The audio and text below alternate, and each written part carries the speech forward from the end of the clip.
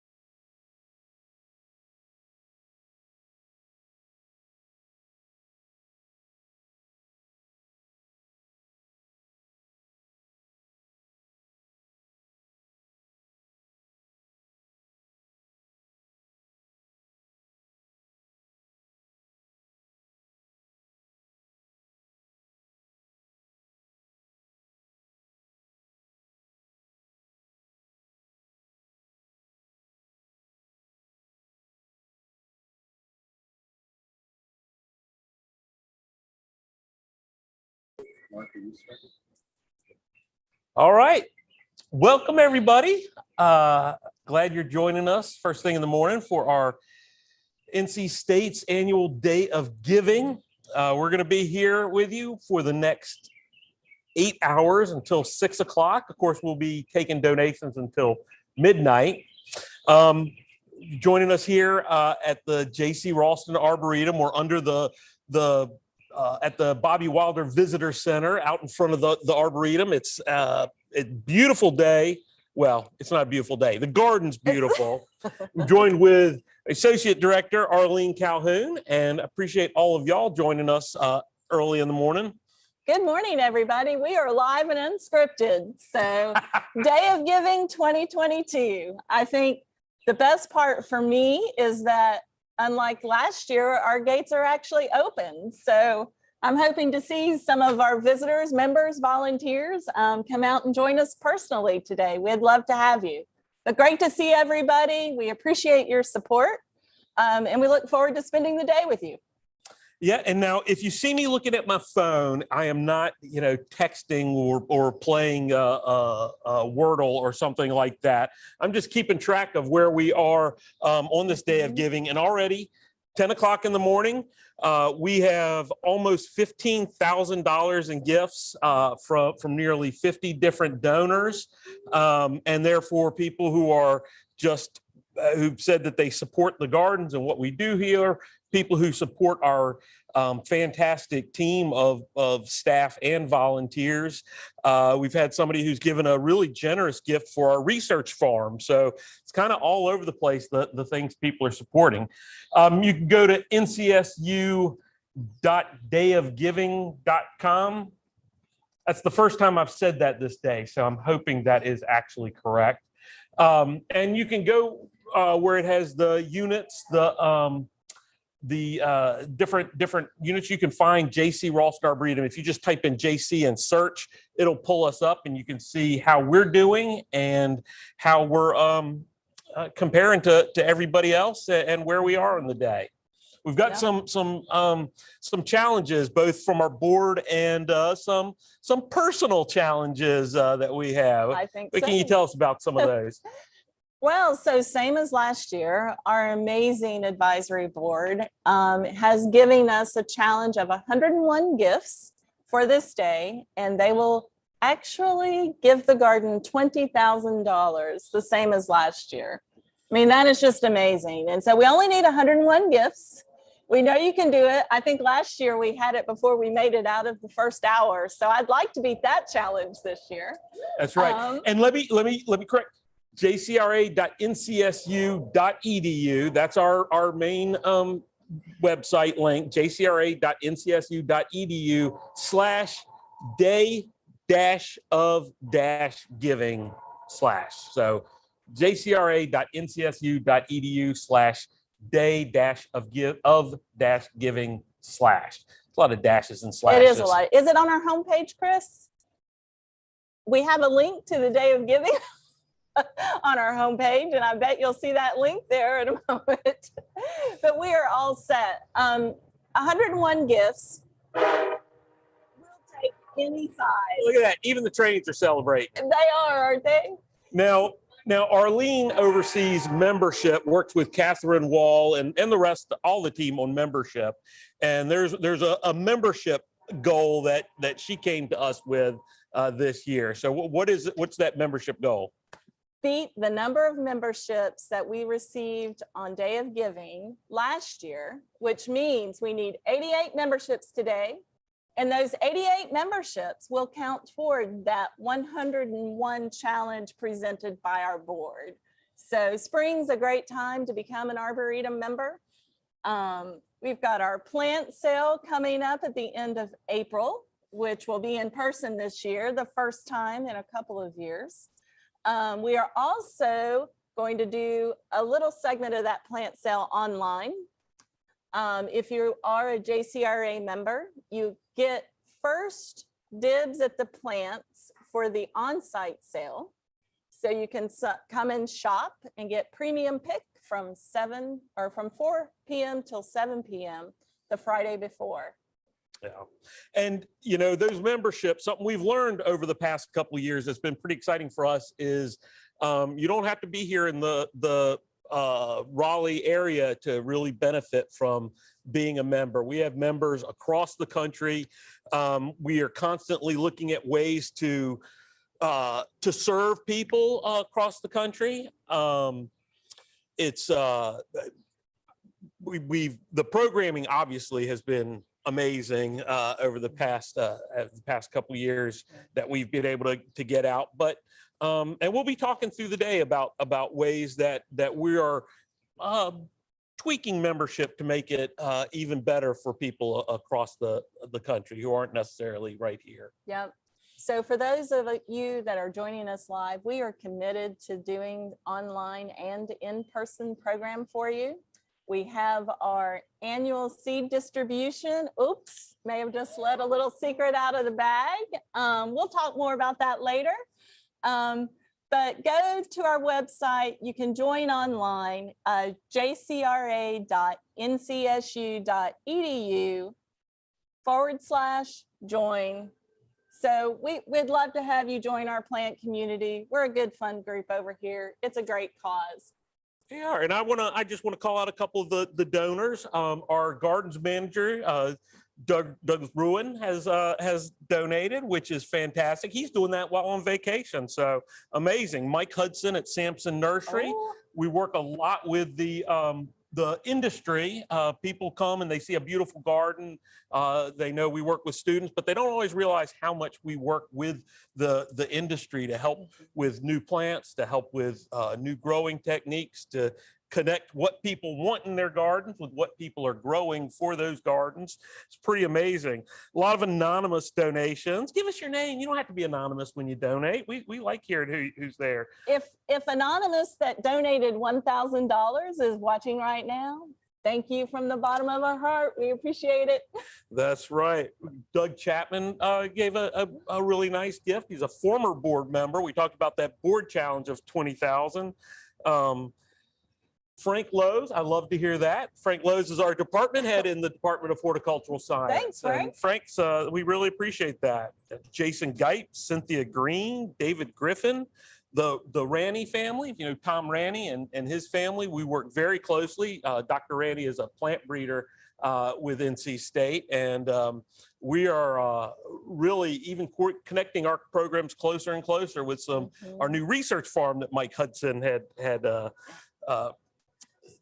we supported. Are your connection to cool plants. That is right. We're going to be talking about some cool plants today because there are a lot of them. Yeah. So jcra.ncsu.edu/day-of-giving/to-give. Or you can just go to our website and you can find those links, membership and everything else. So about the program today, I know people always love it because Mark has such a connection to the industry worldwide. So who's joining us today? Well, I'm really excited. One of our longtime good friends, he was a good friend of JC, is Panayoti Kalidis from Denver Botanic Garden. He is just the rock gardening guru. I know other folks on our staff like Tim Alderton have spent time with them. We're very much connected with the Rock Garden Society here. That's one of those programs you can join us for either in person or hybrid is the Rock Garden Society meetings every month. So he's going to be joining us and talking about sharing plants. You don't want to miss Panayoti. Yeah, super enthusiastic, very inspirational. You'll be seconds into the interview and you will have learned something, promise. Yeah, and he really is the godfather of American rock gardening now. He really is. So he's fascinating.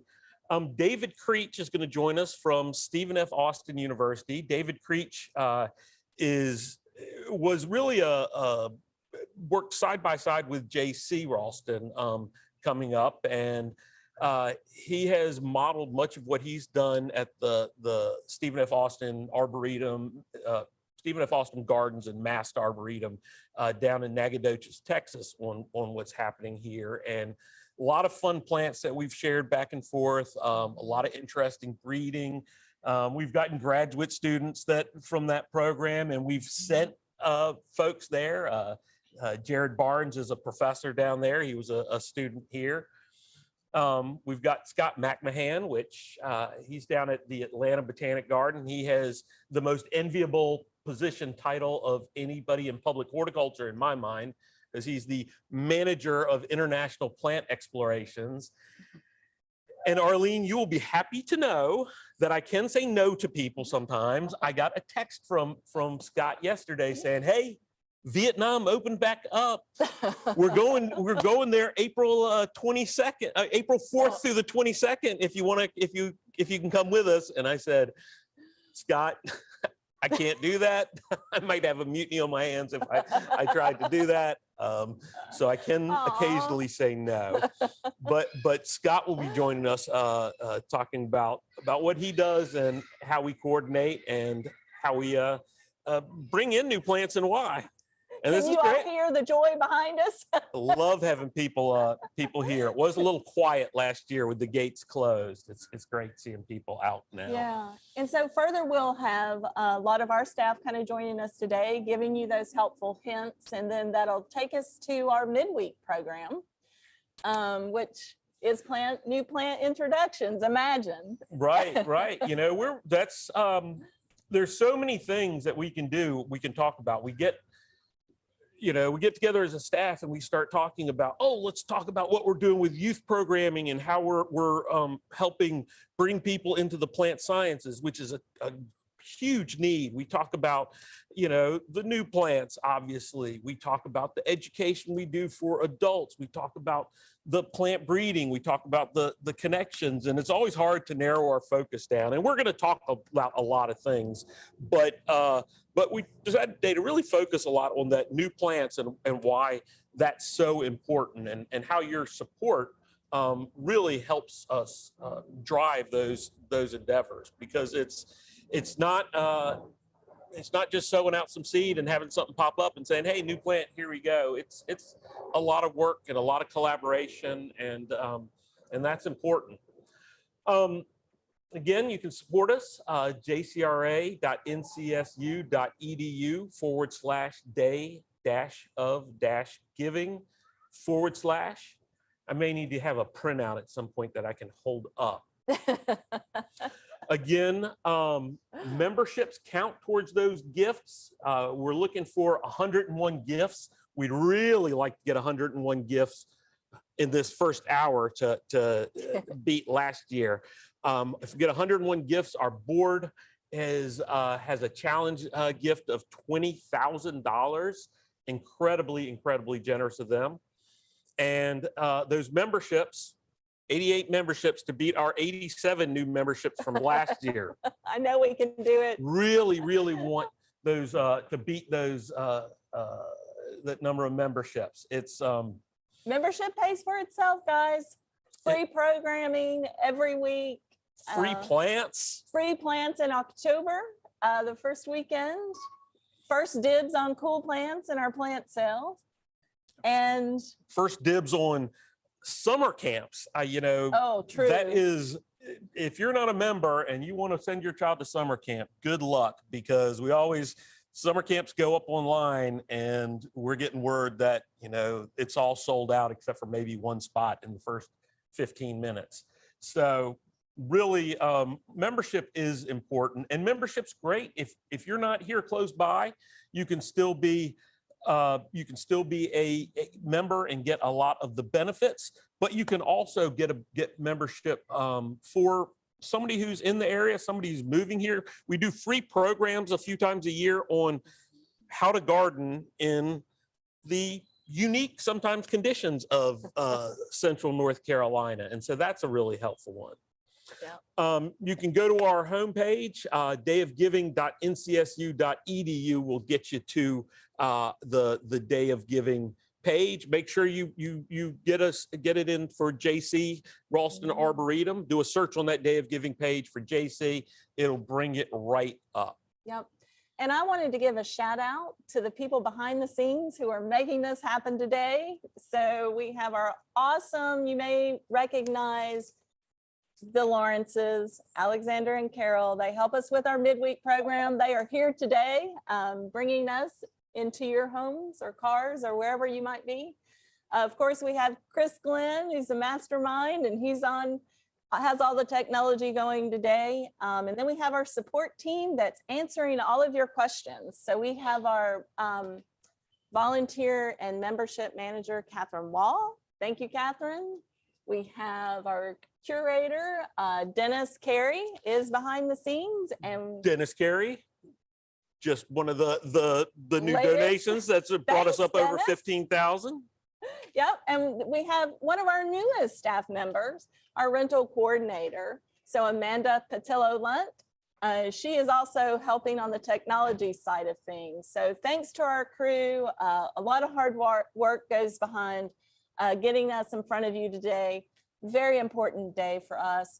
I think one of the things that I love about the Arboretum, I've been coming here for as long as I've been in Raleigh, for 30 years. And the mission is true, folks. It is just a very genuine and authentic organization. And I think that's what makes what we do so easy. It just comes from a passion that's, I think, deeply seated in our membership and our volunteers and everybody affiliated with the garden. So again, thank you all for your support. We are responsible for almost our entire operating fund. So this ask doesn't go lightly. We very much appreciate it. We're open now, so we've got a lot more needs as far as staffing and those kind of resources go. But I know many of you have supported our internship programs, our children's programs, our robust plant collecting that goes around the world. So we hear you, we love your passion, we share your passion. So again, just kind of head over to our website. So jcra.ncsu.edu. And that will get you to the Day of Giving link. Yeah, you're right about the passion. It's amazing, the people and the volunteers, the hours they give. We pre-pandemic, 15,000 hours a year. As a manager, I always know 2,080 hours is a full-time position. So when somebody says 15,000 hours of volunteer service, I look at that as 7.5 full-time people that the volunteers give us. But we've also, we've come out of the last couple of years in a really strong position. As you mentioned, we are almost entirely self-supported. That is operating, salaries, everything. And we are investing in our staff. We have had such great support all over the past 2 years that now that we're coming out of this, we'll be joined with with our newest employee a little bit later on today to talk about seed starting. The first time we've had a full-time person in our nursery helping us bring out, propagate, grow even more plants for everybody. But we're also looking at investing in some other areas of the garden, especially in our education, because Chris, who's behind the scenes often, has been doing everything he was doing before. Then we went into pandemic and shifted gears into doing everything online. Now that we're back, he's shifted into doing things on site, things online, things hybrid. And, there becomes a point where staff needs some more support. He's got support from volunteers, but he needs some support there. So, if you make a gift and you've been watching these online programs for ages, put a call out to Chris. And if the video has gotten better and better over time, and you notice that, you can call out Carol and Alexander Lawrence as well for operating the camera behind the scenes, because we've gone from a handheld iPhone to actual tripods and real cameras and microphones, and And if you joined me, what was it, last week for midweek, you know what happens when Chris and Carol and Alexander are not around. We have to go back old school. Yep. So we are going to share a video with you of one of our newest additions that we've added to the garden. Yeah, not just new staff, but new things out in the garden. So new staff, Amanda is going to be sharing a video. We hope you enjoy it. We'll see you back live with Panioti, right, at 10:25? That's what we hope. All right. Thanks, guys. Remember, Day of Giving. Yeah.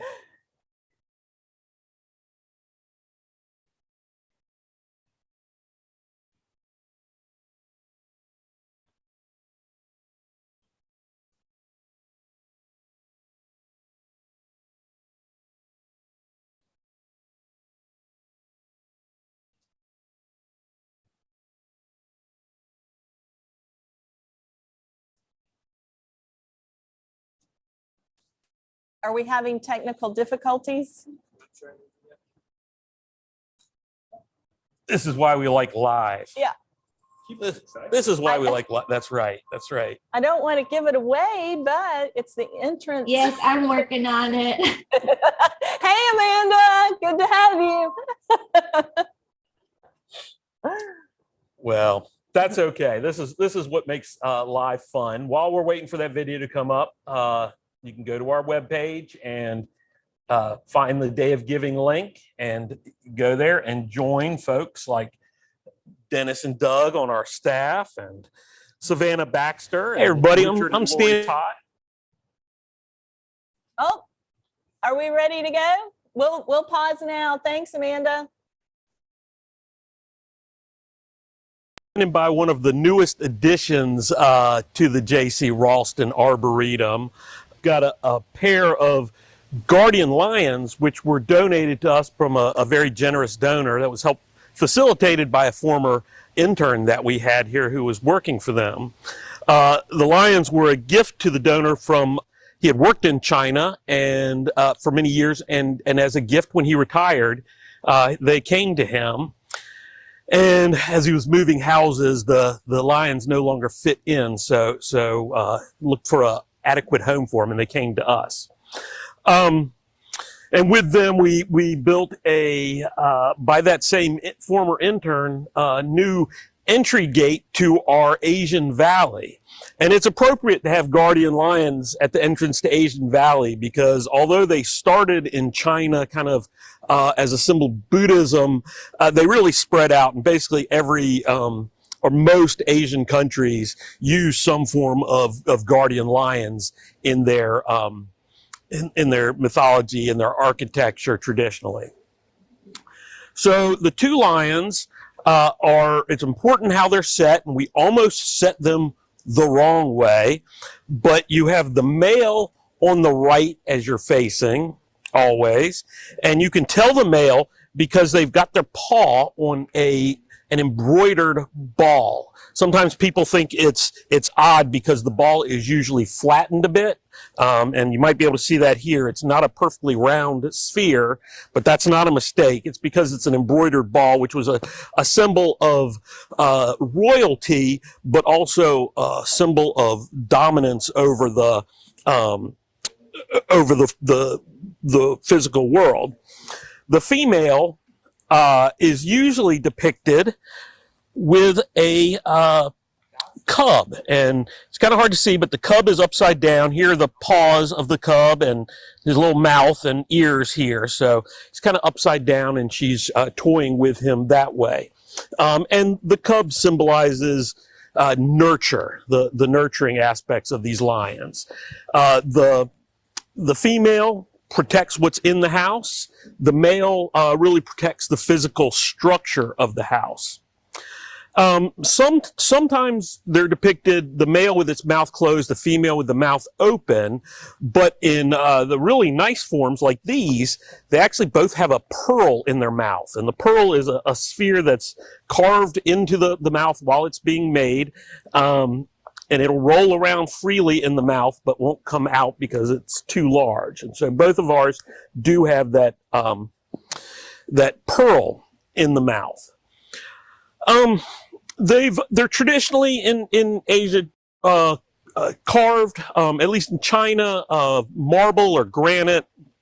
These are beautiful white marble ones, and they've been called all kinds of. They're called different things in almost every different tradition. In China, lions are known as, and forgive my pronunciation, known as shi. Stone lions are shi. In Japanese, shi means lion. So you may know of the Japanese maple shishi.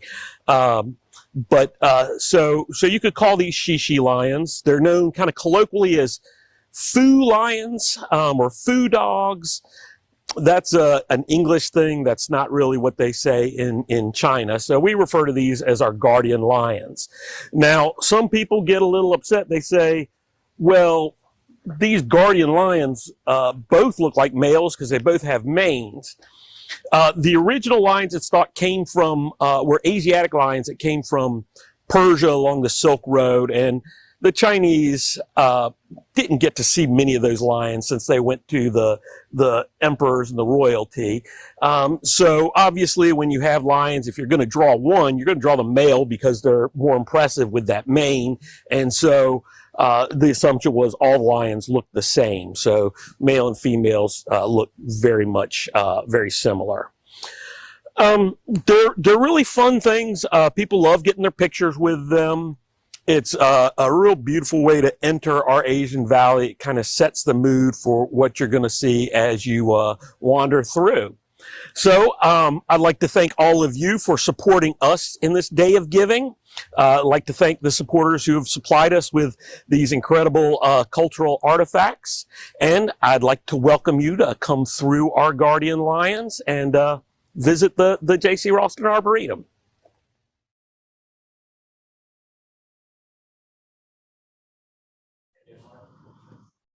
All right, welcome back. You're going to get sick of me before the day's over, but I promise we're going to have some other people here to join us and to give you a little relief from my voice. So I've shifted position a little bit. Really wanted to be able to show off one of our signature plants behind me, and that's our one of our crepe myrtles, Lagerstroemia faurii Fantasy. That's a plant that actually predates the Arboretum. That comes from a 1956 expedition to Japan by, at the time, the head of the National Arboretum, John Creech. They sent seed out to various places, such as NC State, and they were planted out. And we had 5 of those trees here, so date from the mid-50s. One of the trees was moved to our Japanese garden. One tree was dug and brought up to Charlotte, North Carolina, for a flower show, and nobody wanted to bring it back, so it was donated to a park up there where it still is. And then one was sent to the Atlanta Botanic Garden, which I used to work at Atlanta Botanic Garden, and I knew the plant was there, but didn't know it came from these original ones until I came back up here. So we had 3 originals here, and JC really noticed that one of them very much more upright than the others. They tend to be kind of wide spreading, and so this very upright form was different, but also makes for a great street tree, because it doesn't, you don't have limbs hitting your cars. So we named that one Fantasy, and it's really a popular plant. Now, one of the big things about this whole species, Lagerstroemia faurii, is they get very fewer, much less powdery mildew than the others, the bright pinks and purples. And so we like those for breeding purposes, and we're going to talk a lot about breeding. The National Arboretum used these trees to breed with the Lagerstroemia indica in order to get disease resistance into the other plants. And so out of the National Arboretum, if you have plants with the with Native American names, Miami, Natchez, Wichita, Pocomoke, they come out of the breeding with these Lagerstroemia faurii. So we are still working hard on our Day of Giving. We're in the just 30 minutes into our 8-hour-long live program for Day of Giving. We will be continuing to take donations up until midnight, or even past that. If you miss our Day of Givings, we'll still take it. You can go to our website. On our homepage, you can find a link, or you can go dayofgiving.ncsu.edu. Make sure when you go to the Day of Giving page, you search for J.C. Ralston, so you can make a gift directly to us. And there are options to put your name or be anonymous, put your gift or be anonymous. We'd love to see your name. We don't care if you put how much you're donating online, but we'd love to see your name. And if there's something that is really special to you about the Arboretum or a memory, there's a spot to put just a little note there, whether it's, I got engaged there, or first was inspired to be a gardener there, or I went there and met Tim Alderton, and he told me all about plants. That was perfect. So we're now. I'm getting some background information here. We need to switch segments. Okay. So Tim is going to do this segment. All right. Fantastic. We go into that right now. All right, we are going to switch up a little bit and go to our Moonlight video, talk about one of the things that has been perhaps missed more, one of our events that's been missed more during the COVID than anything else, because it's one that we can't do virtually, because it really involves being in the garden and seeing a garden at night. So we're going to switch over, go to the Moonlight video.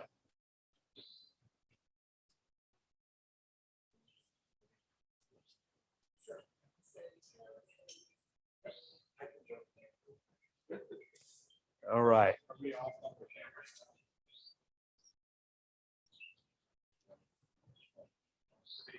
We're very close.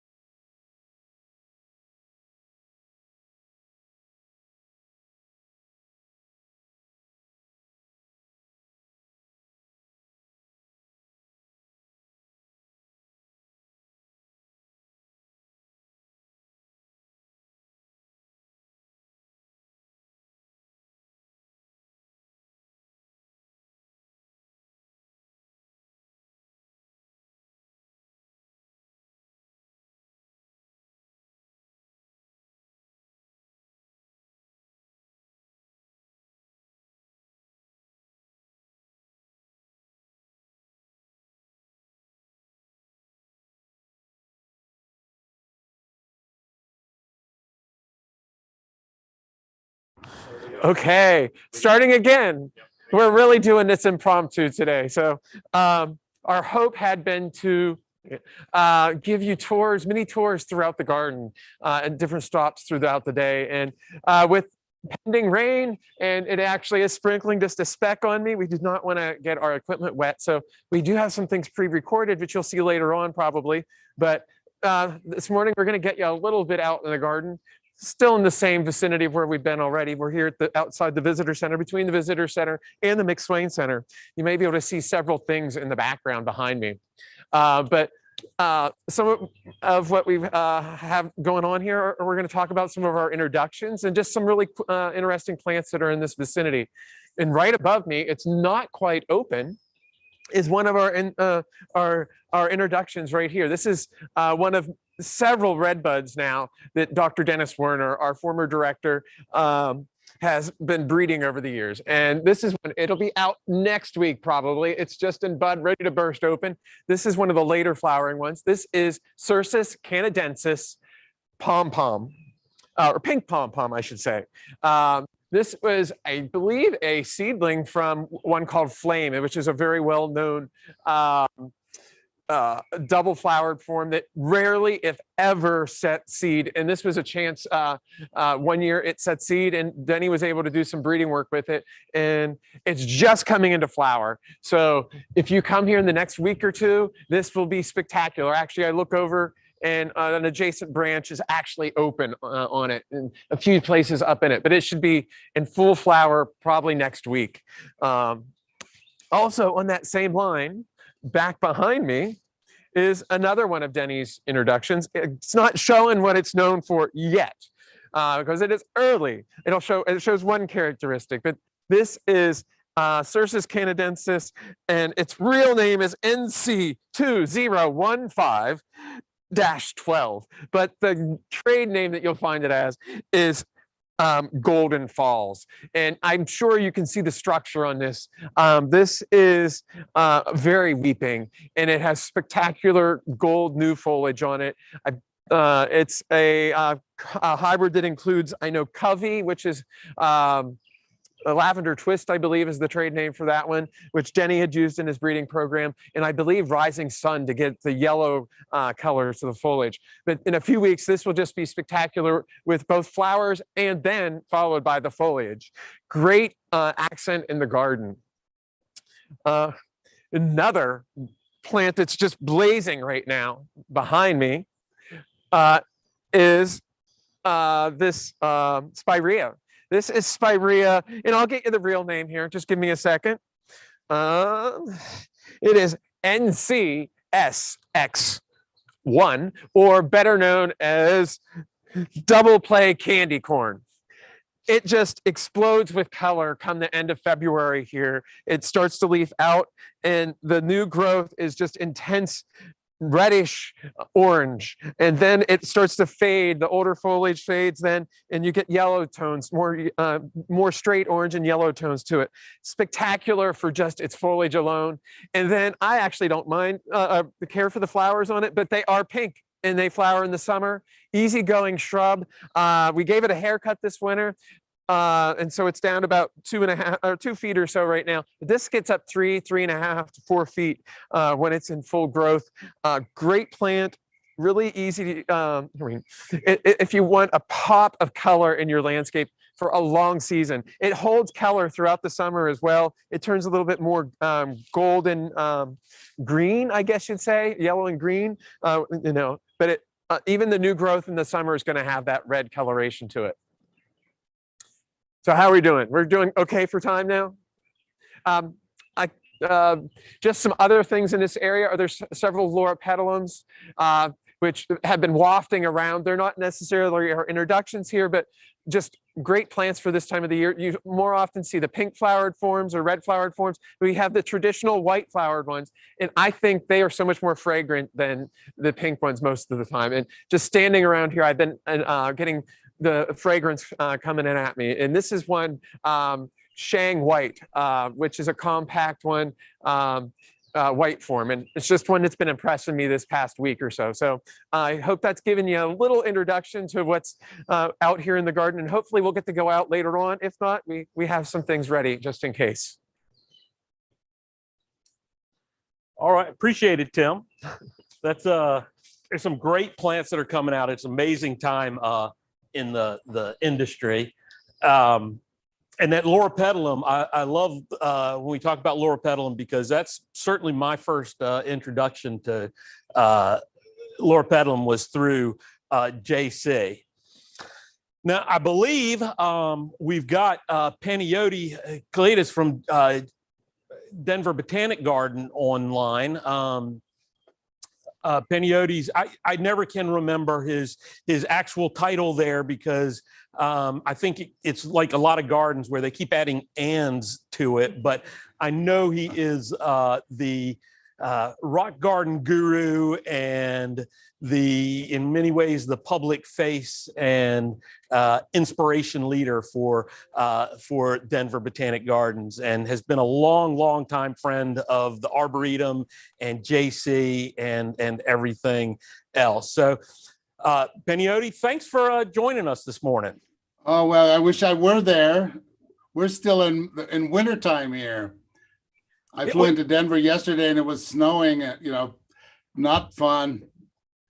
Yeah. Oh, I was up in Philadelphia recently, and yeah, it was very cold. Here we are definitely into springtime. So it's March 21. I actually need to shave. Spring. That's my time to shave here. So I need to get that done. Well, I appreciate you joining us for this Day of Giving, and I want to give you an update because as a fellow public garden professional, you know how important it is to have support from the public, and we're up over $16,000 with 61 gifts, and if we get 101 gifts, our board has a challenge grant for another $20,000. So. Peniote, tell me, give me your first. I love asking people this. So before we get talking, what is the one plant that you kind of associate with the Arboretum more than anything else? A memory, first plant, whatever it might be.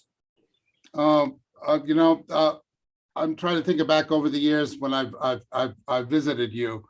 Your lath house is full of all those incredible plants that we have a challenge to grow.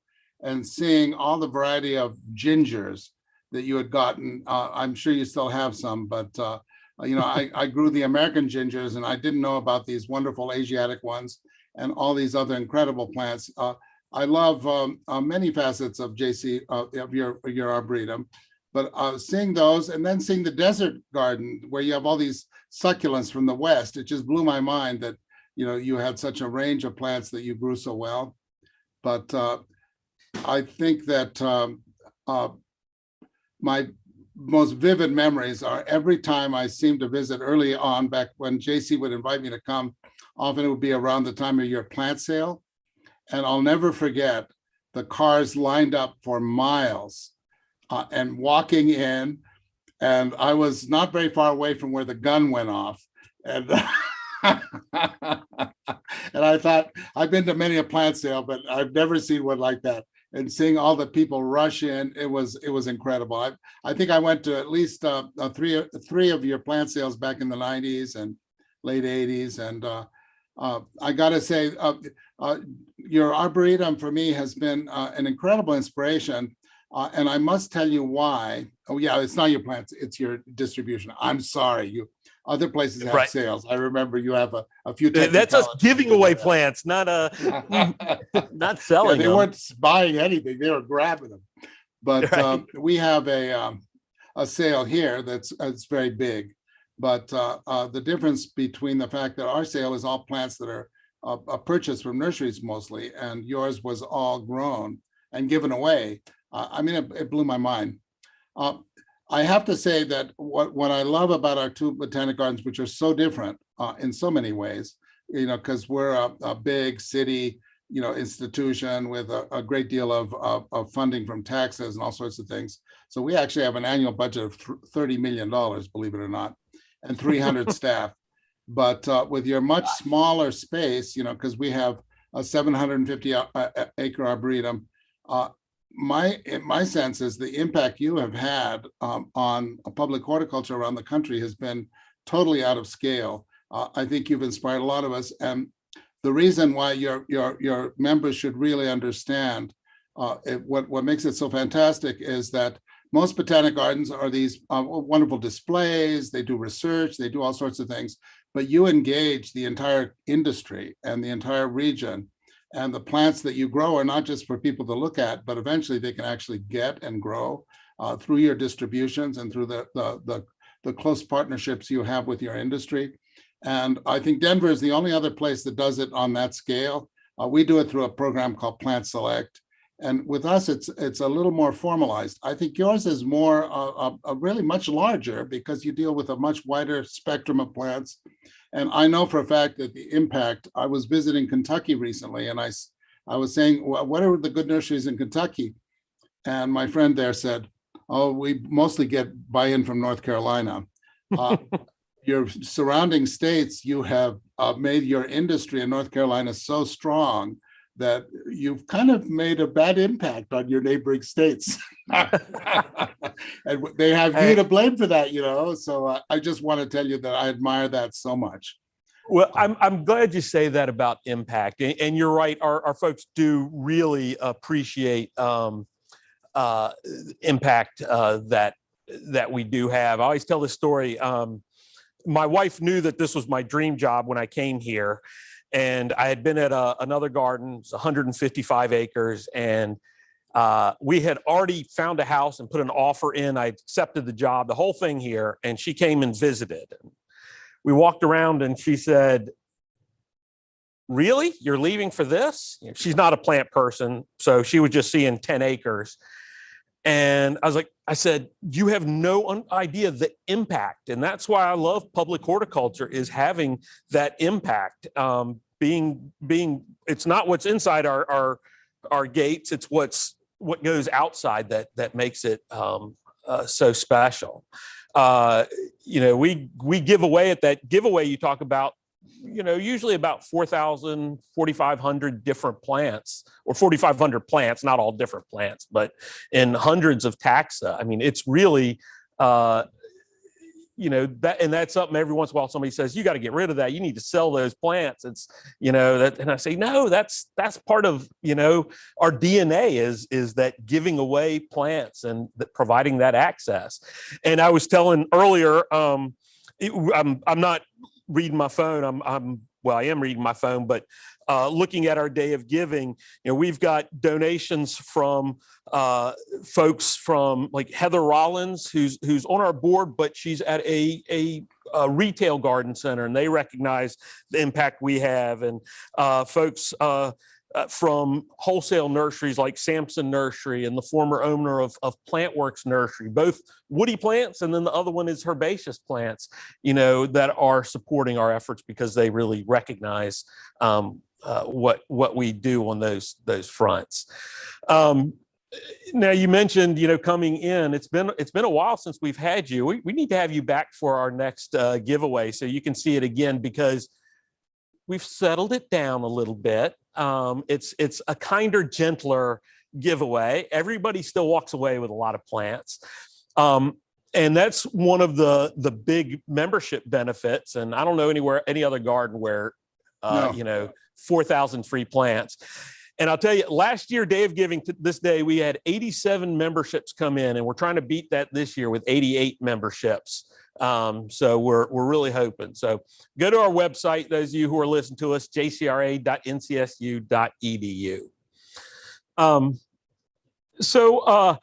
You know, I was looking around. I wasn't sure if we still had it, but you remember how you sent plants back to Raleigh with Tim Alderton once when he was out there? Oh, I remember. In fact, I still have the suitcase. I think it's over here again. I don't know if you remember the suitcase or not, but every time Tim would visit, we'd fill up this suitcase, and he started putting the dates on that we exchanged the plants. And so he'd come out and loaded with plants from J.C. Ralston for Denver Botanic Gardens.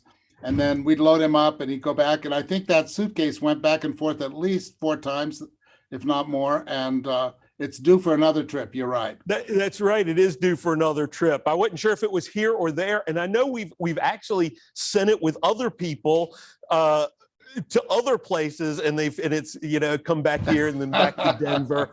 And that's what's fun about what we do is, you know, we can make more plants and we can share them and send them around. And there is nothing, I've been doing this professionally for, you know, coming on 3 decades now. You know, I know you're a young buck, so you're probably just at your 10-year mark, right? but there is still nothing better than a suitcase or a box or something coming in filled with little treasures to look at. You are such a flatterer. You know, I've been at Denver Botanic Gardens 42 years, if you can believe it. I started as a mere child, of course. And it's my 42nd year this April. So that's amazing. And I earlier on I was saying, I think you really are the godfather of rock gardening in the U.S. Right up there with Link Foster and some of those other folks who've really inspired people, but beyond rock gardening, just really trying to figure out what can be grown and how it can be grown, and getting people excited.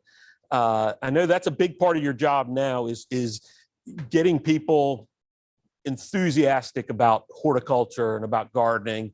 So what's something that you see coming down the pike that you find really exciting? Well, I just came back from the Bay Area, and I was very impressed with, speaking of rock gardens, the whole crevice garden movement. And Kent and Seth, who built yours up there on the kind of on your green roof area, and which is, by the way, it's a little gem. And the whole crevice garden phenomenon. He's publishing a book. It'll be out this summer with a fellow from Canada, Paul Spriggs. And it is going to be, I think, a very landmark book. But rock gardening has been around for a very long time, hundreds of years, in China, probably thousands. And most people like rocks and incorporating them perhaps here and there. But the crevice garden phenomenon has really been fascinating because it's a whole new take on rock gardening, which does, the rocks are done in a different fashion, which is much better for the plant growth. And I visited a garden in Berkeley that was done by some fellow there named Kipps. Unbelievable. It's just a small house front. He must have 2,000 plants packed in this crevice garden. It is so artistic. It's like a tapestry. And it's only a year or two old. It's one of those COVID gardens. Right. Speaking of which, I have to say that one of the great tragedies of, the recent years has been, of course, this terrible, terrible disease. But it's been an incredible godsend for horticulture. Nurseries have sold out of plants, and botanic gardens have exploded. And it's a good example of the silver lining. And for the field of rock gardening, it's coincided with this crevice garden thing. So people have been building these crevice gardens. So I'd say that's been the biggest new thing in my arena. That's something that Kenton, with our regional rock garden society group, the Piedmont region, North American Rock Garden Society group, built that little crevice garden.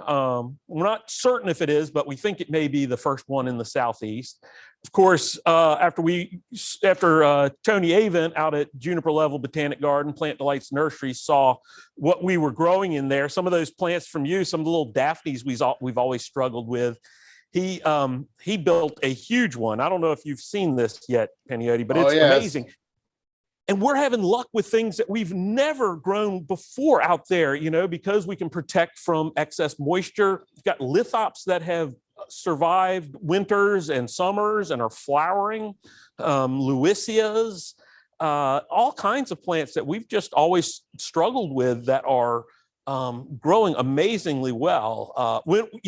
It's amazing when we mimic the conditions in which they grow. We can have success with a lot of these things. Well, I think you have the North Carolina, the Piedmont chapter is really the flagship chapter of our society. And North Carolina, for me, has been a real eye-opener because rock gardening has always been something people associate with alpines and cold areas. But in fact, plants grow in rocks in the tropics, in the subtropics. And in the Southeast, you have all these rocky granite domes, and you have these rocky environments and woodland gardens full of woodsy areas full of things. And your chapter has really been the beginning of what I call the Southern strategy. We now have rock gardens being built in Atlanta, There's a huge one at the Birmingham Botanic Garden. And so we're looking now to really redefine the art of rock gardening, not being so much alpine as just being all these little gems that you can grow in rocky environments from all different places. So you have been the ones who pioneered that, not just in your crevice garden, but in other parts of your garden as well. So another reason to be grateful for J.C. Ralston Arboretum. You know, the only reason for that is because we want to grow every plant Everything, that there is, and you know, we gotta figure out how to do that. Well, I got to say, the thing that astonishes me, because you are so dynamic, because you do so much experimentation, and most botanic gardens, you visit them once, you go back 10 years later, they're pretty much the same. Every visit to J.C. Ralston I've ever been to, it's like visiting a new garden, because you are so dynamic and you really take advantage of the fact that plants are not static. It's not a painting, it's a kaleidoscope. I love that. I'm going to use that. Not a painting, but a kaleidoscope. I really do like that. That thinking, because there's the big changes and then just the seasonal changes, the daily changes. Right now, we were talking at the beginning, we're really moving into full-on spring. You may have a little bit of time, but I can walk the garden daily now, and it is different. The colors change, the textures change as things leaf out. It's really it's a lot of fun. Want to remind everybody, you can go to our website and make a gift. Day of Giving on our website. This is an important day for us, as we are self-funded. It is critical for our continued operations. It's what allows us to bring in folks like Panayotis to come and talk. And Panayotis, we're bringing you in soon. We're going to get that on your calendar. I'll hold you to that. Because it's always just a joy to have you here. So we have some challenge gifts and challenges, internal and external, right now. One of the big ones is we're looking for 101 gifts of any size for Day of Giving. And when we get to 101 gifts, our board will do a matching gift of $20,000. We're up to 62 gifts, so we're getting very close there to it right now. Also trying to get 88 memberships to beat our 87 memberships last year. So you can go to our website, jcra.ncsu.edu, and there's a link for Day of Giving, and then just search for JC, and you can find our site and give there. We appreciate that, everybody who has done that already. Panayotis, you talk about the rock gardening all over, and you're right, it isn't a new thing. I remember in Atlanta, we didn't have any rock gardens when I was there. Of course, we did have a granite outcrop, which was a rock garden, just without alpines. But I'm curious, in your home garden, is there any group of plants that are, in the last 3-5 years, something that you've gotten excited about that you find more interesting right now? We all move through these phases, of course, in plants. Well, I'm guilty of the sin of many plant nerds. I'm kind of a serial generic killer. I go from one genus to the next, and unfortunately kill too many of them sometimes. Iris are one of my great loves. I really do love the genus Iris, and there are a lot of really wonderful dwarf irises that grow natively in the United States, the cristatas that grow in your area, and the verna. Those are two of my very favorite plants. But one of the plants, I was very lucky to go to Tibet 2 years ago, just before COVID, the year before COVID, I guess 2019. And I had a 2-week trip in Tibet and a week in China. And one of the things that astonished me were the gesneriads. There's so many mountain gesneriads, alpine gesneriads, that we can actually probably grow here. We grow the European ones, Ramondas, and we can grow those as you can as well. But there's a tremendous number of gesneriads, and I know that you all can grow them a lot more than we can, but I now know that there's definitely going to be some Gesneriads from China, and they look like African violets. And it was the strangest thing at 14,000 feet to see Gesneriads growing by the thousand on these rock walls. It was a memory I'll never, ever forget.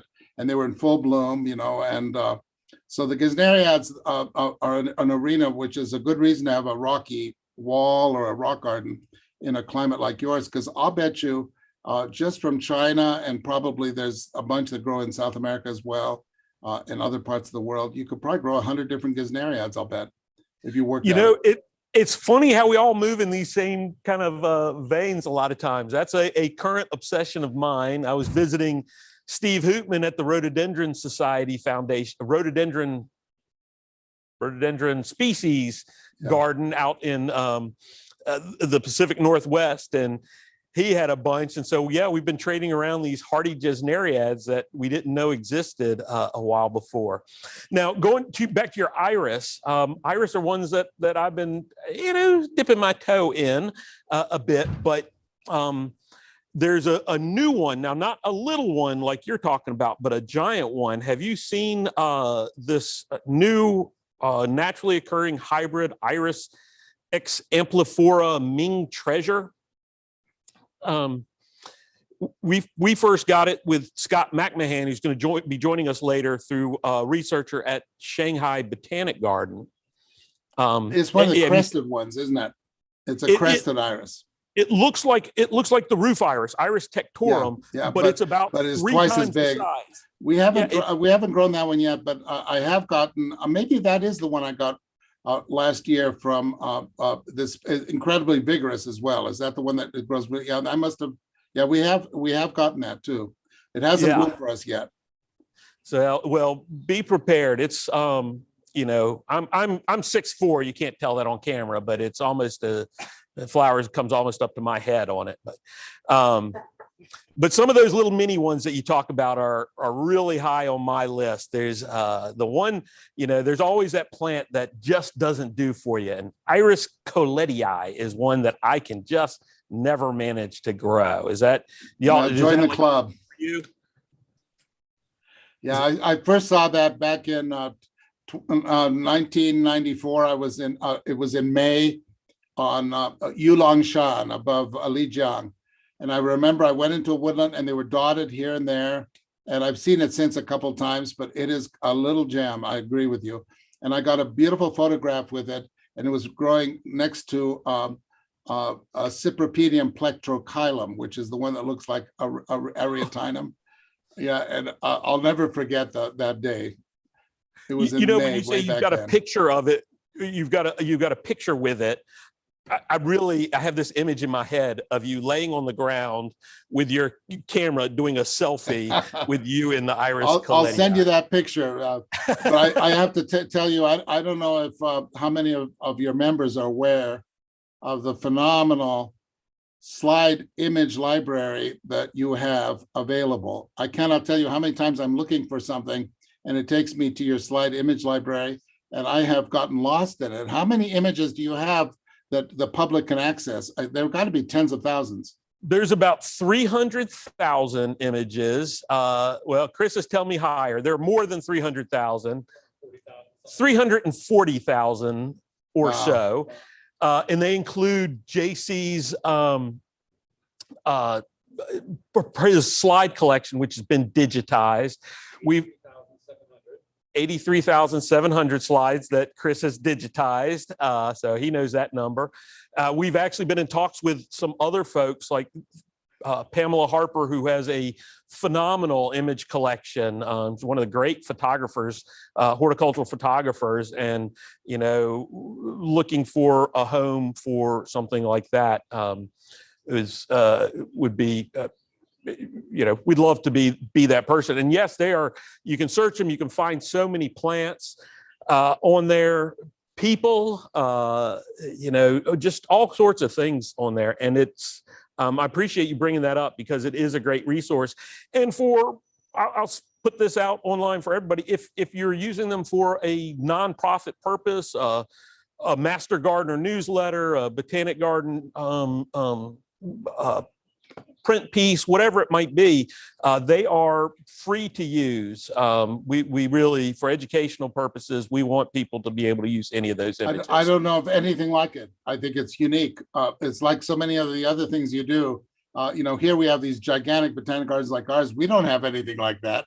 I mean, we have a pretty good access to plants in our collection, but yours, I stumbled on Tim's trip to Denver, and it was so fun. There was my garden. I couldn't believe it. You have, it's like a rabbit hole. If you get into your library, it's hard to get out of it because you'll find more different things. And I want to tell you how Tim, your Tim Alderton is really a national treasure. He is one of the finest horticulturists I know and a wonderful presenter. We've had him come out several times, and we got to get him out again because he's but you've never come and spoken to us either, Mark. We need to get you out here too. I do. Well, I'll let you know that Tim is behind the scenes, and he heard those kind words. I would have passed him on, but he did hear it, and I would agree with everything you said. And he's on the board of our Piedmont chapter of the Rock Garden Society. So I really appreciate you saying that because it is absolutely true.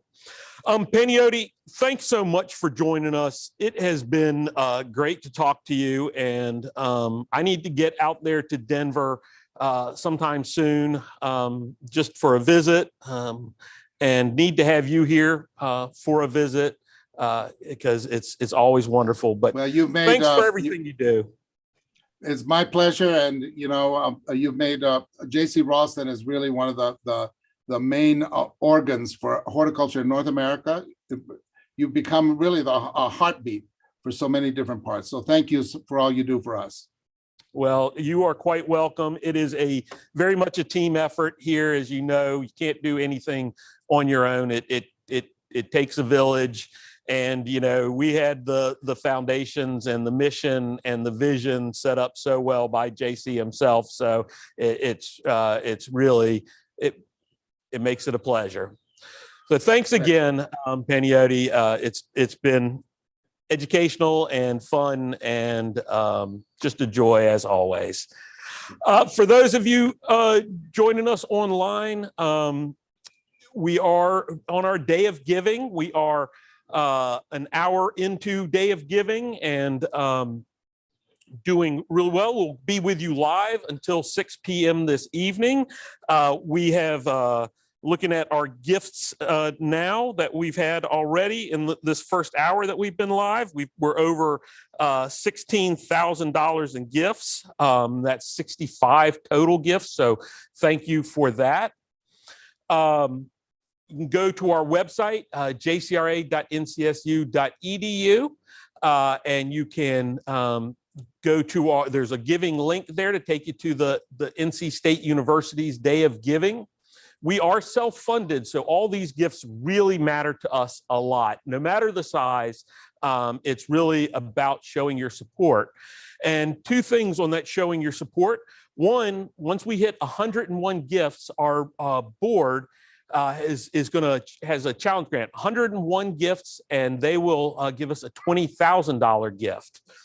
But the other piece with those gifts, and again, whether that's $2,500 or $25, those gifts really show the university the value of the J.C. Ralston Arboretum. They don't necessarily see that larger view that Panayiotis out at Denver Botanic Garden was talking about, the impact that the J.C. Ralston Arboretum has beyond our borders. So when we can show them how much support we have, how much of an impact we have, it's really important to us. So again, jcra.ncsu.edu. And I believe we're going to be joined in just a minute by another one of our longtime collaborators, somebody who's really inspired me. We're going to join. And I still remember one of the first times he was visiting after I came here, he sent me a note and said, "Hey, we're just going to have to, get together and walk around and really geek out over plants." So I knew that's my kind of person. Anybody who wants to geek out over plants, that's kind of what we do. So again, jcra.ncsu.edu is our website. From there, you can get to Day of Giving. And now I think we have Dr. David Creech from Stephen F. Austin University at Nacogdoches, Texas, joining us. David, you there?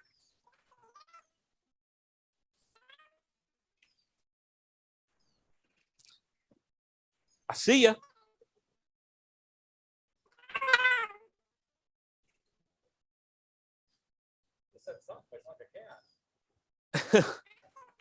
Does your cat take hold of your microphone? We are not hearing you.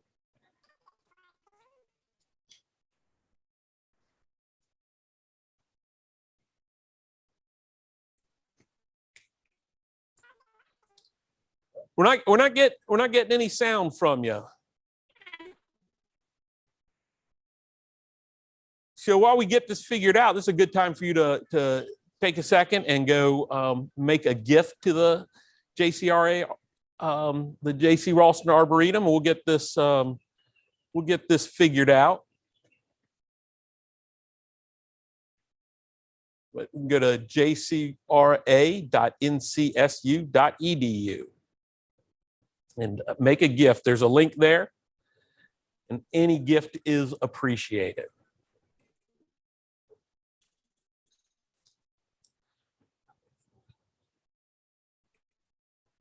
Does that Being work? asked- Hello, hello.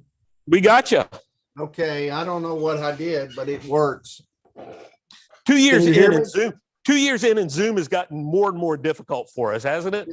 Yeah, well, I chose a different microphone and I thought I had it on the one I used last time. Hey, it's good to see you, Mark. It's good to see you. Good to see you. So I've been asking people when I get them on, before they get started, we get deep in the weeds. What is one plant that you most associate with the Arboretum, like most from the Arboretum? Doesn't have to be an Arboretum plant itself, but something that you get that memory that makes you think of the Arboretum. That's really quite easy, actually. It was an original gift from J.C. Ralston way back in the 1980s, and it was Styrax japonica Sohuksan. I think we named it, we had J.C. Ralston named it Emerald Pagoda. And I want you to know that that critter is still here, and it's maybe one of the largest in the country, and it went through -4 degrees Fahrenheit and didn't blink. So that impressed me tremendously. Mark, as we discussed earlier in our conversations, we had an epic freeze last February. -4, never seen before. The entire Texas region was paralyzed with fear, and it was really something. And did a number on a large number of plants here, but that and so many others came through in really good shape. Yeah, that was something else. I was down there just briefly through Texas very shortly after that, but not enough time to see what was going to be, what was going to come back, and what was going to not come back. As I mentioned, Dave is at Stephen F. Austin University, and which has a phenomenal and growing arboretum and gardens. And you know, this a -4 freeze is all part of what we do. Being able to see what survives, what doesn't survive. What were some of the surprises for you, and some of the, you know, both good and bad surprises? Well, I tend to focus on the good, but anyway, I guess the big surprise was so many of the Mexico oaks. We have quite a collection here, and so many of the Mexico oaks came through in pretty good shape. The plants that have kind of become commodities. Our last significant freeze was 1989 when we went to 4 degrees Fahrenheit, and it tested them pretty well then. But so many of the Mexico oaks came through in pretty good shape. There's exceptions. Quercus germana, the royal oak, was hurt pretty bad. Quercus insignis went to the ground. We're so proud of our Quercus insignis because it has an acorn the size of a coconut almost. And so that we're in Texas, and if you have an acorn the size of a coconut, that's a big deal. Hey, So our, our insignis is this tall. Don't say you that to know me. It's 4 or 5 feet tall. Now it goes down to 0 feet most winters, but Yeah, we have 5 or 6 of them, and they all went to the ground, but they're back. But I think the likelihood of us ever seeing acorns is probably pretty remote. But anyway, I thought that was kind of a surprise, particularly when you consider where they're from. And so many of those areas in Mexico really don't get that kind of cold or rarely freeze. So carrying the genes of hardiness, even our Oaxaca Taxodium mucronatum, now variety mexicanum, it came through in good shape. So that surprised me as well, because that's tropical or area down near South Mexico. So there was a lot of plants that did well. Sadly, we lost our Huodendron tibeticum, one of the Styraceas. It went to the ground, and fortunately, I had backed it up and I gave it to a friend, and he brought it back to me. So we're starting over again. So, while I think of that, Mark, I do want to brag on the J.C. Ralston Arboretum, because it basically gave SFA Gardens the mantra, the philosophy that J.C. Ralston imparted in me so many years ago, and that's give it all away, and it'll come back twofold or threefold. Matter of fact, I actually witnessed J.C. Ralston giving away the last plant of a particular species that he had in the garden. He said, "Take this, we'll just kill it here."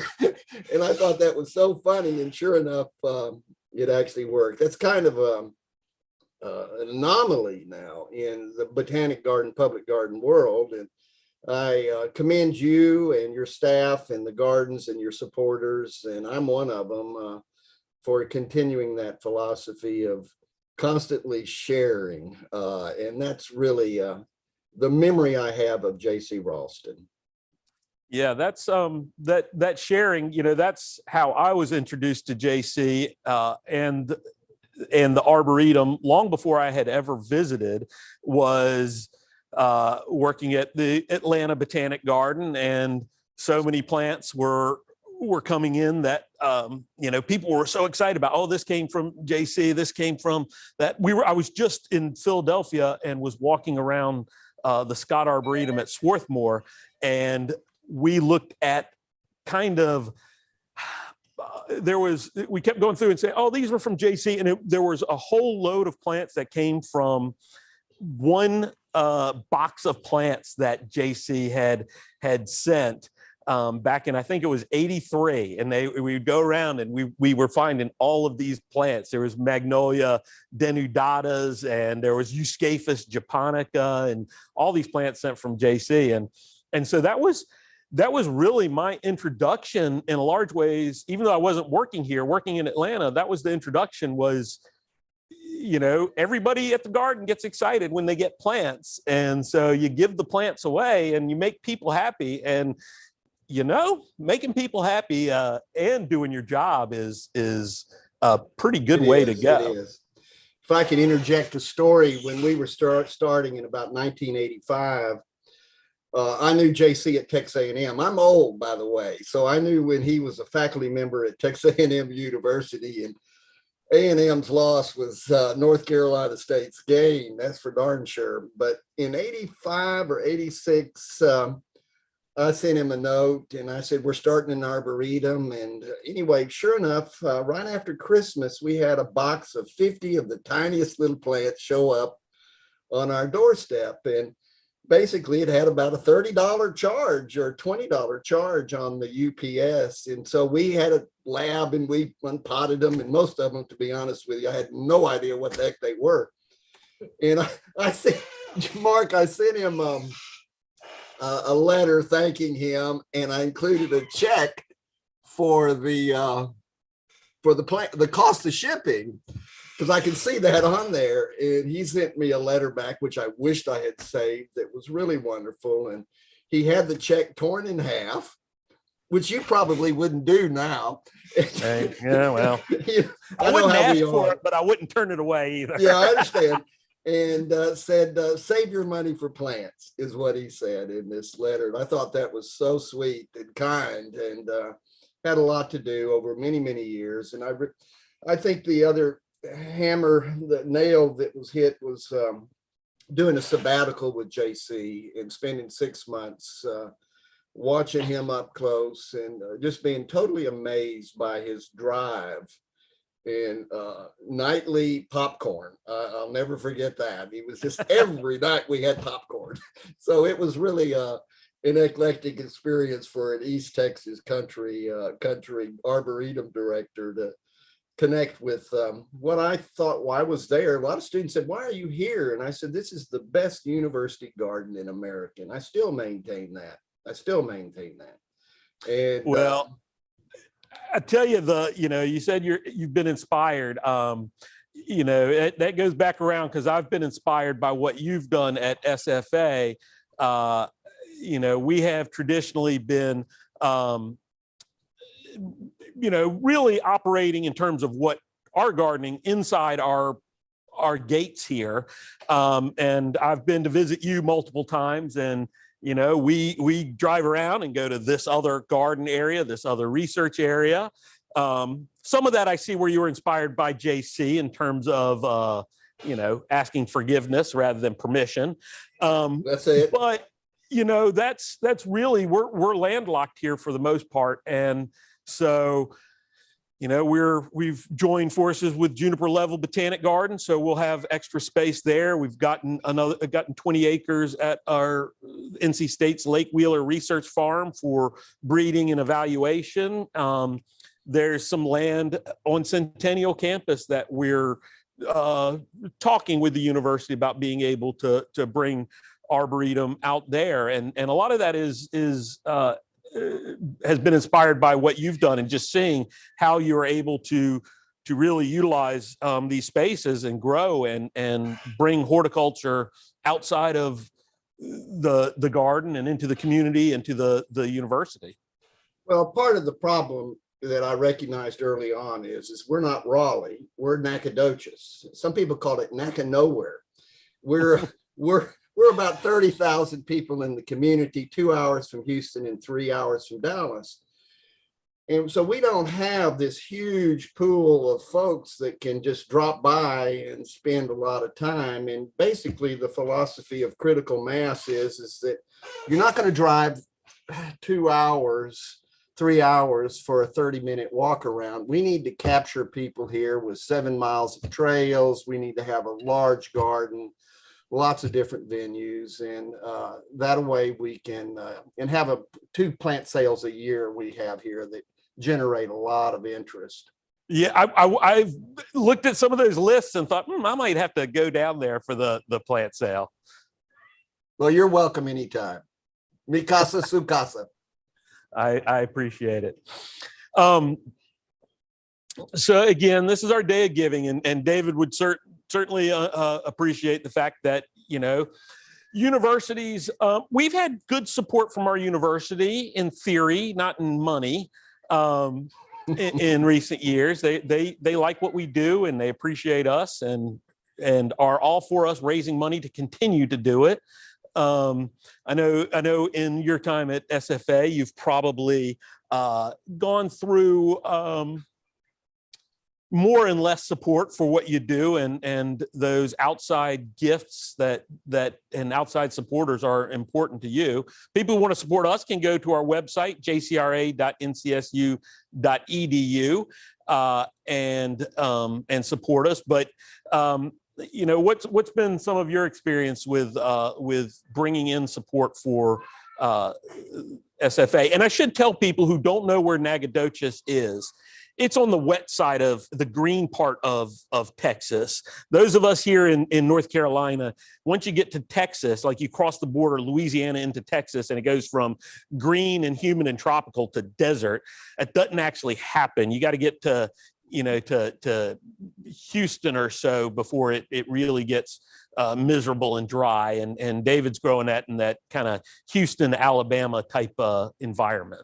Yeah, I think Louisiana. We're about 40 miles from the Louisiana border. We're loblolly pines and a mixed forest. We get 48 inches of rain. We normally get down to 15 degrees, although every now and then we get to -4. And I don't want to be too negative about that freeze because I'm working with Dr. Mung Mungu and some people at A&M, and we're creating a tome of freeze damage, not just the commodities, although our nurserymen are still going to plant Indian hawthorn, even though every one of them kind of went to the ground.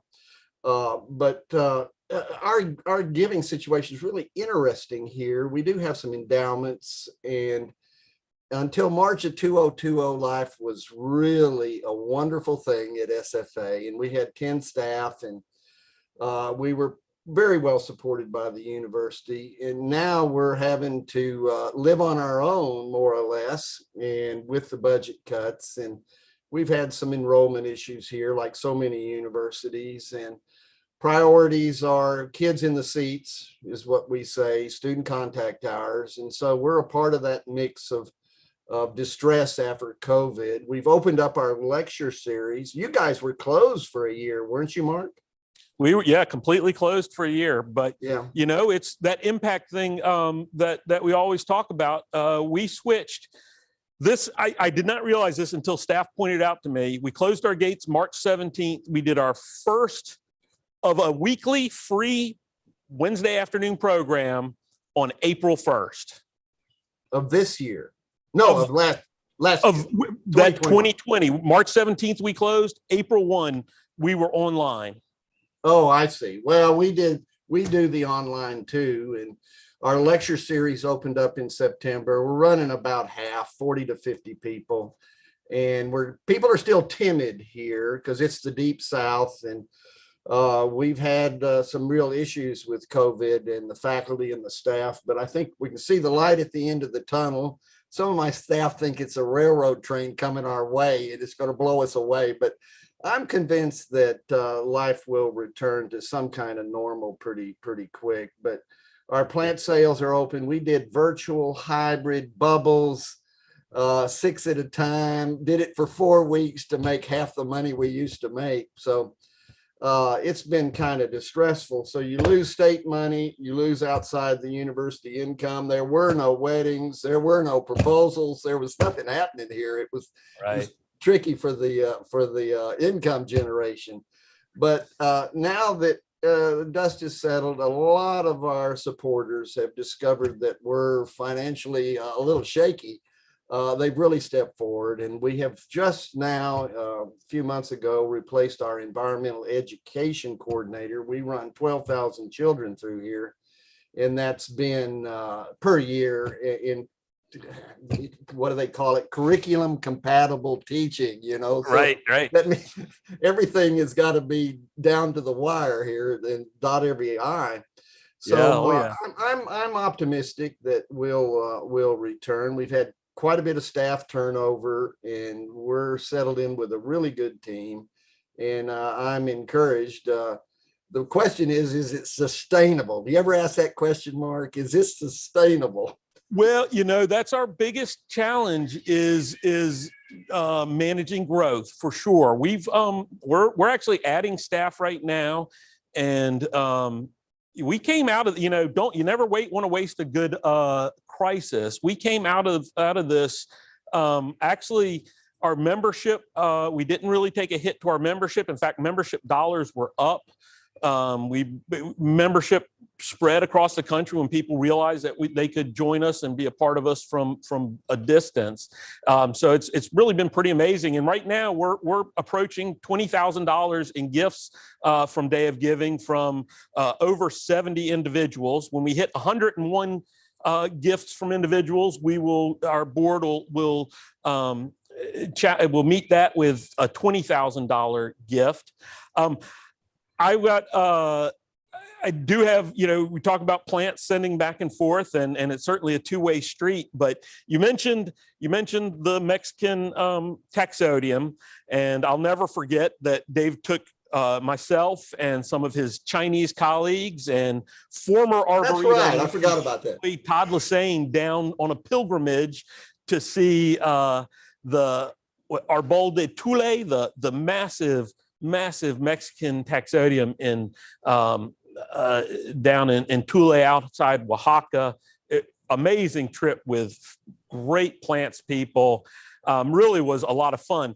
And we always joke that if somebody goes visits Dave Creech, we ask if they came back with Taxodium, if they came, well, not if they came back with more Taxodium or more Acer Scuccii, the Mexican sugar maple, which one they came back with more of. But Dave, I don't know that I've gotten it to you yet, but we've named a selection of Acer Scuccii that I got to get to you. We've got a Yeah, I need Tequila it. Sunset that comes out screaming hot pink in the spring. It's one right now. It is one of the showiest trees in the garden, and we've got red buds and cherries flowering. It is spectacular, and so I've got to make sure I get that down to you. Well, thank you very much. Let me also encourage all the listeners and all your fans out there that there's something called planned giving. I don't know if you are aware of planned giving. So those of you that don't want to write a check or don't want to write a big check, you can always put it in your will and in your estate, and you can plan for the future that way for J.C. Ralston Arboretum. I appreciate that, and that is very much true. There are people who think they don't have wealth, but they've got a house, they've got an estate. Their estate may be a one-bedroom home on a quarter of an acre, but often people will turn that into a planned gift or something of those sorts. I think we may have some planned gift announcements today as well, which is pretty exciting.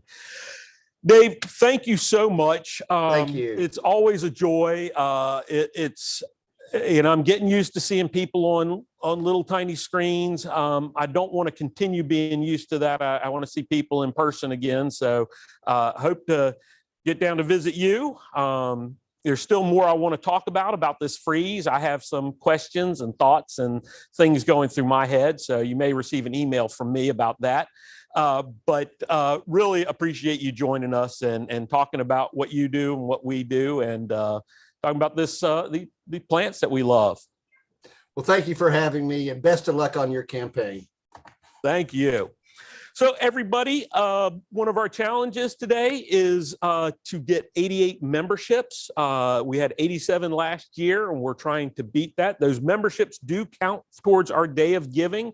So whether you join at the $50 level or you join at the $5,000 level, we are excited about that. And we're going to be talking about some new benefits and some new levels that we're doing with our membership in just a bit. But we've got a video now with our newest employee and myself, Sophia McCusker, and Sophia is our new nursery and research technician. She is hired to grow more plants so we can give more plants away. That's her goal. And she's gonna talk with me about growing plants from seed. Again, jcra.ncsu.edu. Go there and give and tag JC Ralston when you give for Day of Giving. And on to Sophia. All right, everybody, this is a behind the scenes look. We're back in our greenhouses. I'm with one of our newest team members, Sophia McCusker. Sophia was an intern several years ago and has come back and is now running our nursery and helping with research projects. And so we've got a little special surprise for members that we're going to be talking about a little bit later. Make sure you stay with us. But kind of in that spirit, we're going to talk a little bit about starting plants from seed. A lot of people start annuals from seed, vegetables, things like that. But for some reason, starting trees and shrubs and herbaceous perennials, people find very difficult. And it's not difficult. It's not always successful, but it's not difficult. So Sophia has been doing all of our seed here for a while now and is getting pretty darn good at it and has a lot of experience. So Sophia, what can you tell us about the first basic thing with all plants is soil. So what can you tell us about soils, what you want to use with your seeds? So when starting seed, you want to start with a clean, sterile media. Is it soil? Is it media? Media. It's a soil-less media. Soil yes. denotes having actual stuff from outside in it, clay, loam, that type of thing. So this And- is, Wait, and dirt Well, is soil or media where you don't want it. yeah. So this is a media. They supply this from the university. It's got it's a perlite peat mix, and there's some like pine pieces in there. But you want something fine that holds moisture, because moisture is important for seeds. You want something, you don't want a ton of nutrients yet for seeds, because they have what they need in their little package. They're like a pre-packaged, it's like a all-in-one. That's right. Seeds got everything you need in there. So yeah, you want it. What you want to look for when you get a bag of this is a sterile soilless mixture. If you look for soilless mixture, you should be in good shape. And typically with seeds, you do pretty fine material, often even finer than this. But most anything will work. It's just a matter of your moisture control. We'll talk about that in a minute. Now, Sophia, when you're doing your seed, do you just put that in straight, or do you wet it down, or what do you want to do? Yeah, so this actually came right out of the bag. So it's a little moist, but it's not nearly as moist as we want it. These have been watered in. You can see the consistency changes. Like it's not nearly as fluffy. And that means that the water, like the weight of the pot changes. So it's holding moisture. You want to water it in. I like to water it in before you sow the seed, because otherwise it would just spray everywhere. And something that people don't understand, that we often take for granted when we do this professionally, is people always want to know, how much water do I need in a pot? Everybody at home, if you're growing plants, house plants, plants in containers of any type, is get used to lifting your pots. When you get used to that, you'll know how much water is in a pot by lifting it and whether it needs water anymore. And you'll see that with people. If you talk to somebody who works in a greenhouse, they're often picking up pots, not just looking at the surface, because you want moisture in there, and you can feel with that weight. This, there's a little moisture in here, but if this were full of damp media, it'd be a lot heavier. And, we do that unconsciously. So do pay attention to that. That's a question I would always get: is how much water, and it depends on, it depends on the light, it depends on everything. So feeling it, Yeah, it's the way to go. that's the way to go. So you get your seed. Now, let's say you have an oak acorn, a seed, or you have a hydrangea seed, which is like dust. How do you treat those different seeds? So the hydrangea seed, the smaller the seed, you don't want to bury them too deep. If they're too deep, they don't have the energy to come up, and they don't get any light. So the dust, if it's a dusty small seed, you would like almost sprinkle it on the surface. Some things you might not even cover if it's very small. And then we've got some acorns actually here, and acorns, lots of strings. Yeah, so the acorns, the general rule of thumb is, put your seed in about 1 to 3 times as deep as the size of the seed. As you say, with the hydrangea, you sprinkle it in, and what I do often is just kind of press it down a little bit. You can do a little bit of sprinkle on top, but I don't even bother with that myself. That's just one more step.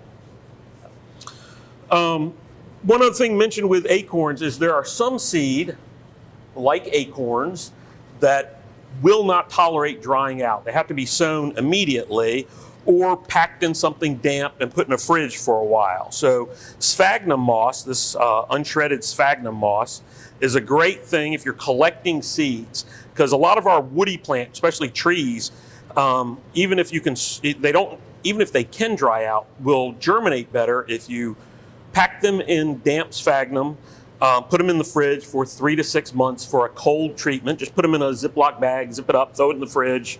Put "do not eat" on there, and you'll then pull them out and plant them later. Make sure you have permission to do that. I have gotten in serious trouble before by filling the crisper drawer with bags of sphagnum and seed at the house.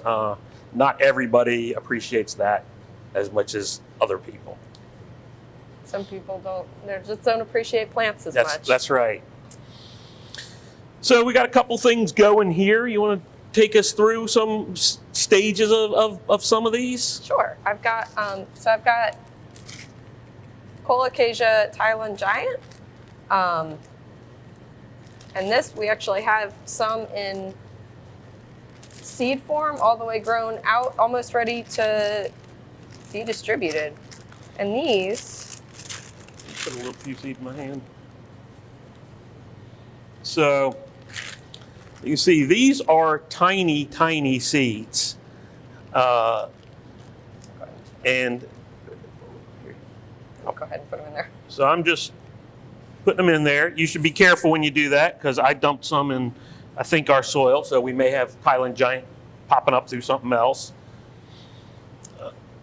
Go ahead. But depending on the seed, it'll depend on how long it takes to germinate. But this is actually, we have this newly germinated, and you can see, as Tim would say, it didn't germinate at all. Didn't germinate at all. Didn't germinate at all. But you know, I don't even, how many is that? But this was in, I'm not sure when he sowed these, but it's only been since I started, so Yeah, it's weeks. a few weeks. From this with something like a Thailand Giant, which is a subtropical, semi-hardy plant. You sow it, it pops up fast. And often with small seed, you get it fast. If you've learned about weeds and plants and how they grow, quick successional plants. This is a plant in the jungle, a tree falls, and the seeds they pop up. So it goes pretty quickly. So, and you can see how densely we planted the seeds in these communal pots. Yeah, so that's another thing that we do that you might not do at home is we'll plant, we'll get seeds in from other gardens or maybe from the wild. This is a cool one that I was excited about. This is an aloe, and they just they popped up, I think just last week. I think they've only been in for maybe 2 weeks. But back to the Thailand Giant. This is a few months old. So it goes from that to that within, this is here in our greenhouse, so it's warm, but just a couple months. Yeah, it's Or quick. From this to that. Yeah, and easily 4 to 6 weeks from seed to an actual plant. So we'll take this and we will knock the whole thing out or take it out in chunks as it gets a little bit bigger and take each of these little seedlings and put 1 or 2 into each pot. So it's, you can share them with friends, whatever. And it's really easy. Now, more hardy plants, trees and things, often what you can do is you sow the seeds, put them in a protected kind of semi-shaded spot, make sure they stay moist, and just let them go through the winter outdoors, and they get that cold treatment rather than in the fridge, making your family unhappy. So they get that cold treatment and then come up the following spring, although some take multiple years. So it's...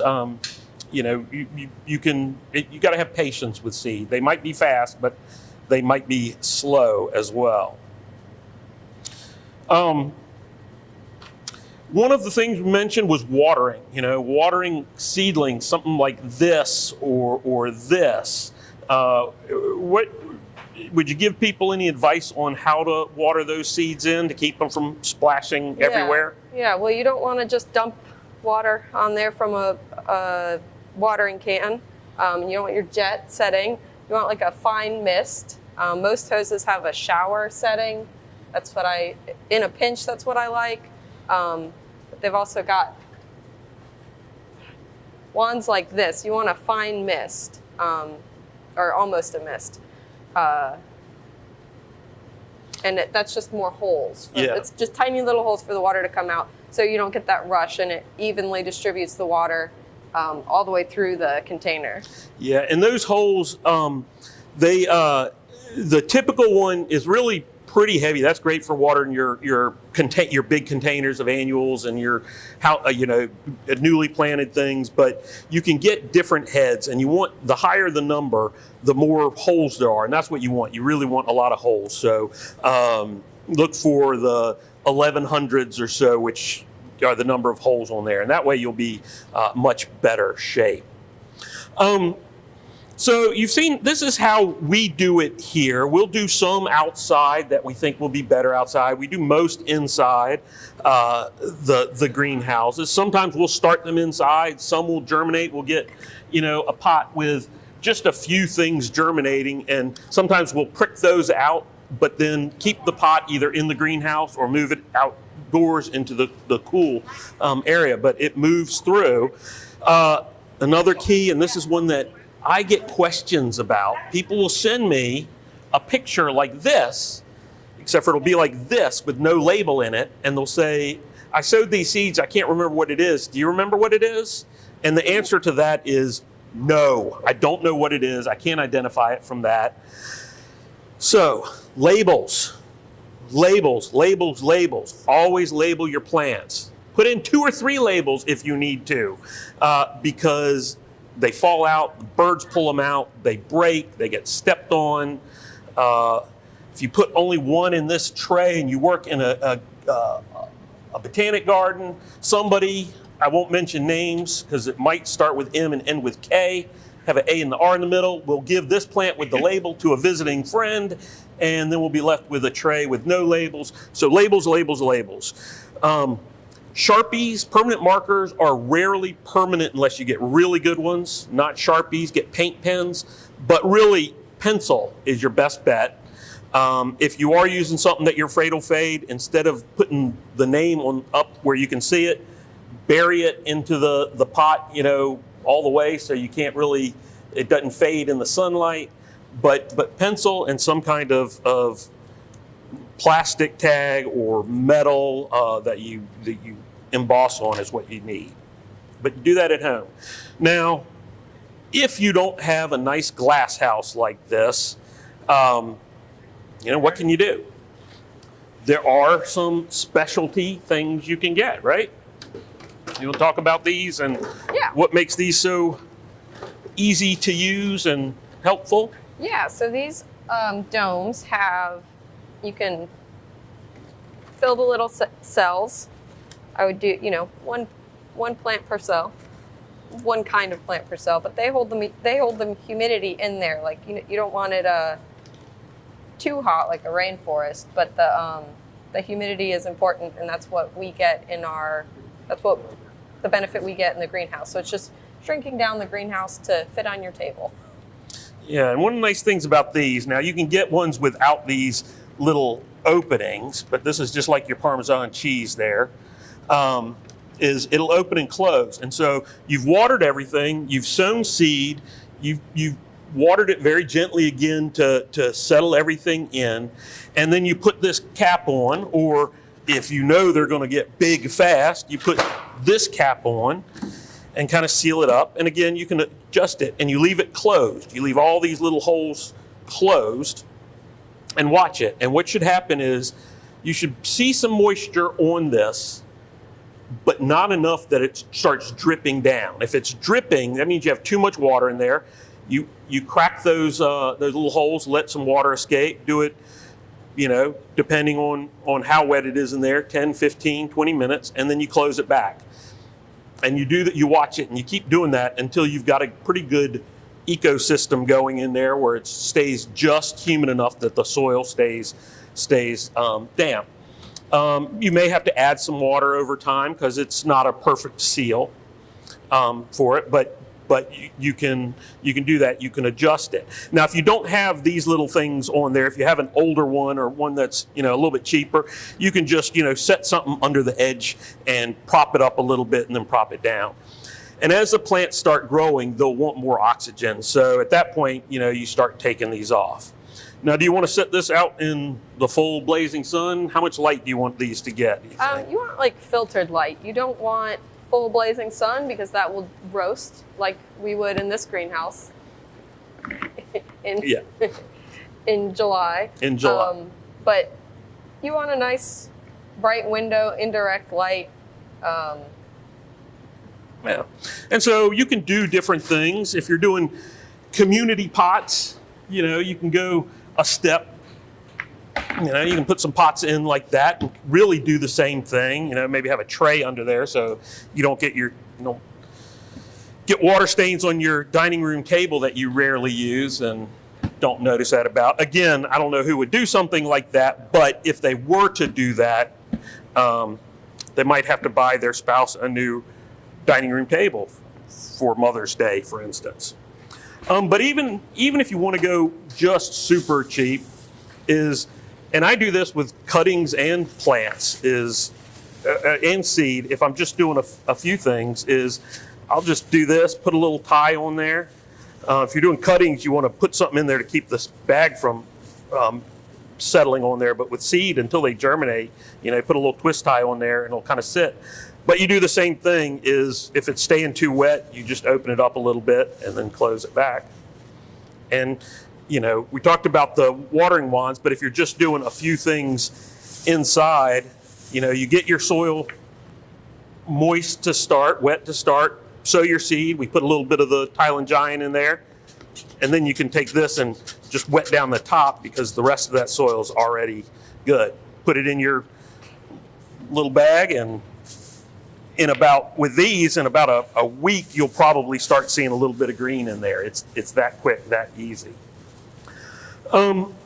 It's not as quick with woody plants. This is a little citrus that we did a seed of, and it'll take it a while to be a tree that we can plant outside. But one of the things I love about growing plants from seed is they're not identical to the parent plant. They're not clones. This is a plant from a Fatsia japonica that was named Sparky by Dan Hinckley. It's a really nice Fatsia we have in our lath house. Well, this was flowering at the same time as our introduction Fatsia polycarpa Jade Dragon, and we were really hoping for some hybrids, some intermediates. We sowed out the seed and we got 0 intermediates. Everything was identical. So a little disappointing, but now we have a bunch of these great plants. On the other hand, we sowed this just a year ago. This is a Mahonia. We sowed it from one of our wild collected Mahonia oiwakensis, a Taiwan form. And 2 things are amazing about this. This, as a young seedling, flowered just as a 1-year-old seedling. But it also had Mahonia Marvel growing about 8 feet away. And you can really see Mahonia oiwakensis has very narrow leaflets and is very spiny. Mahonia has no spines on the leaflets. So you see we got some intermediates. So we know we have some that cross-pollinated. Now some of our seedlings look almost entirely like oiwakensis. Some of them look very much like Marvel, but they all have the oiwakensis parentage to them. So it's fun in that you can get different plants, new genetics coming up. So we'll plant out a bunch of these and see if there's anything interesting. And, we got young flowering plants. They were heavily flowering, not too spiny.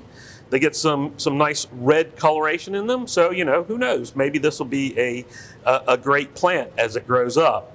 But you can also, as you get good with seed, you can start moving pollen from, the stigmas to the anthers. If you want to do that in your novice, start with daylilies and hibiscus, because all their parts are real big and easy to do that with. But growing from seeds, it's super rewarding and very easy. Yep. And it's just super cute. Like, look at this tiny little aloe plant. That's my favorite part about seeds is the tiny stages. The tiny stage, yeah. Yeah. Well, it is, to me, it's incredibly rewarding, to sow seed of a little banana, get this, and then have them grow up into large plants. And ultimately, this is a hardy banana that will be growing outside with pink fruit.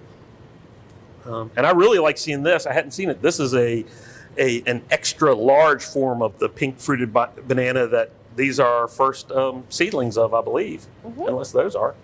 No. And these were only sowed in early February. No, Early February. early Yeah. February, yeah. So we are happy to answer any questions. We'll be joining you live for questions. We thank you for supporting us, and stay tuned later on for some information about how you can put this seed sowing information to better use as a member of the J.C. Ralston Arboretum. And thank you for supporting us on Day of Giving. Hey, welcome back, everybody. Happy to have everybody back with us. That was introduction to our newest staff member, which I'm very excited about, especially because it's a new position, which means we didn't lose a staff member to get a new staff member. I want to remind everybody, it's Day of Giving. You can go to our website, jcra.ncsu.edu, and there's a link there for Day of Giving. You can look up J.C. Ralston on that Day of Giving page for NC State and make a gift. We are up to over $24,000. We've got 84 gifts. As a reminder, we've got a challenge grant from a challenge gift from our board of advisors. If we get to 101 gifts, they will give us a $20,000 match for those 101 gifts. And so I'm joined here right now with our board president, Melanie Kelly, and director of development, Alicia Thornton. And so tell us a little bit about how the board came to do this kind of gift. Well, I'll speak on that first. I have the great privilege of working with our JCRA Board of Advisors. I've been a part of this team for almost 4 years now. And just about 2 years ago, it was actually Melanie. Melanie had a great idea and said, what can we do to leverage support for the Arboretum? This was during the start of the pandemic. We were really focusing on raising support for the general fund. And Melanie said, I want to contribute and I want to help start this challenge match. And it just worked out beautifully with the NC State's Day of Giving. So thank you, Melanie, for being the first one to say, I'll raise my hand, I'll provide support. Now let's get the board members on board. And you did. So talk a little bit about why the board is supporting the Arboretum. I started coming to the Arboretum about 10 years ago, and suffice it to say, I knew nothing about plants. In fact, everyone will laugh, but I propagated pokeweed under that willow right over there in a propagation class. So Successfully, though. yeah, it was not the one I wanted, but I got something. Anyway, so is it. I love the Arboretum. I volunteered here while I lived here, and I started thinking about what can I do as a member of the Board of Advisors, and the thing I can do is help raise money. Because, pokeweed, guess I don't know too much about horticulture, but I can help raise money. So that's what I decided to do. I think, when I look at the Arboretum, and my husband and I have given a planned gift. We've given half of our estate when we both pass. And we did that because we think that the Arboretum is a place where kids can learn a career. They have a place to learn about plants. They can do something that's useful. And we want to continue to support the Arboretum. So as a member of the Board of Advisors, I thought, okay, we can do this annually. We don't have to wait until we're dead. We'll do this every year. And that's why we started doing something with the board in terms of a challenge grant. Yeah, thank you so much. Yeah. Gonna say something? I was just going to say it's been an amazing term, because it's really The volunteers, we mentioned several times at the beginning of this, we have volunteers who are filming us. We have volunteers who are working out in the gardens. We're going to be here 8 hours today. We have volunteers who made lunch for us so that we get good food and not some, take out food.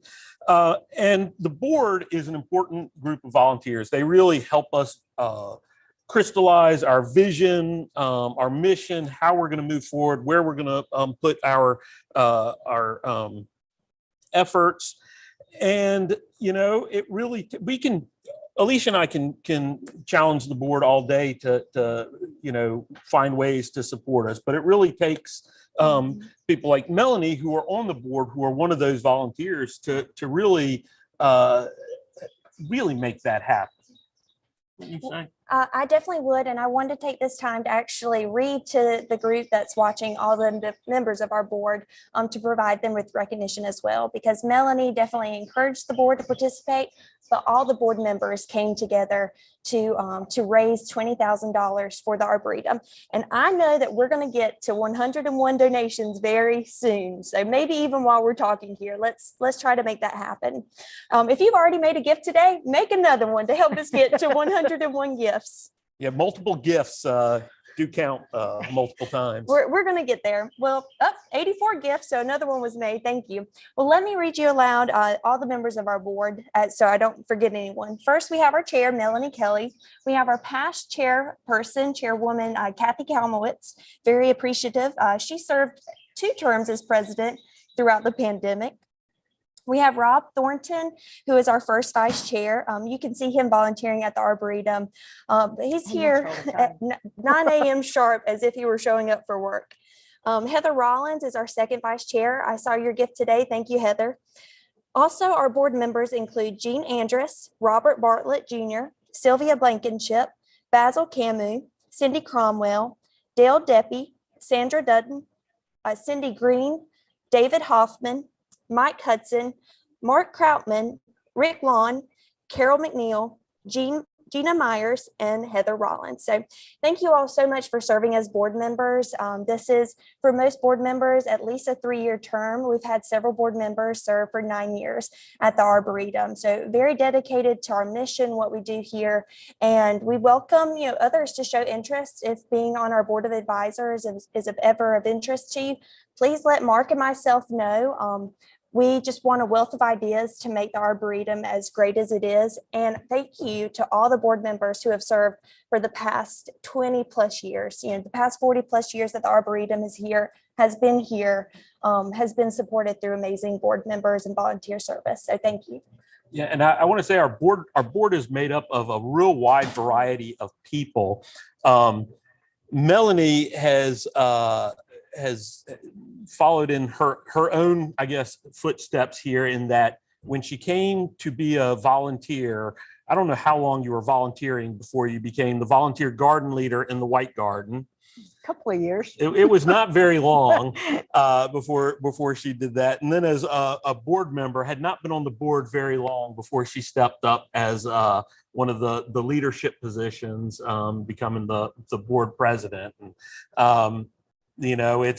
it's one of those things where when you do a good job, people ask you to do more and more. That seems to be the way it works. We were hoping to be out right in front of the White Garden where Melanie worked. We've got a new arbor there, thanks to support from our members.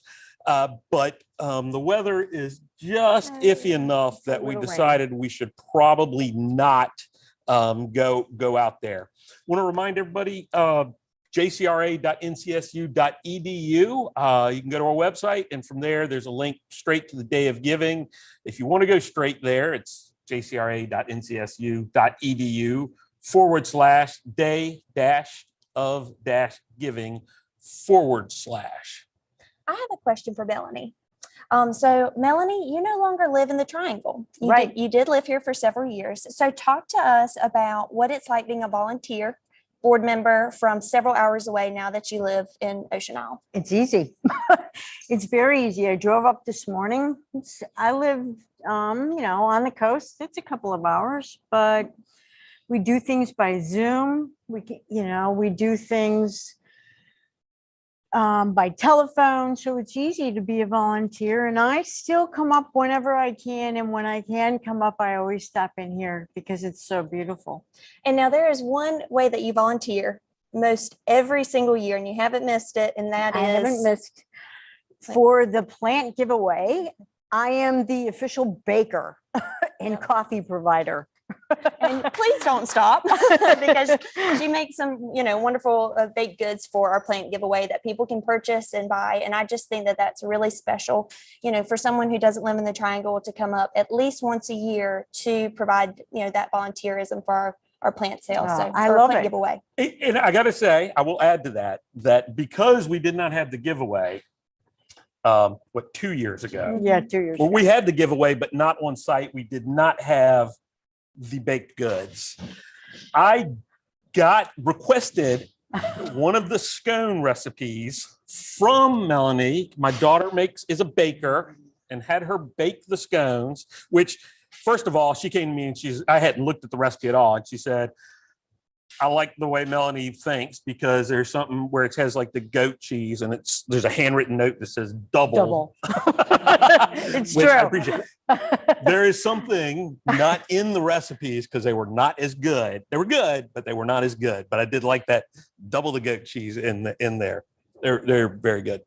Talking about, I said we wanted to be out at the White Garden. I will say that we're actually coming to you from the Bobby G. Wilder Visitor Center. And I do want to call out that I saw Bobby on the list of givers. He gave another very, very generous gift for the Arboretum. Awesome. And, speaking of volunteers, Bobby's has not been out and weeding in the garden and those sorts of things in recent years, but he has been and continues to be a great volunteer, helping us, with stuffing envelopes and data entry and things like that. So there's 100 ways to volunteer, and a lot of times our members become volunteers, our volunteers become members, and I'll tell everybody that if you join as a member today.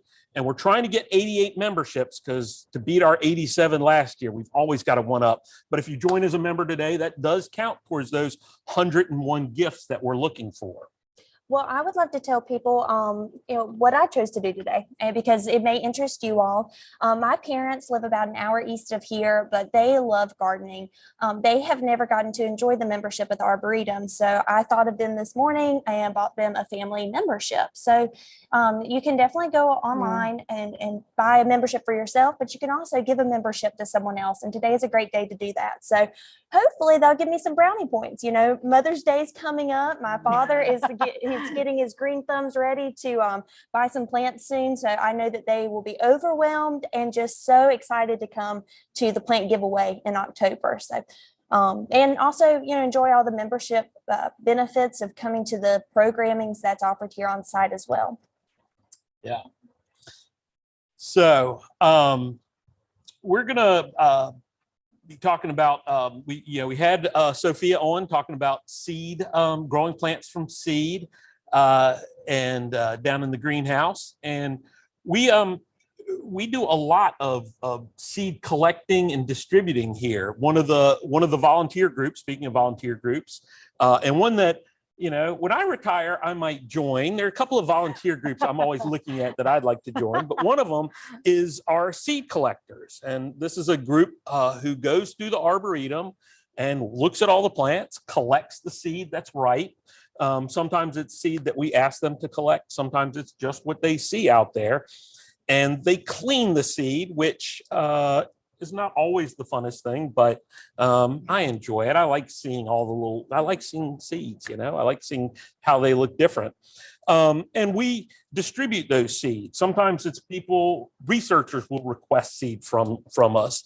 But we have over the entire life of the Arboretum, one of the ways we've gotten new plants is through what we call index semina, which is just Latin for seed list.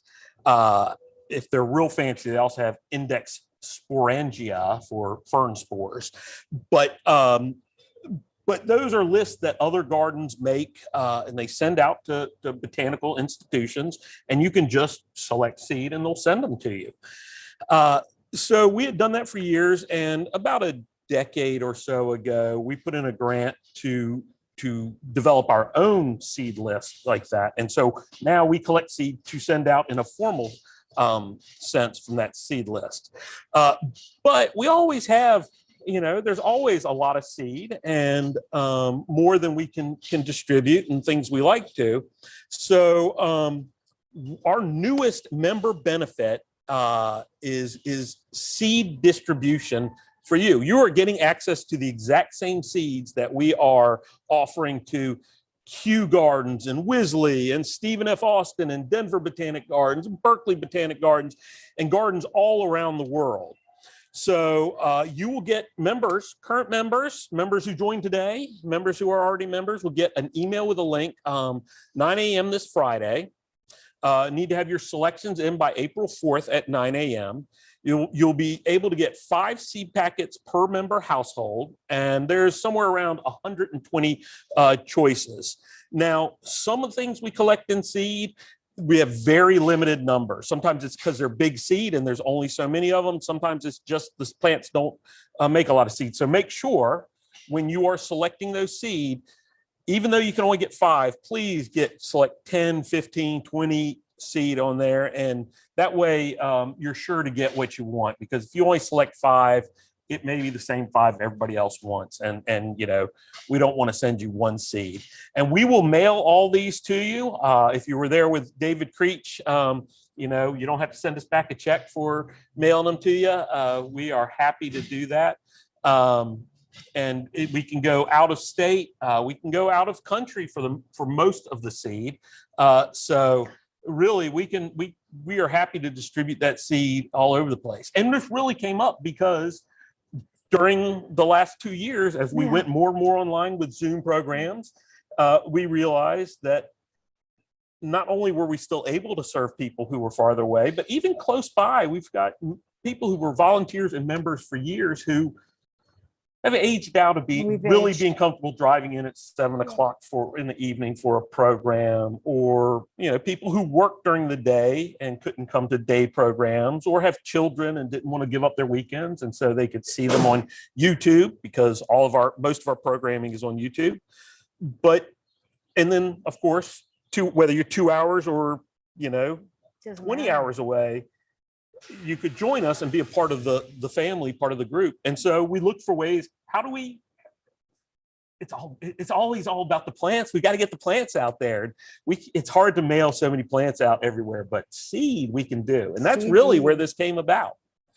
Now, another new employee who you may not know well yet, although he has certainly been in part of many of our video programs, our Zoom programs, and is one of those people who is behind the scenes answering your questions, typing very, very fast. I know when I'm behind the scenes I'm typing the answer to a question, and all of a sudden the answer pops up because I don't type very fast. And that's Dennis Carey, who's behind the scenes. And Dennis is our curator. He oversees our database. He oversees those plant collectors.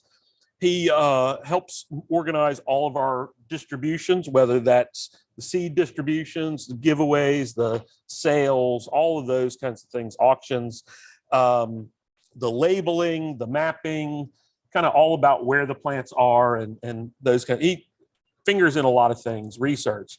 He's going to talk a little bit more about our seed distributions, our processes, and what we do for seed distribution.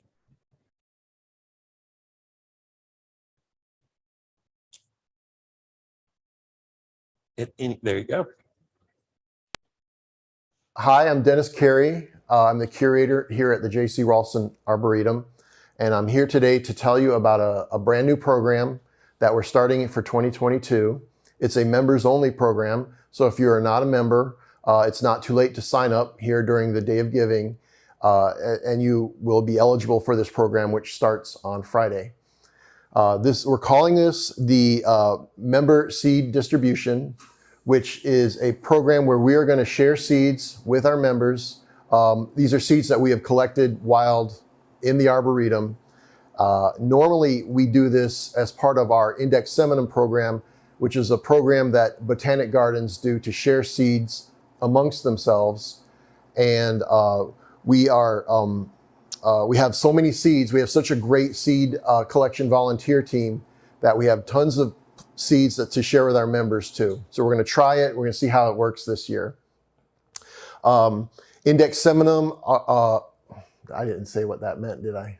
No, just keep going. Okay. So what does index seminum mean? Sure. An index seminum is a fancy Latin word for seed list. And when botanic gardens want to share seeds amongst each other, they will create a catalog, a list, an index seminum, and send it out to all their botanic garden friends, and let their friends order from the catalog, and they send the seeds out for free. And so that's what we're doing with our members. We're going to send out a catalog, and it's going to be on the computer. It'll be a link, and you will check off the seeds that you want. And then after we get all the orders in, we will assemble them, and you can come pick them up, or if you're out of town, we'll mail them to you. Index semina are real important ways for seeds to be shared amongst botanic gardens, so you can see what grows where, or you can preserve a rare plant via ex situ conservation, and it's a real important part of what we do here. The details of the event are, it will start on Friday, March 25th at 9 a.m. So you'll need to be a member before then, or you won't get the email. And it will run until April the 4th, which is a Monday, also at 9 a.m. And we'll close it down. And then we will process everybody's orders and assemble them and have them ready for you in envelopes to pick up. There are so many members. We have so many great members, and we have a few hundred taxa of seed. So we're going to limit members. This is our first time doing this, so we're still setting up the parameters. We're going to limit members to 5 seed packets this year. But when you're on the order form, we recommend that you order at least 10, so that we have some substitutions in case you order something really popular and we're out of it. Here we have some examples of some index semina that the J.C. Ralston has just received within the last week. These are seeds that we ordered off of other botanic gardens index seminum. And so here we have a few from Spain. Here we have a handful of them from Lithuania, and we have a whole bunch of them from Israel. We also send out our list to these same people and others, and we'll send out orders to all over Europe mostly. Places France, Germany, Belgium, Austria, England, Ireland, Italy, Netherlands, Russia, Poland, Romania, everywhere. And we subscribe to a lot of these as well. And we will get packets like this, probably 30 to 50 of them this year.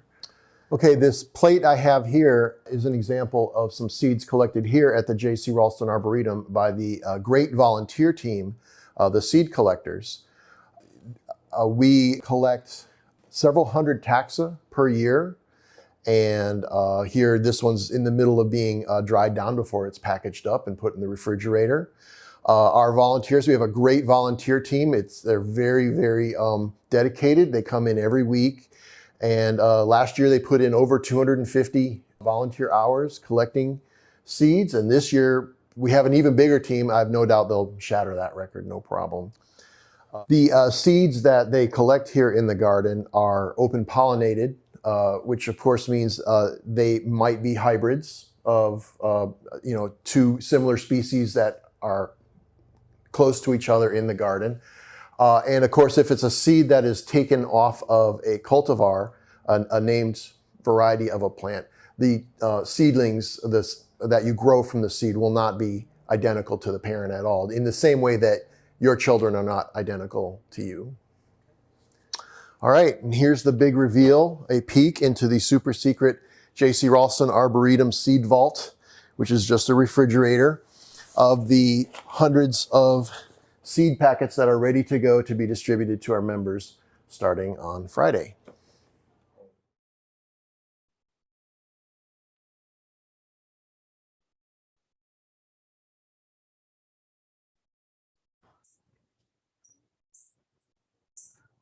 All right. Got a flashing light. Am I Am I good? Yeah.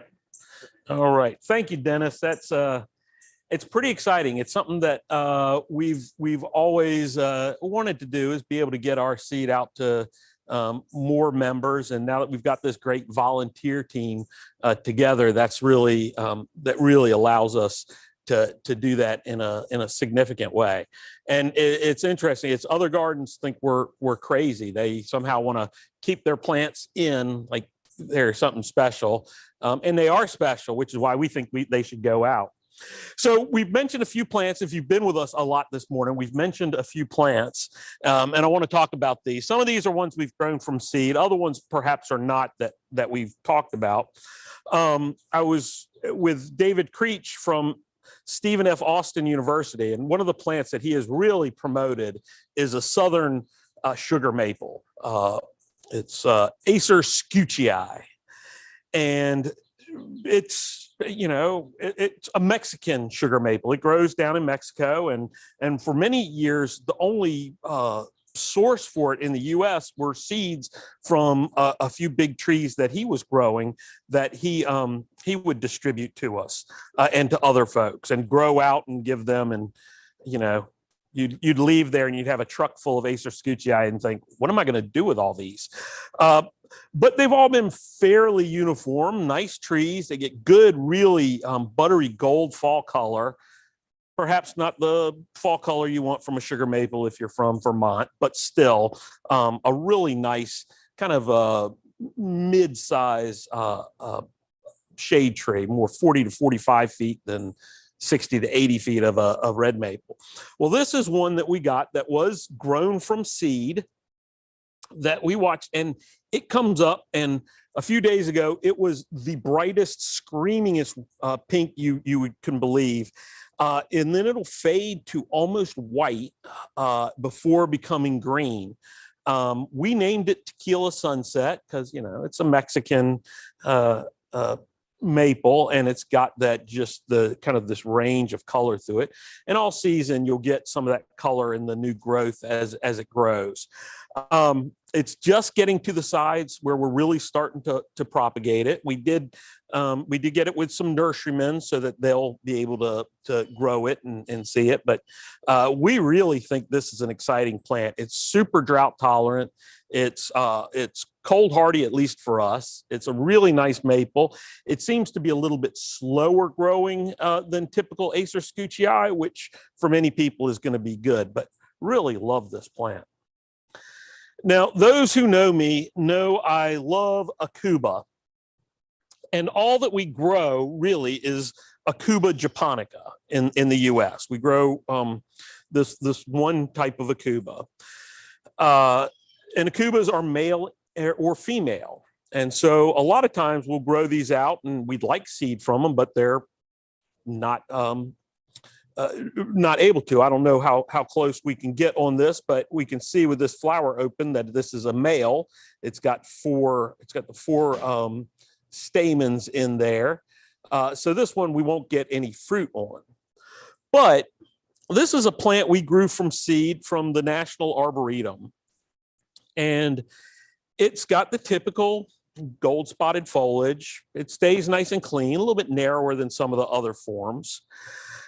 And it kind of sat in our Japanese garden as USNA number 4 for years, decade. And at one point, when we really started looking at Aucuba a little more critically, we realized that, hey, this plant that had been in the garden for a decade was about 3.5 feet wide and about maybe 24 inches tall, and had never gotten any bigger than that. And that's a really nice size for a spotted Aucuba. That's not something you normally see. Nice dome.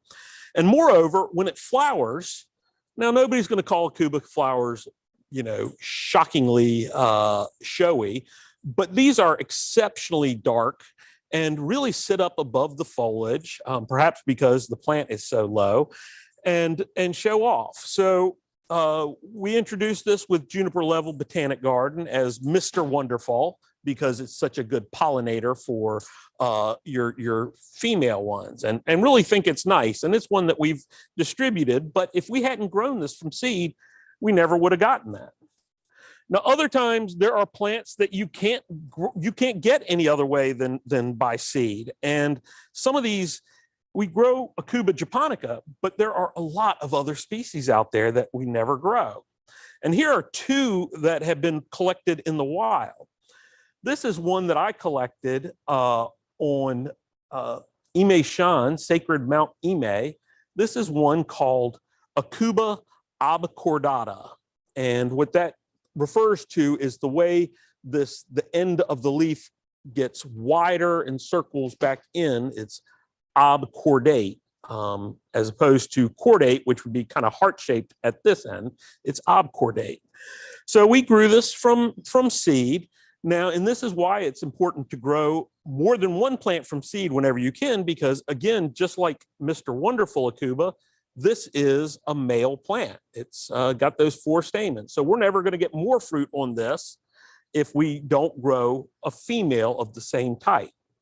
But again, this was not available anywhere in the US as far as I could tell. I have never seen it listed in any garden's collection, never seen it for sale, even though others had collected on Mount Ime.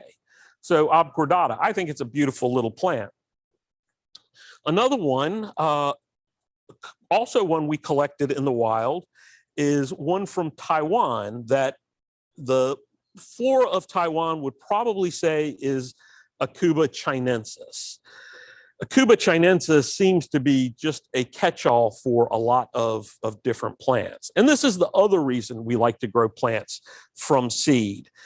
This that we just list as Aucuba with no species on it is one that is perhaps chinensis, but we want to see all seedlings and see the variation and see what they do, and then grow other plants as chinensis. There's one that has huge leaves that we call Aucuba omiensis, that the flora of China says is Aucuba chinensis. They're very narrow leaf plants that they call Aucuba chinensis. It's just all over the place. So by growing these plants from seed as a research institution, we can see kind of the natural variation. We can see if the plants range from this huge leaf thing to this tiny leaf thing naturally, or if they really are kind of different plants. Unfortunately, this is a male as well. Seems to be a lot more males than males when we grow these plants out. Now, another plant that we grew from seed that we talked about, I talked about with Sophia a little bit, and this is just a little piece of it, is a Fatsia.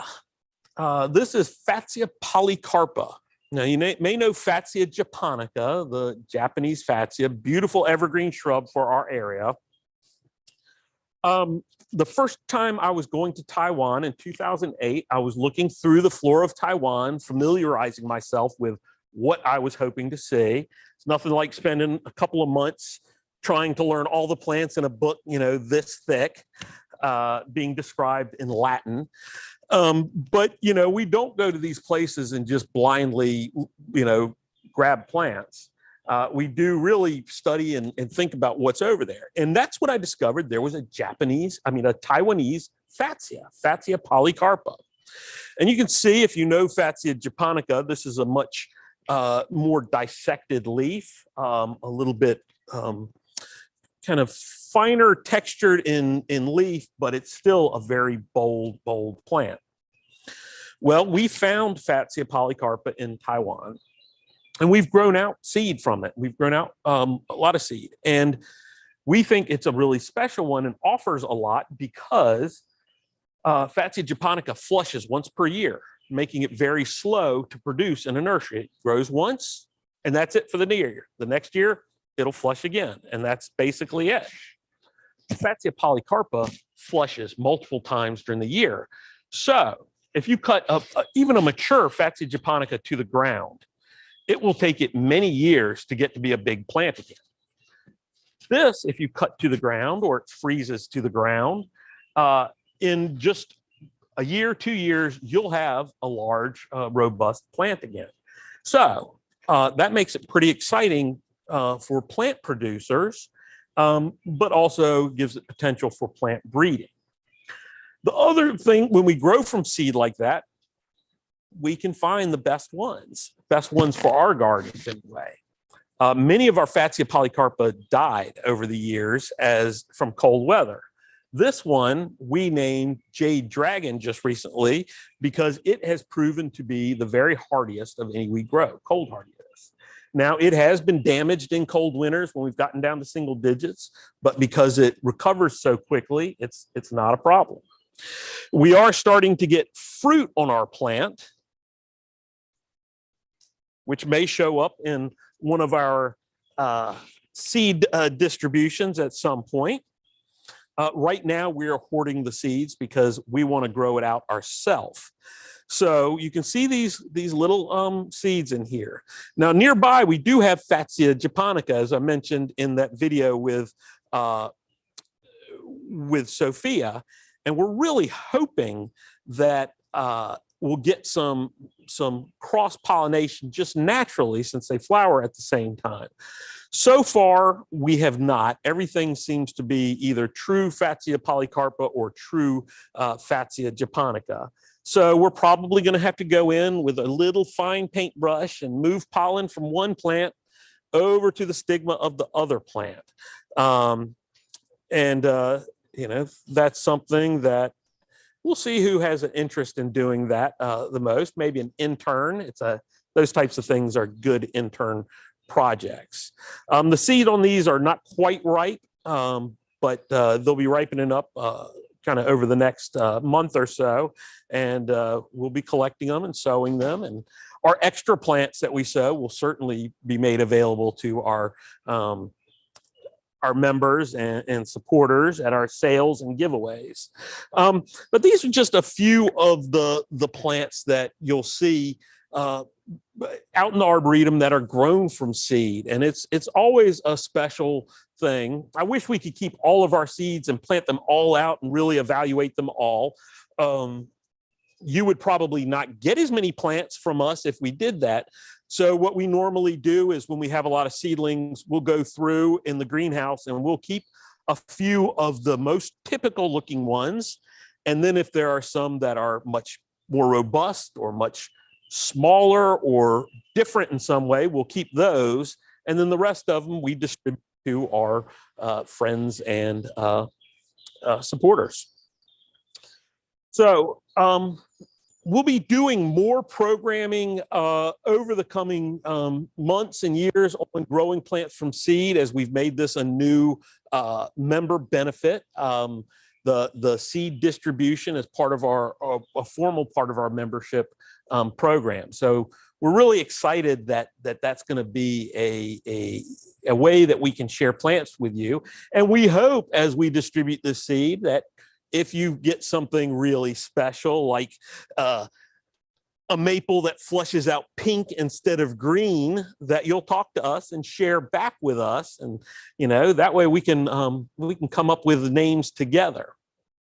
So we've got a short seed video next that we'll be showing you about this, and then we'll be right back with you. But again, remember, jcra.ncsu.edu, go to the Day of Giving page and search for JC Ralston and give. If you want those seeds as a member, join now. That does count in our Day of Giving, and we're shooting for 88 new memberships today.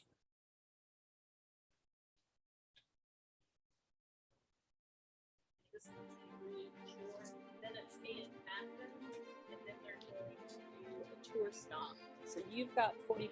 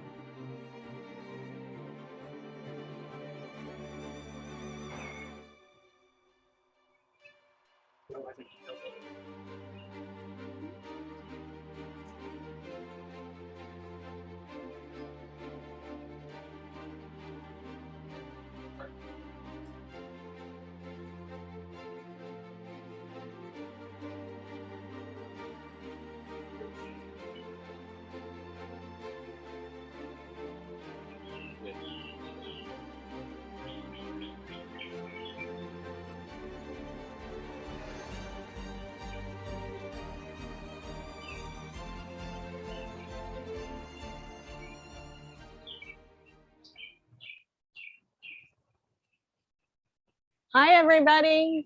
Welcome back.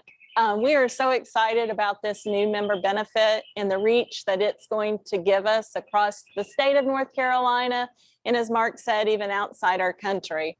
I know a lot of members have joined us since 2020 and have very much enjoyed our online programming.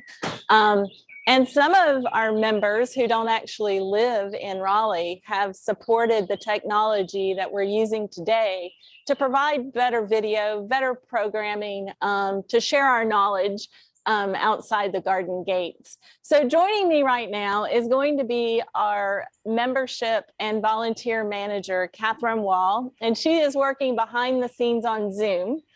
And I'm going to let her give us a few more details about some changes that you're going to be seeing in our membership program within the coming year. So Catherine, are you with me? Can you hear me? Oh yeah, there you are. Yeah, Okay. I can see you too. Yeah. So let's talk membership. Okay, great. I know that throughout this past year and a half, 2 years, so I think I remember, are we in 26 states now? Is that right? I think it's 25, but we were hoping we get some more states added today. Yeah, our goal is all 50 in case we need to let you all know out there. We got an internal challenge on our staff one day, and we had a bunch of gift memberships come in, and people gave some gifts for Mother's Day or Father's Day or something, because it's a nice green way to give a gift that gives people that have everything, and maybe you don't know what to get them, but you can get them a membership to the Arboretum. And we added a few states that day. So I just challenge everyone that's listening, if you have a plant-loving friend who would love to get some seed from our first ever seed distribution, that, go ahead and sign them up. It's really easy. And I'm in my office today, even though it looks like I'm in the Japanese garden. I'm in my office. I've already talked to a few members and volunteers this morning. So give us a call at the Arboretum, and we'll take care of you. Yeah, because actually, the seed distribution will start this Friday. So perfect time to join and become a member of the Arboretum. You're going to get a phenomenal member benefit straight away. So we've got some other changes though in our membership that we're working on. We are introducing a couple of new levels, or actually one new level. And then we're also doing a little name change because we've had a little bit of confusion with one of our names for sponsor. So sponsor is now going to be contributing, and we're collector. And what collector means is that you are now eligible for connoisseur plants at that level. And that is one very cool program. Yeah, so we just finished our connoisseur plant program for last year. We do it in the winter it's for the previous year, but we send out a selection of plants that people can choose, and it depends on your level. And it does start at the sponsor level. Now it's the collector level of membership, and you can choose at that level, you choose 3 plants. The levels are all different. And so these are plants that are hard to find or rare or new to us, and we're not sure about them either. It's a great program. People get very excited when they come to pick them up and see what kind of goodies they have. And I had a visitor to the garden who came the day we were giving them out and said, I don't know any of these names. They're not the things I see at the farmer's market. So, it's definitely a plant nerd's dream, and somebody new to plants, just try some new things that you don't know about. Yeah, so what are some of the favorite member benefits? Because I know membership actually can pay for itself, and I don't think people understand all the many benefits that come. Well, one of the first benefits that people may not realize is we are part of the Reciprocal Gardens program that is through the is it the American Horticultural Society? I get these acronyms messed up sometimes, but anyway, this program allows you to use your membership at the Arboretum to go to other gardens across the state and across actually North America. So quite often I get phone calls from people that need a copy of their card because it's been misplaced and they're getting ready to leave to go to Denver or to go to Maine or to go to Hawaii, and they want to take their membership card, and that often gives you, if not free admission, it gives you discounts at a different garden, sometimes free parking. It just depends on the garden that what they're offering. But it's a great way that you can go visit other gardens in other areas. Yeah, and I did want to back up a minute because I think that when we talk about the reciprocal garden benefit, I know a lot of people that don't live locally with us but support us through membership. They love this benefit. You don't have to live in Raleigh to take advantage of using that benefit, no matter where you travel. And I remember, I think it was the second year that I was working here, a couple sent us a note, and they had been in Hawaii, and they had used actually their reciprocal benefit card through the AHS program there. But what I loved, if there's in their note, they're like, hey, we're including a check for $100 because that's the money we saved by using this benefit in Hawaii. And I thought that is the coolest thing ever, right? Yeah, that's wonderful. It's a great way. But that's a very popular benefit, and people have not been traveling as much in the last couple years. And so I'm seeing sort of a flurry of people that are wanting to renew their membership or get their membership updated. In fact, yesterday I just had a member renew that hadn't been a member for over 10 years. So, we welcome you back no matter how long it's been. And so if you renew that membership today, it counts towards our challenges that we have going on, that 101 gifts. And we're closing in on that. And then we're hoping to get 88 memberships, either renewals or new memberships today. So it doesn't matter what level that is at. And everyone will get to be participating in our seed distribution, no matter what your level is. No matter what your level is. Thank you, Tim. You may not know it or not, but it's really starting to rain out here. So we're partially covered here. So, but we've got some, I feel like Mini Pearl with this thing swinging around here. Let me turn it. Sorry, Catherine. I just had to get a little bit out of the rain. No, you're fine. Yeah. So Catherine, as far as membership growth and what you've seen since you've been here, Catherine has been our membership manager for 6 years now. So she has really seen some growth.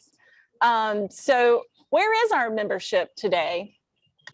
Well, I think we're almost back up to where we were before the pandemic closed us down. And even during the pandemic, while we did dip a little bit on number of memberships, our membership giving actually went up. So our members saw the value in what the kind of programming we were presenting, and saw how hard our staff was working to get content out and adapt to do a plant distribution curbside that first year. That was quite a change from what we were used to. Shifted into doing online plant sales to try to help members who were at home and wanted to work on their home while they were unable to go anywhere.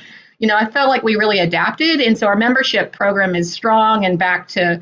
We're hoping to reach new heights. So we were getting ready to break a lot of records, I think, in 2020. And we're only hoping that we can keep that momentum going forward. I did want to highlight that we did add a new membership category this year, the Explorer level at $150. And so that is something that will offer some new benefits this fall. I don't know if you want me to go into that. We'll let that be a surprise, but we have some great things. I think with this 150 level, we definitely have all of our membership in mind. Don't you think? Those that are living close to us, those that don't live as close to us, because every membership counts. And I just checked our board challenge, and we are only 8 away, guys. Oh, wow. Yeah, come on. We can get that, I know, by 1 o'clock. So we can get this done. Membership counts. membership pays for itself.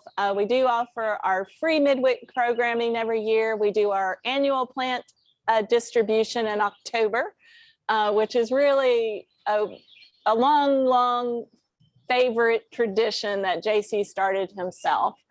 So we won't disappoint you. And Catherine, thanks for joining us this afternoon. I know you're busy behind the scenes. Share that membership link. We want to get those memberships coming in today.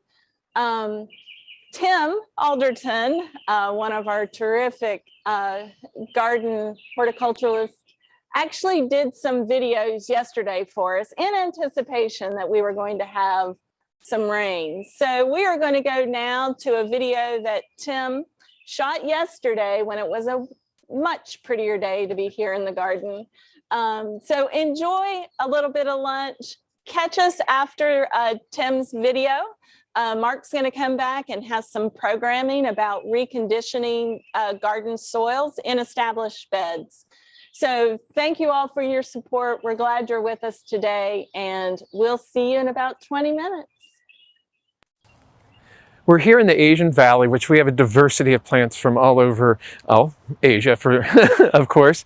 We do have a few outliers in here that predate the Asian Valley itself, like on American Beach and some loblollies behind us that are dwarf. But predominantly, this is made up of plants that you will find throughout Asia. One of the plants that I'm standing right next to is one that I actually found as a mutation when I first started working here in 2006, along with one of my coworkers. This plant right here is Stachyurus Carolina parakeet, which is a mutation from Stachyurus magpie. The significance of magpie is it's has a green leaf with a white edge, marginal edge. Well, this one's a bit different. This has a green edge with a chartreuse splash down the center of the leaf, and red petiole to the leaf and red veination, which is kind of really cool.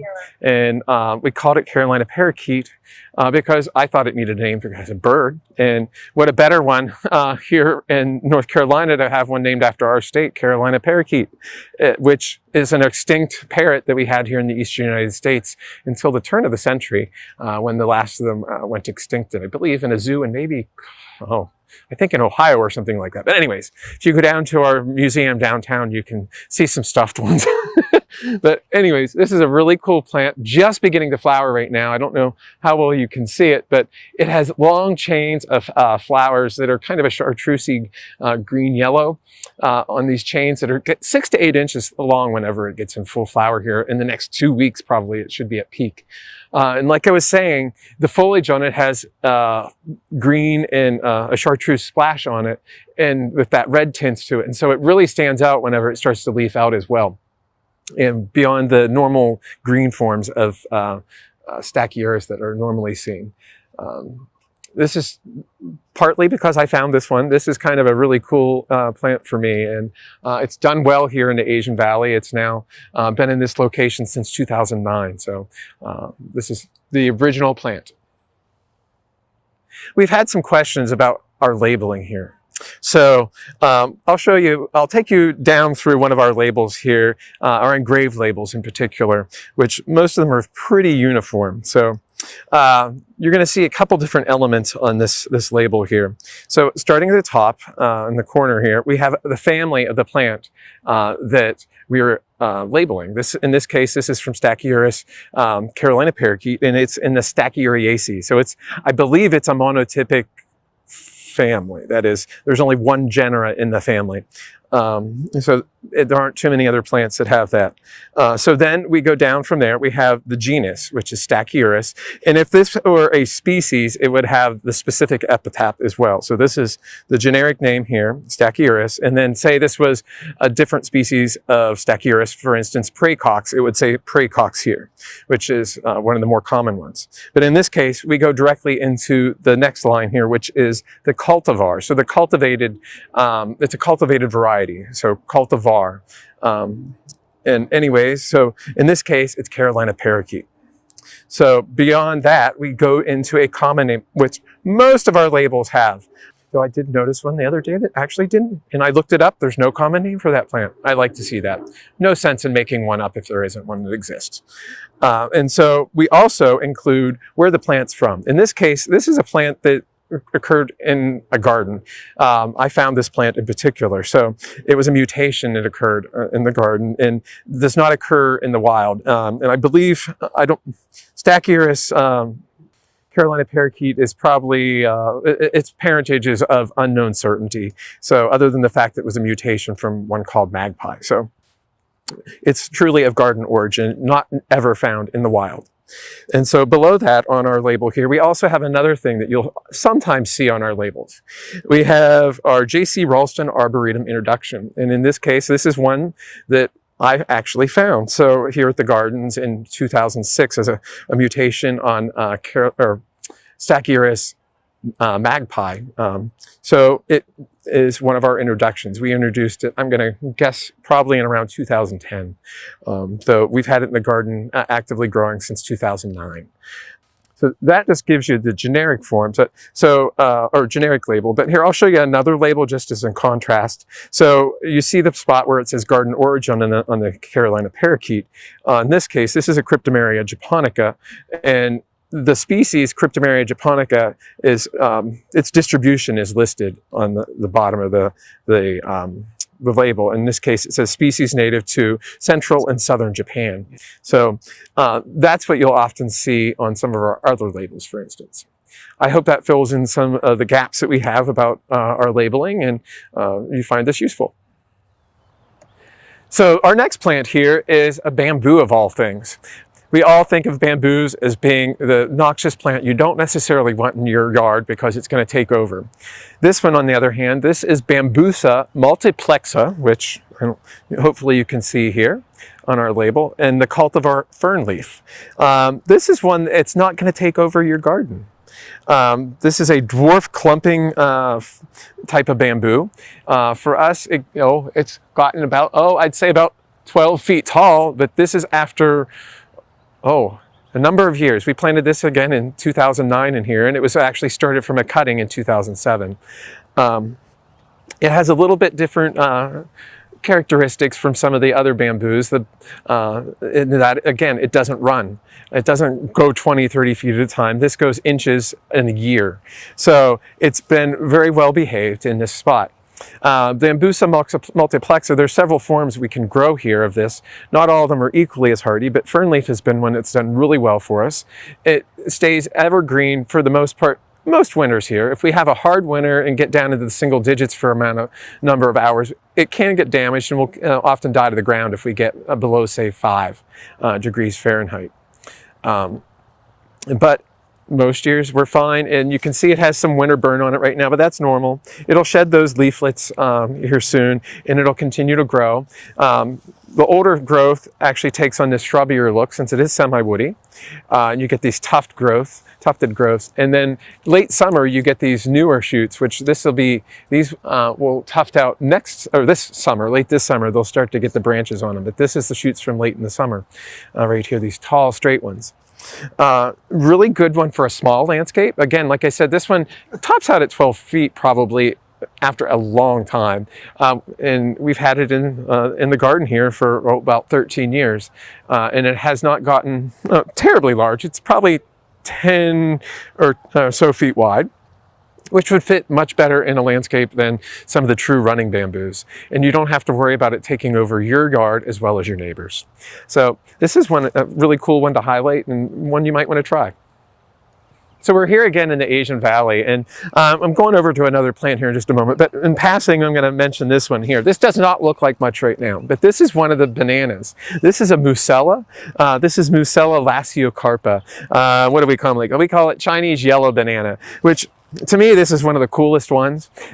This is one of a lone species in of the 3 genera of bananas. There's Musa, Musella, Ensete. And this one's kind of a combination between an Ensete and a Musa, which is where our edible bananas come from, or from Musas. They do not grow on trees either.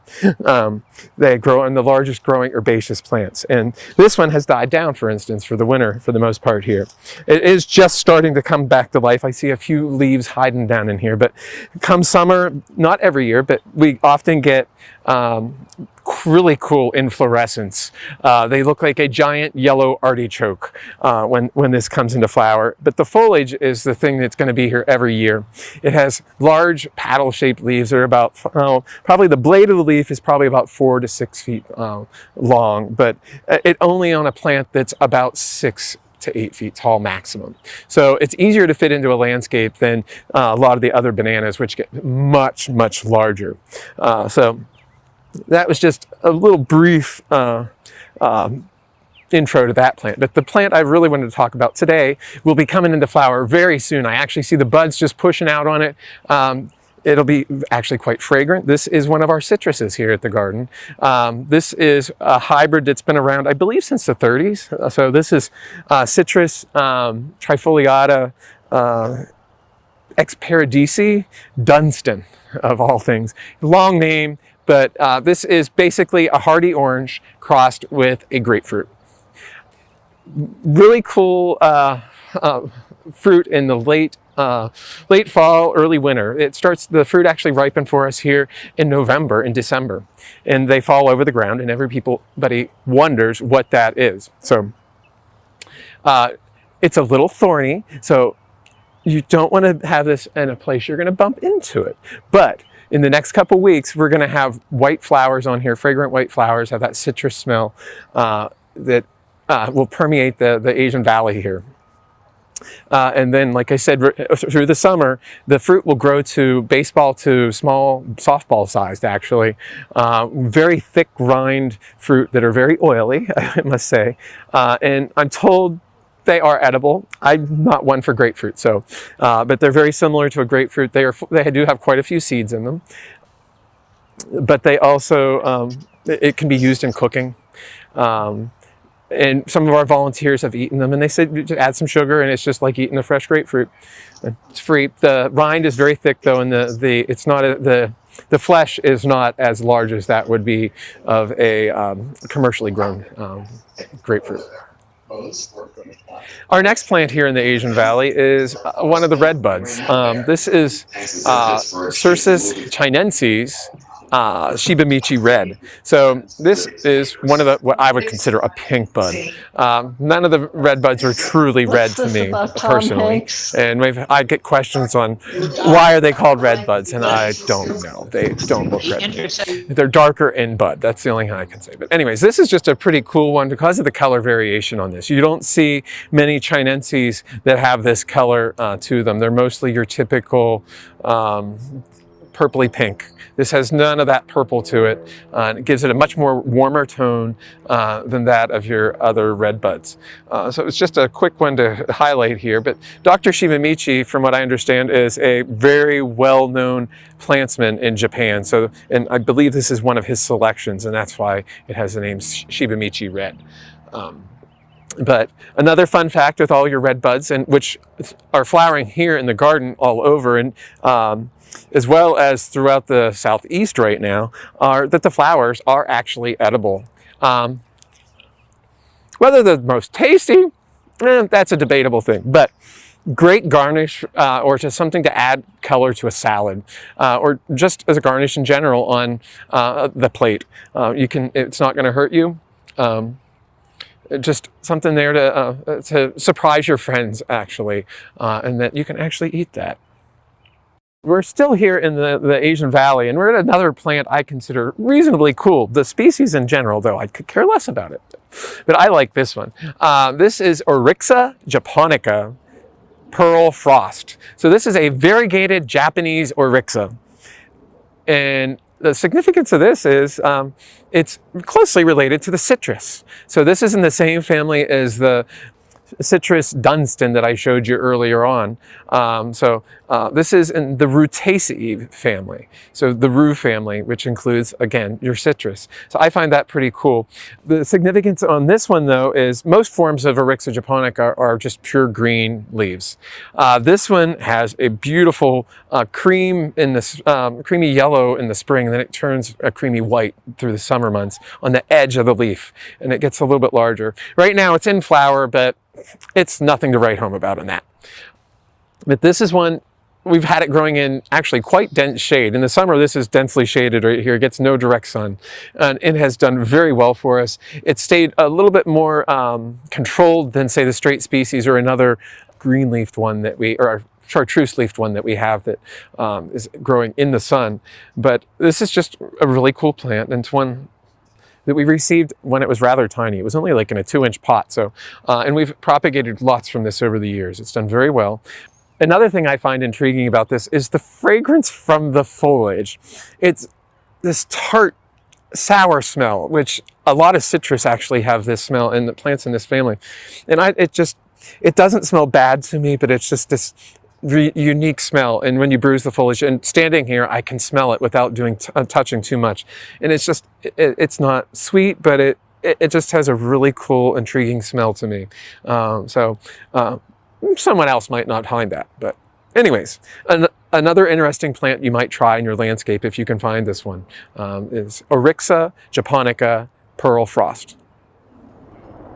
Okay, we're at another plant here in the Asian Valley. This is a really cool small tree that we have growing in the understory, going up along our sidewalk here. This is, of all things, a maple. This is an evergreen maple at that. So these are the leaves that you're seeing right now are pretty much all from last year, unless you look very closely. We have some nice new shoots just starting to break on this.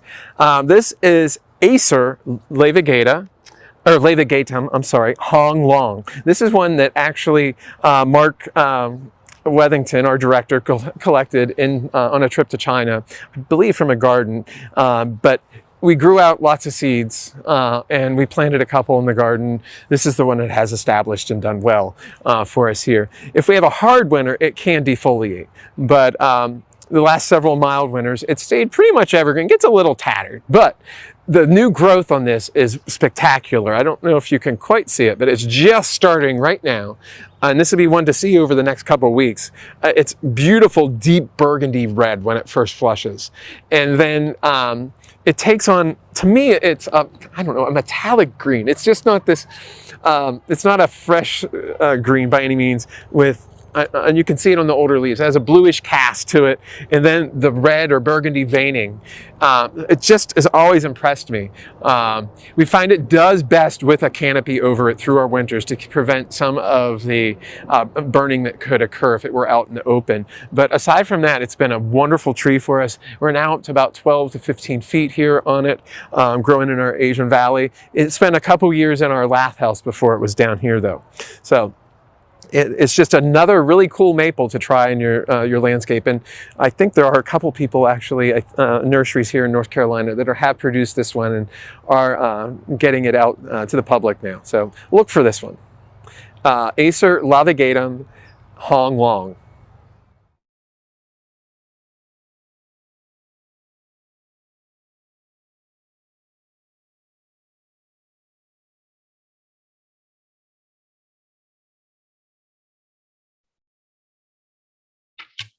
All right. Is that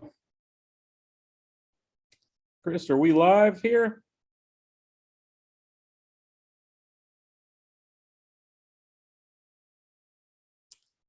Hey everybody.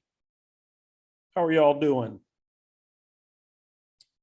My background looks backwards. Here we go.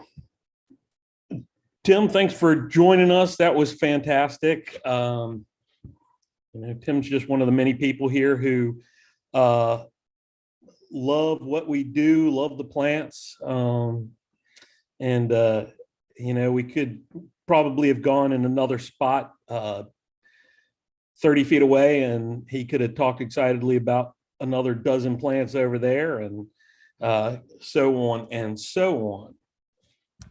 Now, so thank you everybody who's joining us for Day of Giving, whether you're joining us on YouTube Live or joining us here on the Zoom. We appreciate what you're doing for us. We are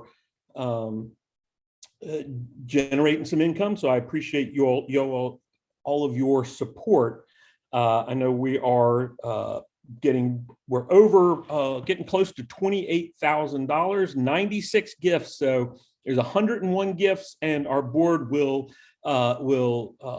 chip in with a $20,000 group gift for that. So that's only 5 gifts away. So 5 more gifts. So even if you've given a gift, if you want to come back on and give us another $25 gift, that'd be great. We also are looking for new members. We're hoping to hit 88 members. We had 87 members last year when we did this, so we're really hoping to hit 88 members. And your membership does count as a gift, so it does count towards those 101 gifts that we have. Lot of generous support from everybody. Now, a lot of our longtime members have received a lot of plants from us over the years and probably have some pretty mature gardens. Sometimes difficult to fit new plants into mature gardens, but even worse, we talk about that you should be amending your beds, that, it's all about the soil for good plant growth. And it really is. It's the key to any great garden is the soil. And if we were also, let's say, had the forethought or the patience to amend our soils before planting them, we'd all be in much better shape. I know I was on my 5th house that I moved into 5 years ago before I actually did what I always tell people to do. And I ripped out everything that was there and amended the soil like really, really well. And man, my plants are growing like gangbusters. It's been fantastic. Every other house I get in, I have plants, I start sticking them in the ground, start planting. Before I know it, I've got full beds. And then I go give a talk and I tell people to amend their soils. And even though I haven't done that. So the question I get all the time is, how do you deal with amending soils in beds that are already full? It's always been a tricky one. You obviously, if you're starting from scratch, I tell people to till their soil, bring in all the organic matter that they can, till it in again, really turn that over and get nice depth in there. But you can't do that when you are filled with roots of the plants that are there. You may have bulbs, you may have all kinds of things in there. So what can you do? And I'm going to talk a little. I was really hoping to be outside for this, but the weather isn't cooperating. So I'm going to pull some things from other talks I've given, but I will expand on this. It'll be beyond the kind of images that I show. So, we all have gardens like this, right? Would that I did. This is not my garden, but this may be the type of garden you have, or at least, it could be planted thickly like this with trees and shrubs and herbaceous perennials and bulbs and all kinds of things growing in there. And perhaps they're not growing this lushly because you didn't amend those beds beforehand. But what do you do at this point? It can be kind of a tricky thing. And the single most obvious and easiest thing you can do is to add compost. almost any kind of organic matter. As former director Denny Werner used to say, carbon's carbon, and that's what you're doing, is you're bringing carbon into the soil. And whether you have heavy clay soils or you have light sandy soils, that organic matter, as it breaks down at compost, will really build your soil. It provides drainage in heavy soils, better texture, and in sandy soils, it'll help retain some more moisture. So it's really always that line between that, adding organic matter, which can basically cure what ails you, no matter what the garden is.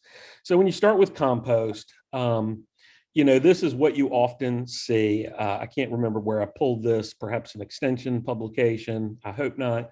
But, I always joke that, you got to have layer sticks, and then brown, and then green, and then brown and green and brown, and keep it as wet as a wrung out sponge, and aerate and keep covered. And a lot of these things seem like they're backwards and forward, and contradictory. And this is just a ridiculous way to show people how to build compost.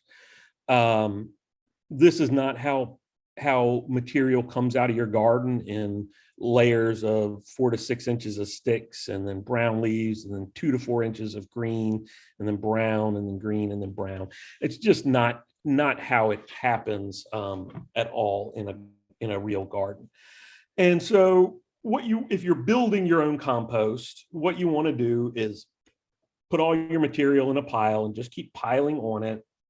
It'll keep breaking down and compressing as you do that, and put any organic matter you want in there. Sticks can go in there, whatever. And you can keep it as wet as a wrung out sponge if you desire. I don't water anything pretty much in my garden, or at least not very often. So I'm not watering my compost pile. If it dries out, it'll stop being active. And once it rains, like it is raining for us today, it'll get active again, and that's fine. I try not to pile up in my piles big layers of grass clippings. That's the one thing that can really get you. You get those thick layers, and they just don't break down. They just solidify. Not solidify, but mat through there. And why are you picking up your grass clippings anyway? That just adds carbon to your soil, and grass clippings does not make thatch in your gardens. It's not really a problem. So if it's a new compost pile, you want to add some garden soil to your compost pile, because that's where all the little microorganisms and things are that will start breaking down your plants. And as you do that, you can start, you just leave it, let it stop working when it gets dry, water it, let it start working again, however you like. And all you have to really do is pay attention to the smell. If you go out and it smells like ammonia, then it's not getting enough air. And that's the one time you really have to mess with your compost pile. If you're not getting enough air in there and it's starting to get that ammonia smell, that means it's going into anaerobic activity. You want aerobic, you want oxygen in there. And in that case, you come in there with a fork and you turn it over, or I always like to have enough space around my compost pile that I can kind of, instead of trying to turn it over in one spot, I just kind of shovel the top stuff over into beside it, and then keep going to the most broken down stuff is on top. Easy as can be. Quite honestly, I have never had to do that in my garden. And unless you are doing a ton of that green material, you probably don't have to. But I do put all my branches and everything in there, so that helps keep aeration. And that's all you have to do. And you can just keep doing that. If it gets to a size that's too big, you can start on a new pile and let your old pile break down.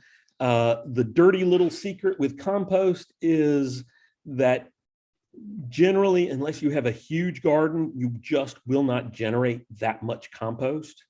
not enough to amend entire beds and things like that. What I do is usually I'll start composting in one spot. I'll start a compost pile. Eventually I'll start a compost pile somewhere else. And my first compost pile, I kind of forget about until I come back and say, oh, look at that. There's no plants planted there and I've got great soil, and I'll just plant right on top of my compost pile. And I've got a lot of plants and I kill a ton of things. And so I've got a lot of compost compared to an average place. And it just doesn't make too much compost. So generally you need to bring it in from outside. If you're, a more fastidious gardener than me, this is something you may want to invest in. I like to tell people, if you're doing this, to actually do 3, not 2. You have one that you're actively filling. You have one that's you've already filled and is breaking down. And then you have one that you're using. And that one you're using is great because if this one or this one starts smelling like ammonia, you have an empty bin that you can flip it over into. But it's not necessary. Like I said, I just have one big pile. But this is finished compost. And you may say, what? That's not finished compost. I get compost from the city and I know what compost looks like, and it's beautiful, black, crumbly soil amendments. That's beautiful. You can't tell it had been a plant. And that's the other dirty little secret with compost is if you make your own compost, it will still look like plants. It will only partially break down. Unless you get your piles big enough that they heat up to 160 or whatever degrees, I can't remember what it is for commercial compost use, and it's turned regularly, and then at the end, it's sifted through sieves that take out any of the sticks or pine needles that didn't break down, you will not get that beautiful, crumbly black compost, that black gold that is so good for the garden. What you'll get is this, and this is great. You just spread it around on top of your soil and it'll continue to break down and continue to build your soil. And again, it's all about carbon. It's, whatever you can bring in, whatever's available. My favorite compost, my favorite type of compost is, or animal waste compost at least, is horse manure, because horse manure is already pretty dry. It's not heavy and wet, but it's dry. If you can get horse manure from a horse farm that uses wood chips, not straw, but wood chips as their bedding, and when they scoop it all and they take all of that out, that stuff that'll make you into one of the world's best gardeners in just about overnight. It is great stuff. If anybody knows a good source for that, let me know on the down low, real quiet, and so I can get what I need, and then we can tell other people about it. But what that will do is you can spread that manure or that compost on established beds. And this takes time to build your soil that way. It takes, really, it'll take years, but if you do it every year, you will begin really building your soil. Now, most of us garden on subsoil. We have no real soil. It's all subsoil because it's all been scraped away when they built our houses. And if we're lucky enough to have an area that hasn't been scraped away, it is most likely been over farmed for years and is pretty dead soil. It may have a compacted layer in there. So you spread that compost and it'll build over time. Now, if you have something like this where you have trees spaced out, you really can get in there and till. Just leave space around those trees and you can turn compost in there. You can actually, a lot of people will tell you that you can't mound up the soil and the compost and kind of make it raise the level of the soil if you have established trees, whether they're this age or old trees. Where Tim was just recently in our Asian Valley talking about plants, We came in under the oldest trees in there and brought in 18 to 24 inches of soil. Now, in that soil, we mixed a lot of permatil, which provides aeration and drainage. If you do that and you can get a really nice loose compost in there, you can do that as well. Now, what will happen is the tree roots will grow up into that soil, but your other plants will really root in and can get established much better. And the reason people tell you you can't pile up on a tree roots is because you'll take away all the air, it'll suffocate them.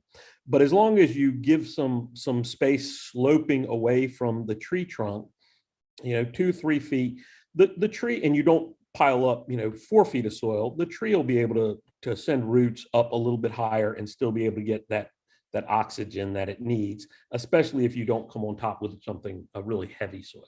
So that's one way to do that. And I've done that in my own woodland in some areas where I've just brought in soil and just kind of mounded up a bit with a nice organic soil. Now, one that frequent Arboretum speaker and class teacher taught me, and this is actually her house, you may recognize it, Bree Arthur, a technique she taught me that is very old, but I had never heard of until we were both speaking in Tarboro, and she told me about it and blew my mind, is the use of tillage radishes. And that's what you see here. This is in her garden, and this is winter. You can see it's winter. These are tillage radishes. You sow your tillage radishes in a heavy soil in September or so, and your timing may adjust depending on where you are. They will come up, they will grow all winter. They will actually form radishes. Now, if you are a radish connoisseur or Asian food connoisseur, you may look at that and say, hey, that looks like a daikon radish. Well, you know what? Daikon radishes and tillage radishes, getting into cabbages now, and tillage radishes are the same exact thing. But if you buy daikon radish seed, you'll pay 5 times as much as what you'll pay for tillage radish seed. And you sow those out, wrong way, they'll pop up, they'll look good. At the end of the season, you can harvest some of those radishes, but really you want to leave them in the soil. They will go down, they'll break up heavy clay soils, and then then you've got the kind of the wet radishes, the wet roots there that will then break down in the soil if you leave them. And actually what I'll do is I'll come through and just weed eat or mow over the top of these and just leave it there and let those break down further. And so even if you have tons of plants in here, even if you have perennials, as long as you can either leave this all like this and it'll die back on its own over the summer, or you cut it back before the other perennials come up, you have really done a lot for the soil, both in adding organic matter through those giant roots that are down there, but also breaking up the soil. That's why they're called tillage radishes. They actually act like they are tilling the soil. If you have a more open bed than not like this, after those radishes go through, that's a great time to spread a more traditional compost on there, because there's already, as those radishes break down, that'll kind of present ways for those compost to come through. Now, in a similar method, but not in terms of that last part, a way you can deal with established garden beds that have a lot of trees and a lot of perennials and a lot of everything else, maybe so much so that you can't really do this without it really affecting everything else, is to do what's called vertical mulching or vertical composting. I'm not a huge fan of this. I don't think in the bigger sense it's the best way to go about it, but if your soils are pretty awful, it is one way to go.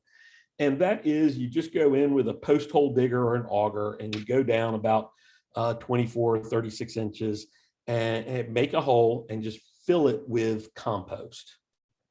And what will happen is you'll get roots that grow. As they grow into there, they'll really proliferate in those spots, and it'll give them nutrients. But also the theory is over time, it'll, as humates release from the roots, it'll help build your soils in other places.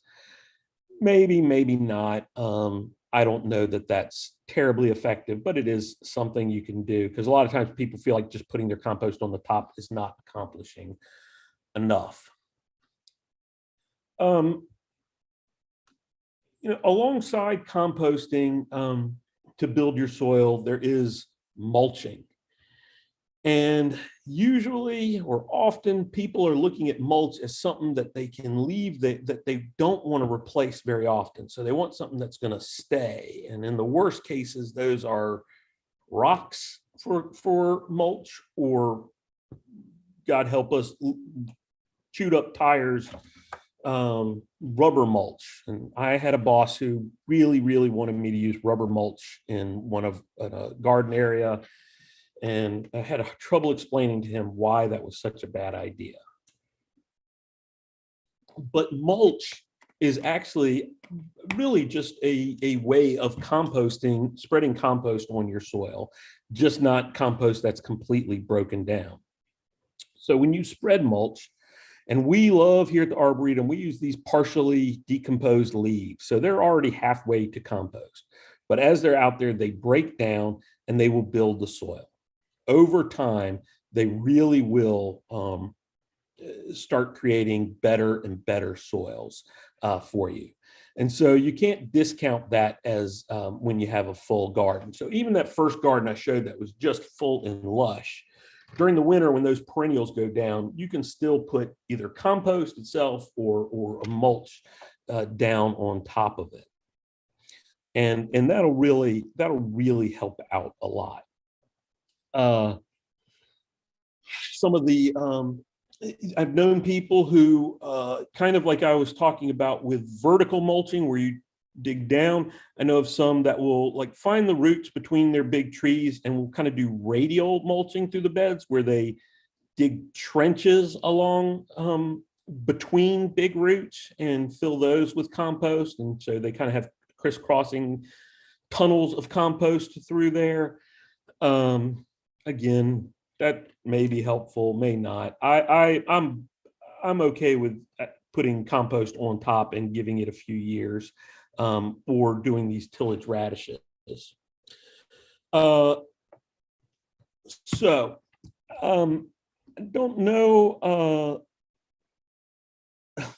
Dennis, thank you for putting that in from the Grumpy Gardener. If you know the Grumpy Gardener, that's oh shoot, his name just slipped out of my head. Felder Rushing from Southern Living. Just say no to rubber mulch. Oh my gosh, it's terrible. The first time somebody came and was offered to give this garden rubber mulch, and my boss was all for it. We opened up the bag, and they were shredded steel radial tires, and there was steel sticking out of it. So somebody says when it rains hard, they've got a moat around their house, so drainage has gotten worse. A lot of times that happens when you get that moat around the house, because when that rain falls, it is compacting the soil, and falling water can really compact soil, because not only is it hitting it, but it's also hitting it while it's wet and really will compact it. So if that's happening, your best bet is to either put a French drain right there so the water will move out, or to provide some areas to release that. But yeah, that can be a real problem. Tillage radish seeds. So yeah, if there are questions that we can get, I'm happy to take them. Happy to talk more about tillage radishes. They've really they've blown my mind in terms of how to deal with established gardens. And what's great is they're doing it during winter. So You sow in the fall, they do all their work during the winter. You can do it multiple years in a row, but yeah, they do great. And if you have winter perennials like hellebores, say, hellebores grow naturally in fields, mostly not in woodlands like we think of them. And so they grow in these grasslands, and the grass grows up during the summer and kind of shades them. And then in the winter, the grasses start falling back, and they start, they can photosynthesize and flower during the winter while the grasses are kind of dormant. So, you wouldn't want to sow a ton of tillage radishes around your plants every year if you had a lot of winter perennials, but for a year or two, it wouldn't be a problem. So let me stop sharing. Appreciate y'all joining me for this. This is just kind of a brief little look into how to amend soils in established gardens. And really one of the things nobody talks about, everybody kind of assumes you start with a blank slate, and most of us gardeners do not do that. A couple of things to mention. Again, this is, we're about halfway, maybe a little less than halfway through our Day of Giving live presentation. This is NC State University's all day, 24-hour Day of Giving. You can go to our website, jcra.ncsu.edu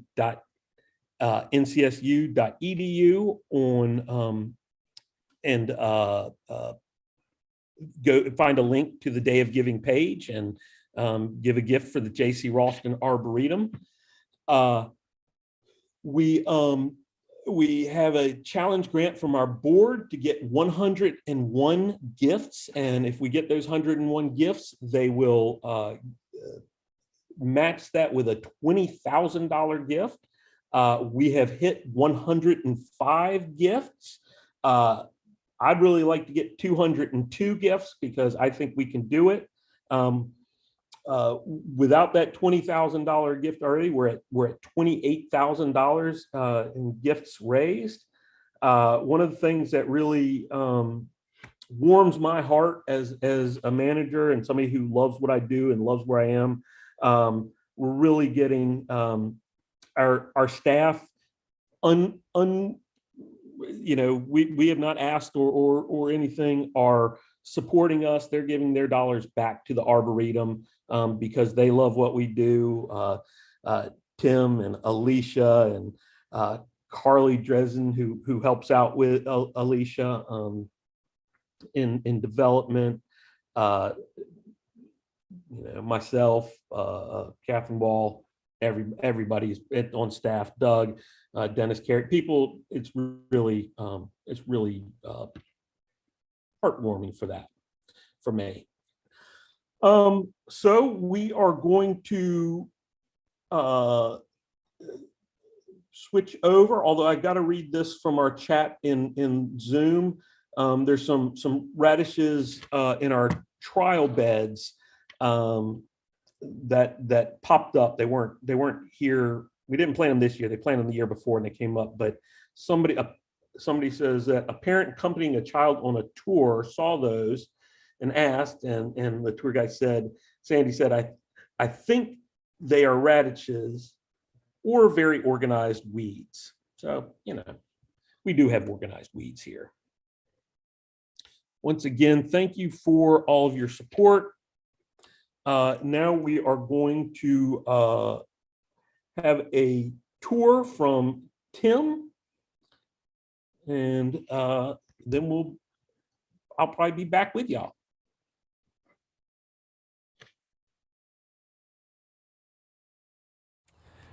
Hello, my name's Tim Alderton. I'm a research technician here at the Arboretum, and we're going to go over a few things today in our midweek programming today. And it's going to be some things you might need to do in your own landscape, being that coming into spring, with it just having started the other day. The things you haven't gotten done yet, we've done a lot of prep here already in the garden, thanks to our volunteers. But there's still a few things I haven't gotten done yet. And some of them are like this plant right behind me, this hydrangea here. And I'm not going to get deep into hydrangea pruning.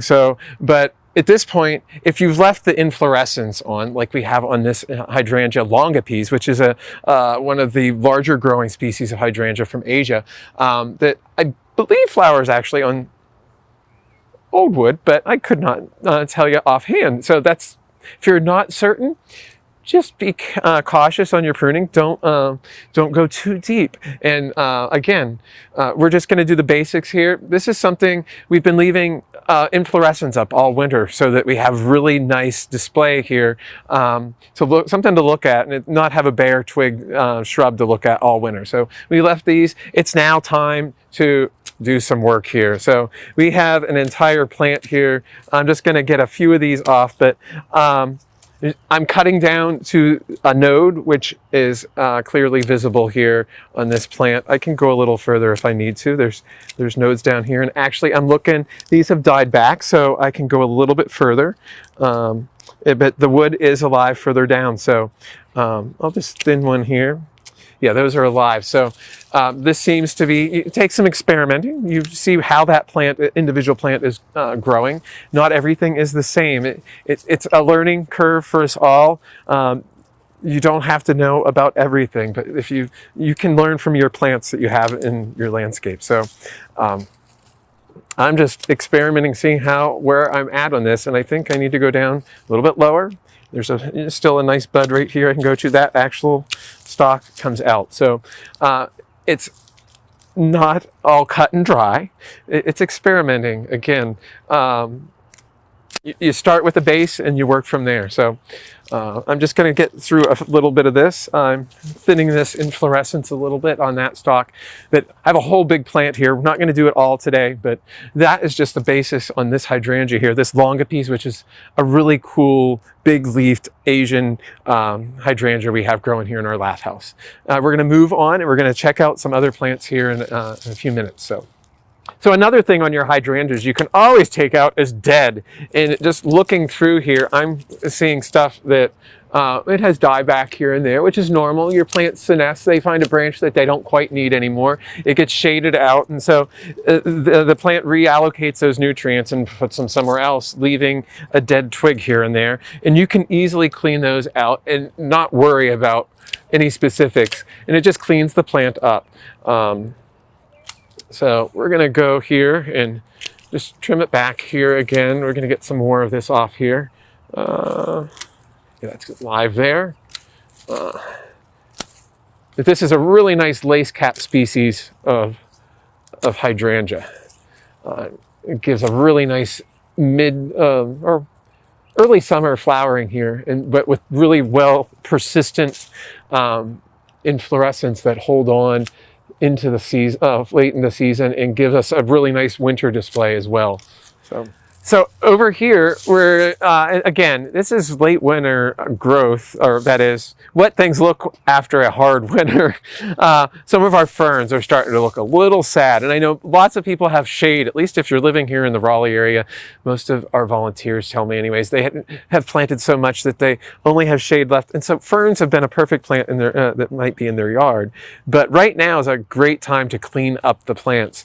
This is a Coniagrama intermedia and Urimusha, which is a really nice cut or serrated leafed form of one of the bamboo ferns, and it's a hybrid bamboo fern, if I remember correctly, or intermediate bamboo fern. Anyways, it'll be throwing up brand new fronds here in the next few weeks, and some of the other ferns in the garden have already up several inches. So if I wait too much longer, this could become problematic. But if I can get in here right now, we can clean up the old stalks, take them off. It looks like someone's gotten in here already and cut back a little bit, but we're going to get in here and actually trim back larger areas of this, take the whole frond back. This is perfect because the fronds, like I said, the new fiddleheads are not pushing yet, but they will be on these rhizomes. So this is a really cool really versatile fern for us. It spreads rhizominously, goes a horizontal growth. It doesn't form crowns like some of the other ferns that we have. Dryopteris, for instance, have these distinct crowns. This one has more like a rabbit's foot fern kind of like growth that goes horizontally across the surface of the ground. And I'm just cutting pretty much right back to just above the rhizome in this case. So the horizontal stems that this fern has, not the leaf stalks, the actual stem. So this is something to get into right now, and you can clean up a whole lot easier at this point than to have to go through this and painstakingly get in there without breaking off all the new fiddleheads. So I'll show you another type of fern here that I think is actually right underneath me. This is a volunteer that we have, which I need to get to as well. And like I was saying about the fiddleheads forming already, this is one of the holly ferns. This is probably a Sertomium falcatum. These naturalize for us here in our walls. And you can see the old foliage here and these beautiful new fiddleheads. If I just go in here, we can quickly cut these all off, and we will have it ready for these new fronds to take over and make this look real nice. I like volunteer ferns, or most of the time. There's a few I don't like, but I really like Sertomiums. And it's actually, you can see lots more babies here. And there's another species of fern here too. We have some Aspleniums, which, the Scolopendriums here as well, coming up with the holly ferns, so the Sertomiums. But anyways, these are why I suggest getting in there right now before everything gets too busy, and then you won't have to bother with these. But these are a bit different than the Coniogramme in that this has a distinct crown. It doesn't run everywhere, so you don't have to. You only have the leaves coming out in one spot, and it's pretty easy to clean them up without doing too much damage. So another quick project for you here that you may want to start doing. Okay. We're here in the White Garden underneath our oldest planted tree in the garden. This is our beautiful Acer palmatum Dissectum atrapurpureum group, Japanese maple that was donated by the Ward family in about 1980. But at the time they donated it was between 70 and 80 years old. So this plant is now over 100 years old. Over the years, things have been planted underneath it. There's a lot of different bulbs. About 6 or 8 years ago, we started planting Galanthus under here, or the snowdrops. And there are some of the Elvesii, Galanthus elvesii, and they started flowering. Some of the earliest forms, there's lots of variation in them when they flower, but some of the earliest forms started flowering here in late October, early November in reality, and they just finished up at the end of February flowering. But now is actually a really good time to divide these, and we can space them out even more here underneath the maple and fill this whole ground in with beautiful snowdrops that give us a good 3 months of display here. So what I'm going to do here is I'm going to try to dig a few of these out and reset them in some of the holes that we have in among here. So I've loosened up a clump here, and let's see if I can actually get them out of the ground here and see what they look like. And I think I actually accomplished it without doing too much damage. I think you can see that. I hope you can see that clump there.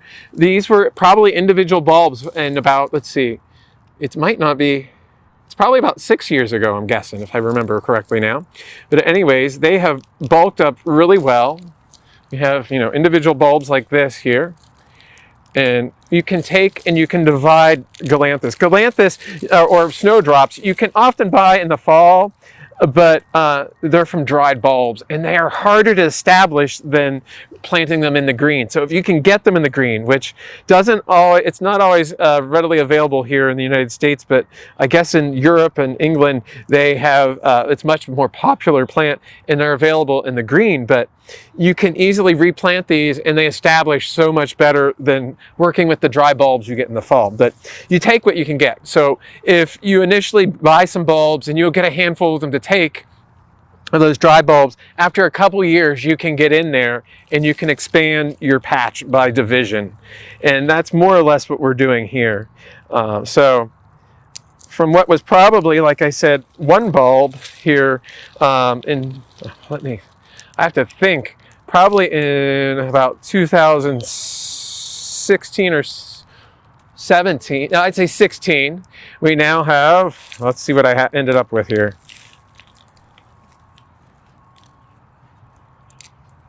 So I got 3, 6, 7, 8, 9, 10, 11, a dozen bulbs easily right here that I can replant in some of our holes here. And at this stage, I'm hoping this will work. I have a hole over here. I want to see if we can come forward and do this. I have not tested this to see if this will work, but this should work if you have decent soil. I'm going to use a soil knife, and I'm just going to make a hole here and stick a bulb down in here and push back and get us some new bulbs here in the ground. These will establish well here. They'll go dormant this summer, and these should come up and flower again for us this fall and winter. So great thing you can be doing at this time of the year. Another thing that this will work with is, you plant daffodils. Daffodils, this is actually not a bad time to relocate your daffodils or divide them because you know where they're at. Say you have some plants that they used to be in a really nice sunny spot, and well, your shrubbery has grown and they've ceased to flower, and they haven't flowered this year. So get in there, dig them out, and reset them in a better spot. Or you have a favorite one or one that was sentimental value, that say it was a grandparent's, came from your grandmother's garden, and you want more of it, or you bought some and the clumps have gotten really good size and you want to divide them.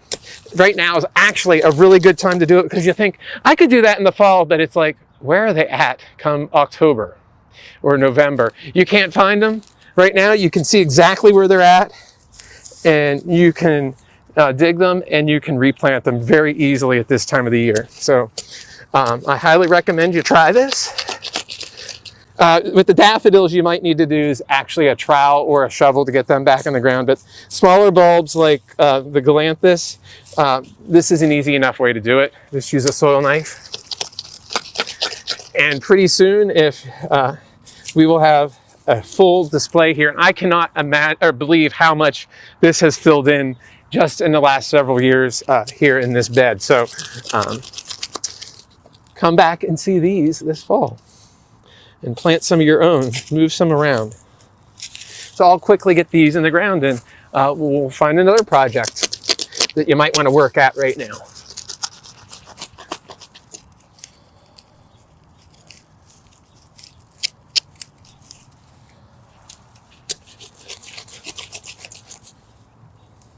And I'm just spacing these about every 6 to 10 inches. I'm not measuring or anything. Just trying to fill an area in here. I don't like lines per se, especially with bulbs that are great for naturalizing, like a narcissus, or not a narcissus, oh, actually narcissus or Galanthus. I like them to be a little bit more natural. I don't like the formality of lines, so.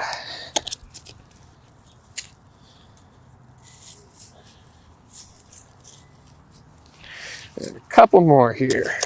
But in this area, we have Narcissus thalia. A few of them are still flowering, and we have some Camassia that are going to come up here later on in the season. So, as well as I think there's Muscari in here, various other things throughout this. So, but these will all go summer dormant. And the last couple of years, we planted caladiums under here too. So, we keep something going in here. And another month or so, month and a half, we could plant our caladium. So anyways, there's a simple project that you can do on your own at home. Divide your daffodils or your Galanthus, your snowdrops, make more of them. Give you more of the merrier in the long run. So I hope that was useful. Okay, we've got to another project here. We're over here in our gathering lawn area, which used to be where the South Halls building was here. If anybody is from way back here, coming to the Arboretum, or was a student here in the prior to about 2006 when we tore down the building. But anyways, so enough where we're at. But we have a few herbaceous perennials here that I have not gotten to cut back yet, as well as a ground covering Cyperus here, which I'll show you in a little while later on. But right in front of me, I have some Clinopodium clinopodioides, if I think is the going name now. It's used to be Calamintha clinopodioides. Don't ask me the common name, but it smells super minty. I love the fragrance. It's a wonderful one you can make a tea out of. Small, I think this is a soft pastel blue form, if I remember right, but there's also white forms as well. But anyways, we're gonna cut this back, and there's a couple different ways I can do this. Depending what you have, sometimes you never know. I have this, again, this soil knife here. It has a nice serrate edge on it. So I think I'm gonna try this and see what happens. Okay, this is perfect on here. These stalks are super dry, and I can easily use that to cut back the old spent foliage from the stalks from the Clinopodium clinopodioides.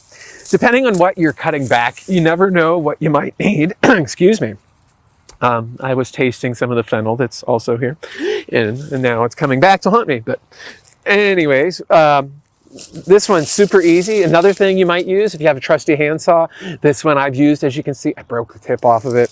The broken ones are actually great for saving to do things like this.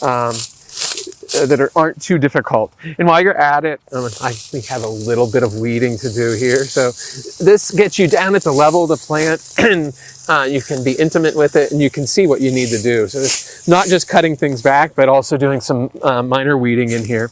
If I were doing larger perennials, I might use my Felcos to cut down big stalks, but this is great. Both of these tools are great to do small things. These are also wonderful for grasses. So I'll show you that in just a moment. I'm here at a small clump of Calamagrostis. It's one of the grasses we have in the garden, and it's a little shabby at this time of the year. It's not anything big, so if this were a bigger project, I might use a different type of tool, but for right now, the handsaw that I have is a perfect little device here. And some people note that I don't wear gloves very often here in the garden. It has to be cold for me. I'm one who, I'm pretty careful when I work, so I don't nick myself, at least when I'm doing the actual cut. But some also worry about critters being in the garden.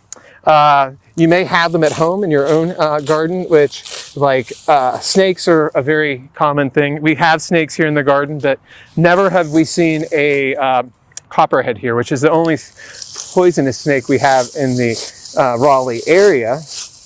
And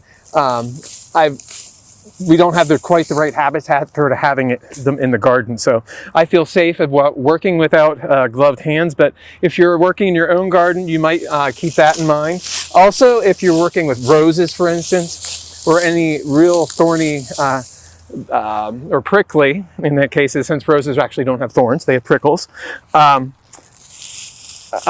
branches, you may choose to wear gloves to do that as well. There's a little bit of extra protection. So I just try to be really careful. But I find for smaller grasses, this that I used earlier for the Calamagrostis, or not Calamagrostis, the Clinopodium, is not probably the best thing to use on the soil knife. But in this case, again, as you have seen, the handsaw makes this fairly quick and easy. If you also have, for smaller clumps of grasses, you could use a weed eater as well. And that's another way of doing this stuff. Or a hedge trimmer, or I hate to say it, a chainsaw, which I do use on bigger grasses occasionally. So that made a quick project out of that little job right there, cleaning up this Calamagrostis. It'll be good for the summer now. The new growth can come up through it. Okay, I'm here doing another plant here. We have this little patch of Cyperus Oblostriatus nanus. This is a dwarf growing umbrella sedge, or kind of like papyrus, which is Cyperus papyrus. This is a cousin of that. I can do this with the handsaw, and I actually often have my volunteers do that with the handsaw. But a faster method, if you have some other device, might be a weed eater, or in this case, I have a battery-powered hedge trimmer here, which is perfect for this. So with the hedge trimmer, I will put on some ear protection. Thank goodness being this is a battery powered one, it's not overly loud, but if it's a gas one and you use that, a gas chainsaw, a gas weed eater, super loud, 2-cycle engines, use ear protection on those. So I'm gonna do this here. See how I can get through a little bit of this much more quickly than by hand on the with the handsaw.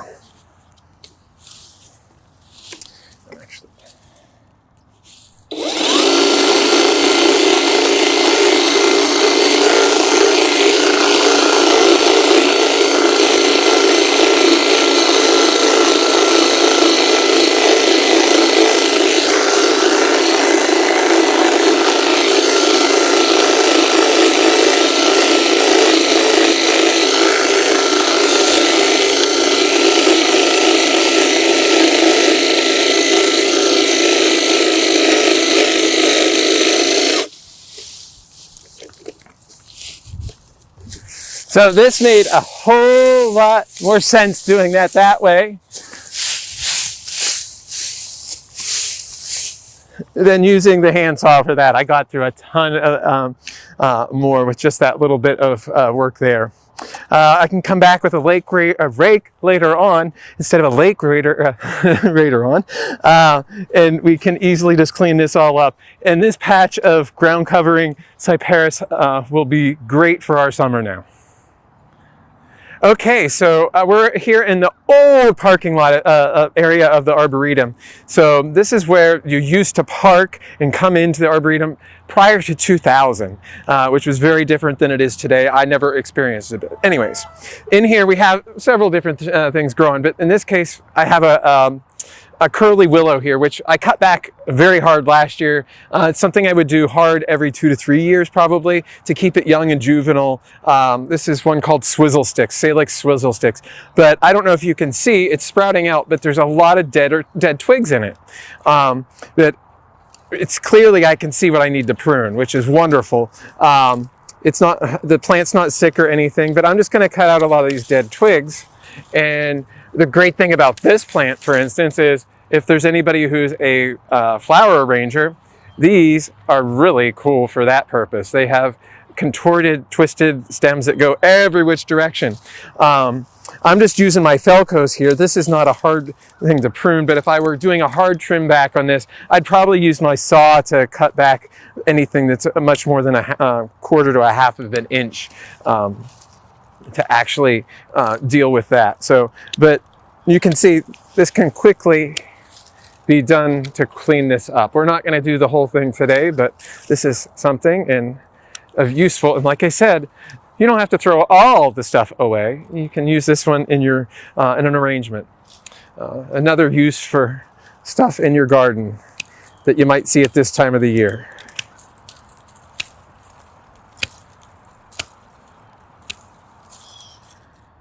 Okay, in this bed here, I'm going to show you something. We've already done it. We're not going to do it right now, but we've actually put out mulch. Here in the garden at the Arboretum, we use leaf mulch from leaves that we get on campus and throughout Raleigh that get dropped back here and are allowed to compost. This is just basically leaves that have partially composted, and we put them out. Thank goodness to all the help we have from our volunteers who helped me do this. But over time, this little bit of mulching really affects your soil. I wouldn't use any of those treated mulches that don't want to break down. I like something that breaks down relatively quickly, but gives me some coverage. I mean, we don't get rid of every single weed because there are some weeds that do come up through it. But those treated wood chips that you put out, those things that just sit there on the surface, rock and stuff, I don't use. We use permatil in some areas, but it's not the same as using these big pebbles and stuff. It doesn't incorporate into the ground in the same way. our soils have been improved over the decades of using an organic mulch that breaks down relatively quickly. This stuff is beautiful. I don't know if you can see in this hole here, we have the top about 4 to 6 inches on this is black. And then you get down to the original stuff that was here. This is an area that was originally a parking lot. So that tells you something right there, that we're getting this beautiful organic soil forming on top of the upper layers of the in the soil profile. Over time you get this. You don't get this just from 1 year. You can add compost, and that's wonderful. Your leaf mulch is wonderful. Don't drag it all away. We do like take away leaves that are in big piles that gather in spots, but I try to leave as many of the leaves on our ground as possible here to help break down and add to our soils. Over the time, we have gotten wonderful soils in the garden as a result of this. And you can do that at home. And so many of the people here, they're moving into new developments where the soils have been scraped. So start from the beginning, start building your soils. Worry less about what you're planting, but you can plant less expensive things initially would be my recommendation that are fast growing, annuals and biennials and perennials. Those are great to get you established until actually help break up some of that bad soil. Sweet potatoes, those are really good for breaking up soil. And they're inexpensive. So anyways, then start doing some planning and planting your woodies in your longer term landscape. And I think you'll be impressed what happens. The compost helps to bring in our native insects and other arthropods that help to break down the leaves and the organic matter, as well as earthworms, and they will further loosen and improve your soil. And I think you may, vermicomposting is becoming a big thing, and I think you'll have heard about that sometime today too. So I hope that is of some great information for you. So I'm here at one of our many red buds throughout the garden, and this one has a few bad branches in it.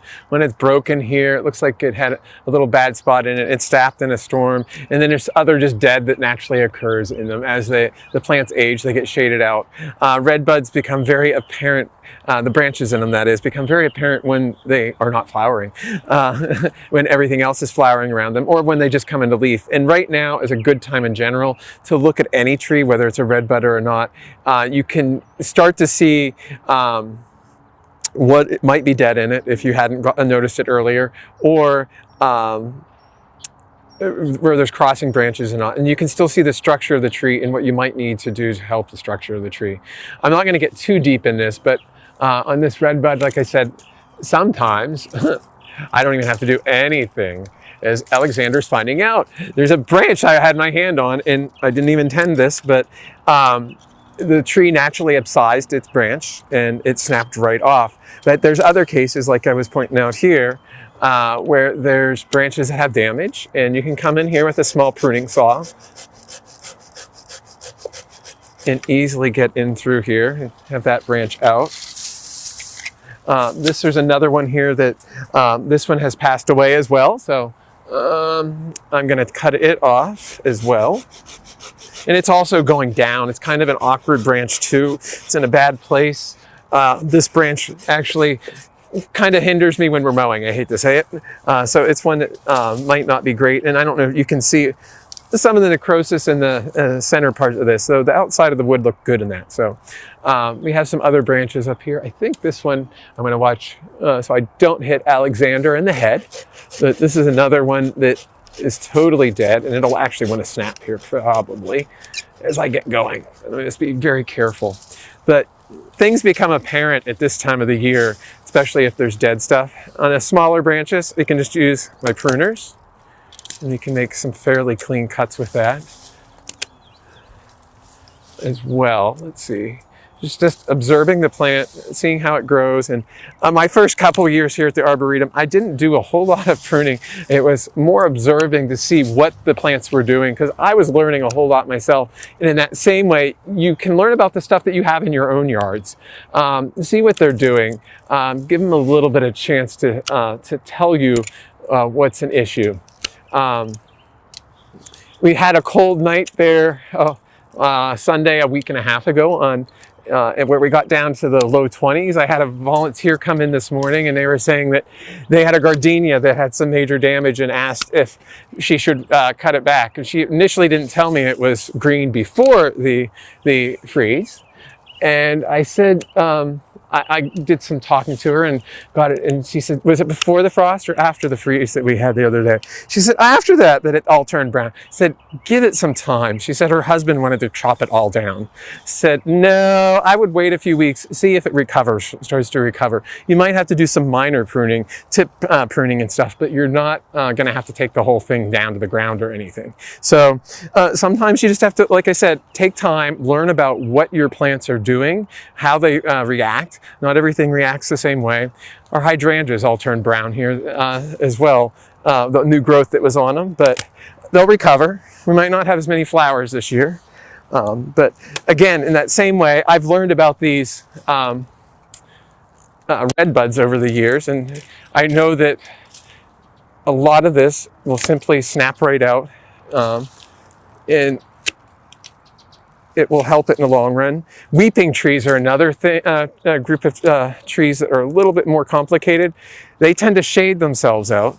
All the inner branches will that are going down will get shaded out. And you have to clean that out periodically to keep the tree looking real nice and clean over the years. But if you do it, you're rewarded with a really nice specimen. If you recall that Japanese maple that we have in the White Garden that I was working under a little while earlier, that's that case. I spent about 8 hours on that a month or so ago, just taking out the older twigs, and then I went in and cleaned out some of the crossing branches and thinned it, and it looks much, much, much better. And I probably won't need to do too much to it for a few years again, but it'll be a much better plant in the long run and increase its vigor. So I've opened this up here a little bit. I've taken out some of the branches and I've taken out a lot of the little dead twigs over in here as well. So again, like I said, just learn about what your plants are. Don't be overly rushed sometimes. You can always cut more off. You can't paste it back on, is what I tell people a lot of times. So, or at least not easily. So, be patient when you're doing your pruning. Okay, so looking at the tree here, there's a branch that kind of worries me. There's major rubbing between here and here on this branch, and it's actually a little bit up in here. So I'm actually going to take this entire branch out right here. To do this, I'm going to do it in several pieces, partly to get it out of the canopy as well, and to make the cut a little safer at this end. So I'm going to start up here and do a few cuts. And this is going to be just a first very nitty gritty cut up in here to take some of the weight off. And like I said, get it out of the tree canopy of the adjacent branches. And then I will come back in. And you can already see how that has changed a whole lot right here. We took a lot of the weight off, and it's helping those branches as well. See, there must have been another branch here at some point, and this one was also rubbing. So we're just going to go back in here. I'm going to even take out this part. So I'm going to just come in here, make another cut. And I'm going to continually taking some of the weight off of the major branch itself.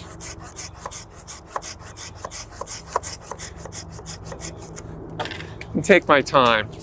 So I'm going to make one more cut here, and I'm actually we'll do an undercut. It won't hurt. This isn't overly heavy, but if this were a much heavier branch, it could cause some damage. So I'm going to do this in a couple more cuts.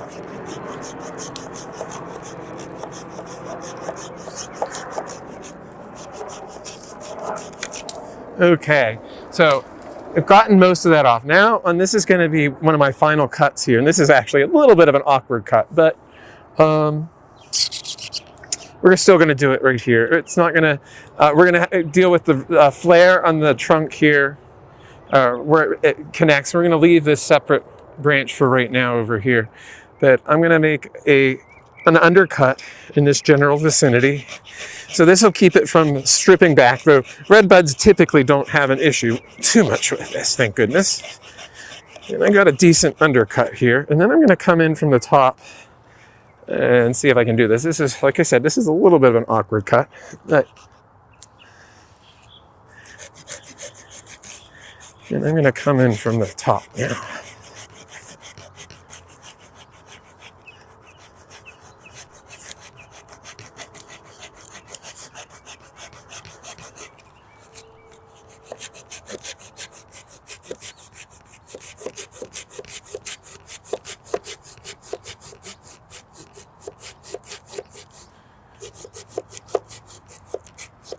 And it's just about to go.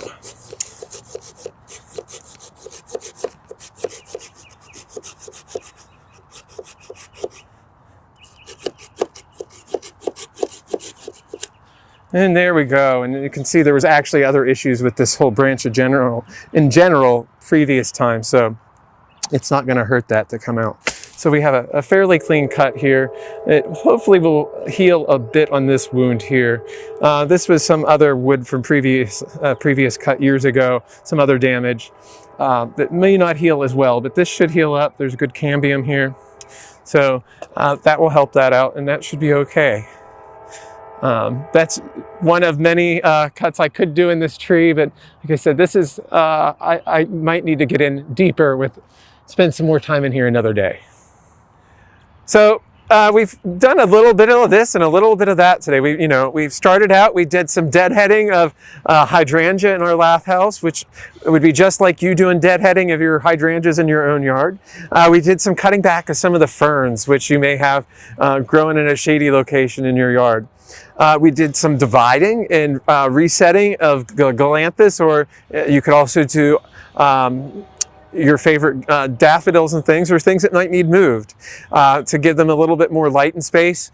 We went on and we did some pruning back of the dead growth of last year's growth of some herbaceous perennials and ground covers with the Clinopodium clinopodioides and the Cyparis and the Calamagrostis.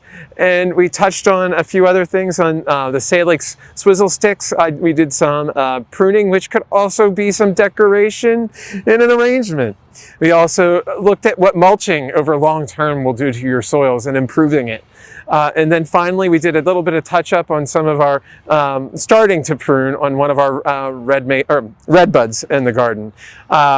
Gave you a little bit of this and a little bit of that. Those are all things you can be working on in your own gardens at this time of the year. And I hope you find that some of this has been useful for you. Join us next week for our other program that we will have, as well as continue on today for a few more hours with our Day of Giving that we are doing today. So hope that's been useful again, and join us again. And come to the garden if you're nearby.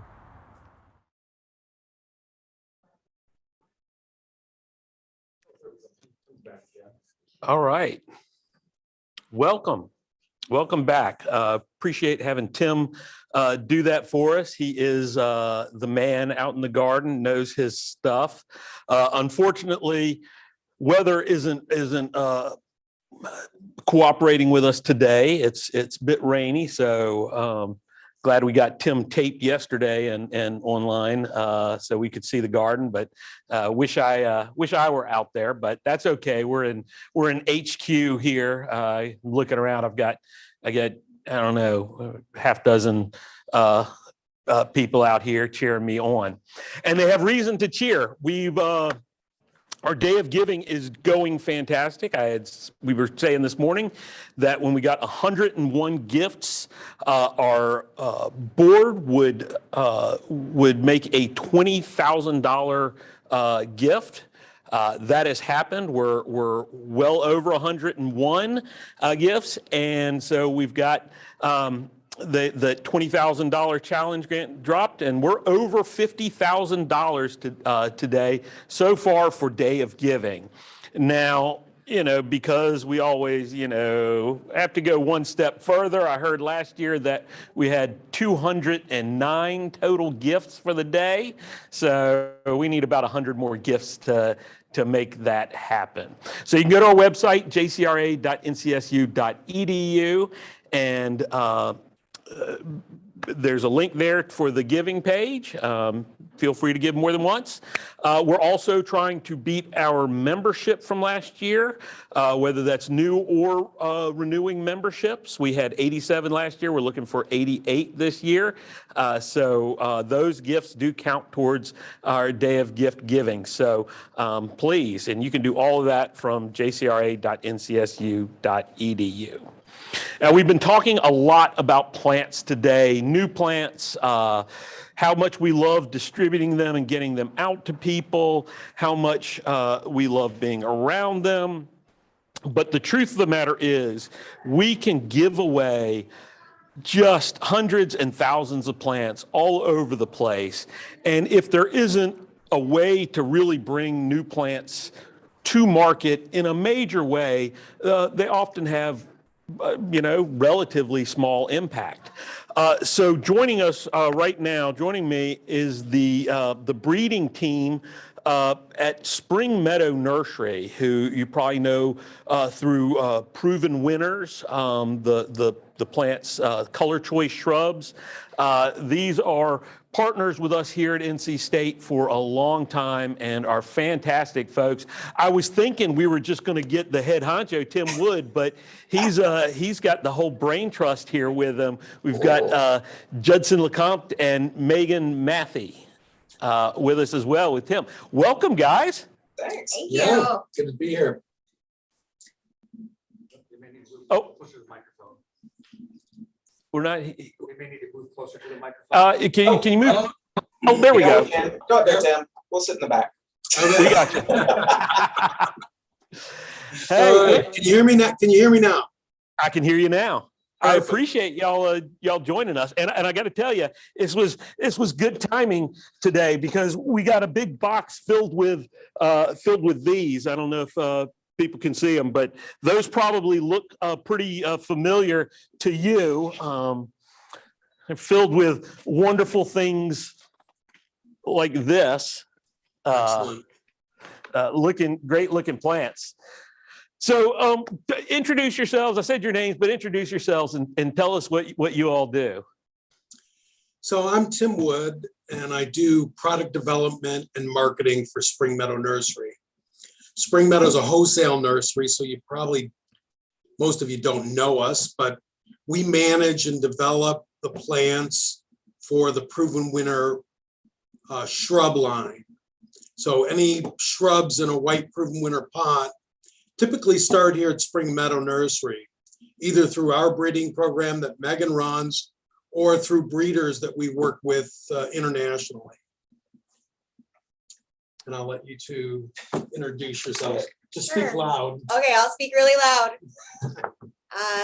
Like Mark said, I'm Megan Matai. So I manage our internal breeding program. We have roughly almost 30 acres of field grown research space that we can put seedlings out on and do our advanced trials out there, as well as, everything from traditional breeding, collecting pollen, making those crosses.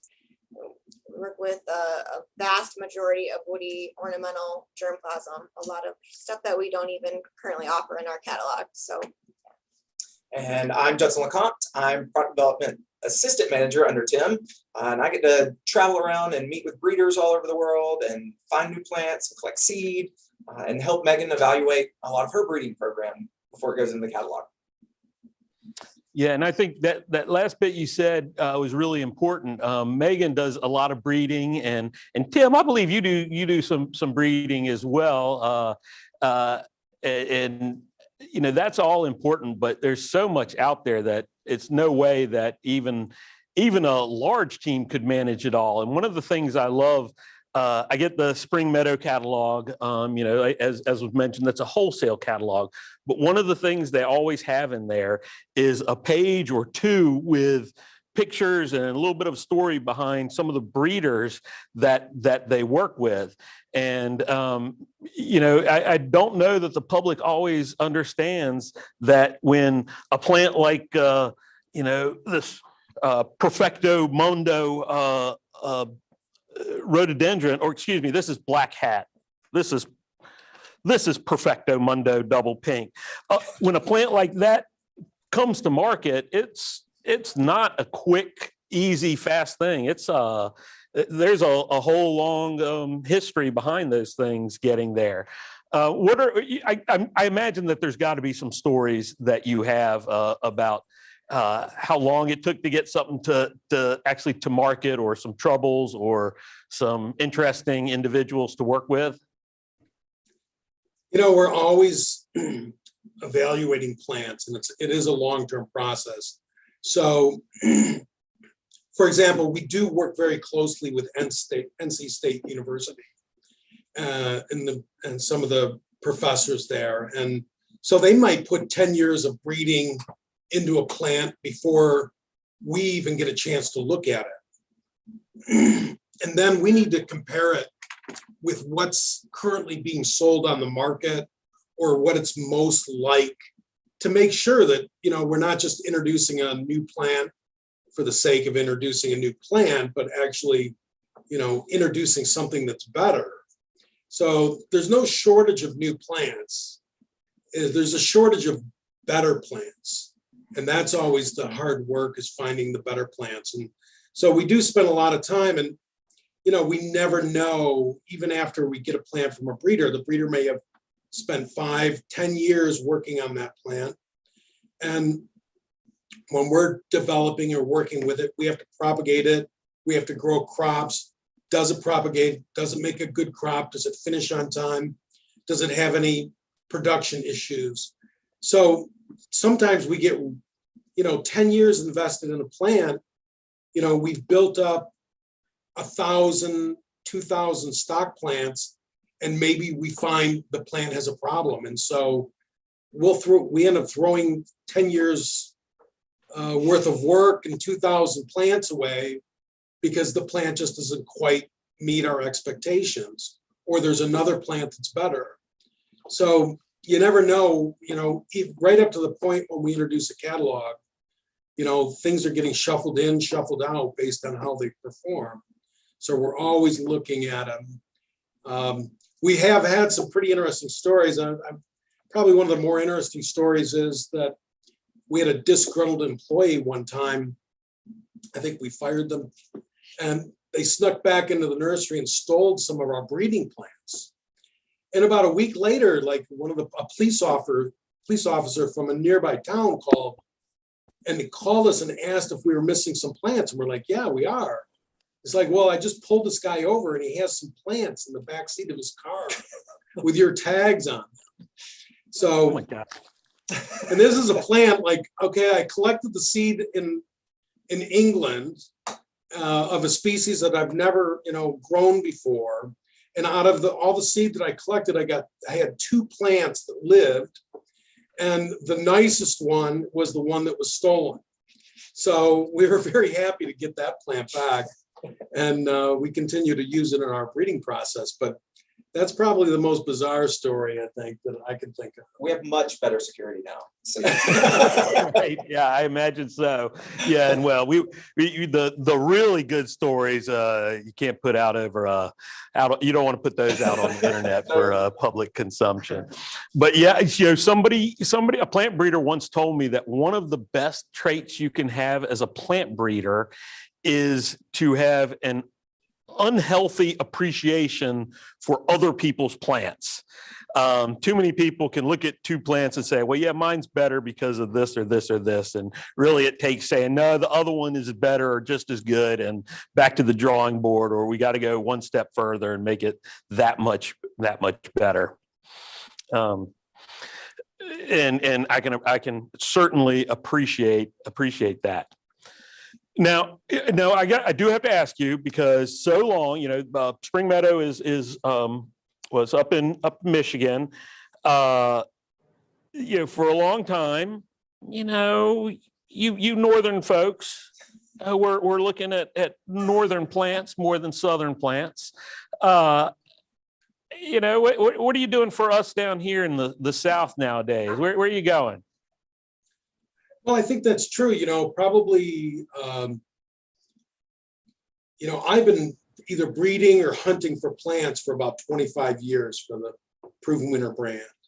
And initially, yeah, we were obviously concentrating on things that did well in more of the northern regions. And then as we begin to acquire plants and realize that, we're moving and expanding the Proven Winner brand into other locations, our southern customers, kept asking, we need more southern plants.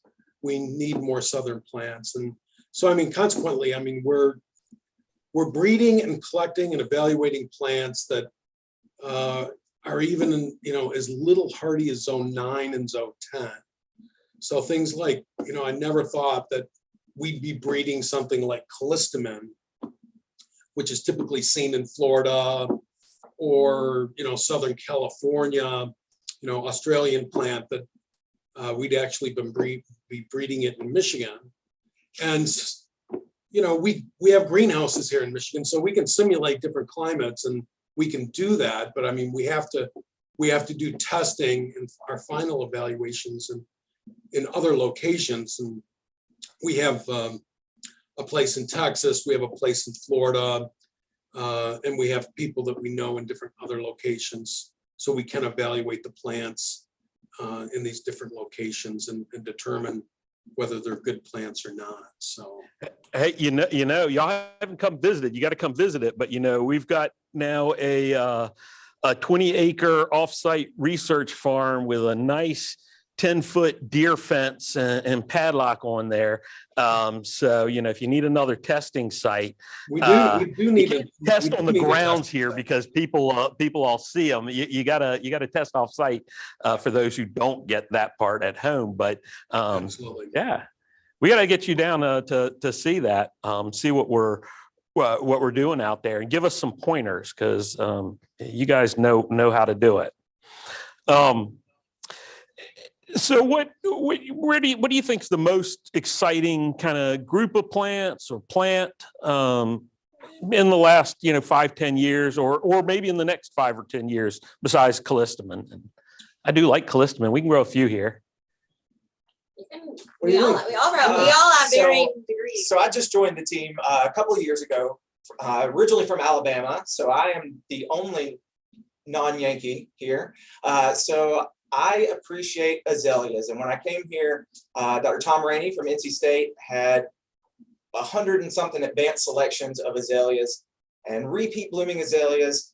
And they just blew me away. All kinds of different flower forms, different habits, stuff that has never been on the market. And so that's what I'm most excited about. That's going to be our Perfectamundo azalea series. The Perfectamundo pink that you just showed, the double pink. Yeah. So we've got a whole series coming.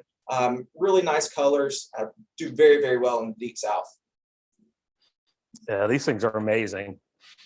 And our group really knows Tom Rainey well because he is he's just such a prolific breeder. And I think most of what we have up here is comes out of Tom Rainey's program, except for the Pugster series of butterfly bush, which are pretty darn amazing.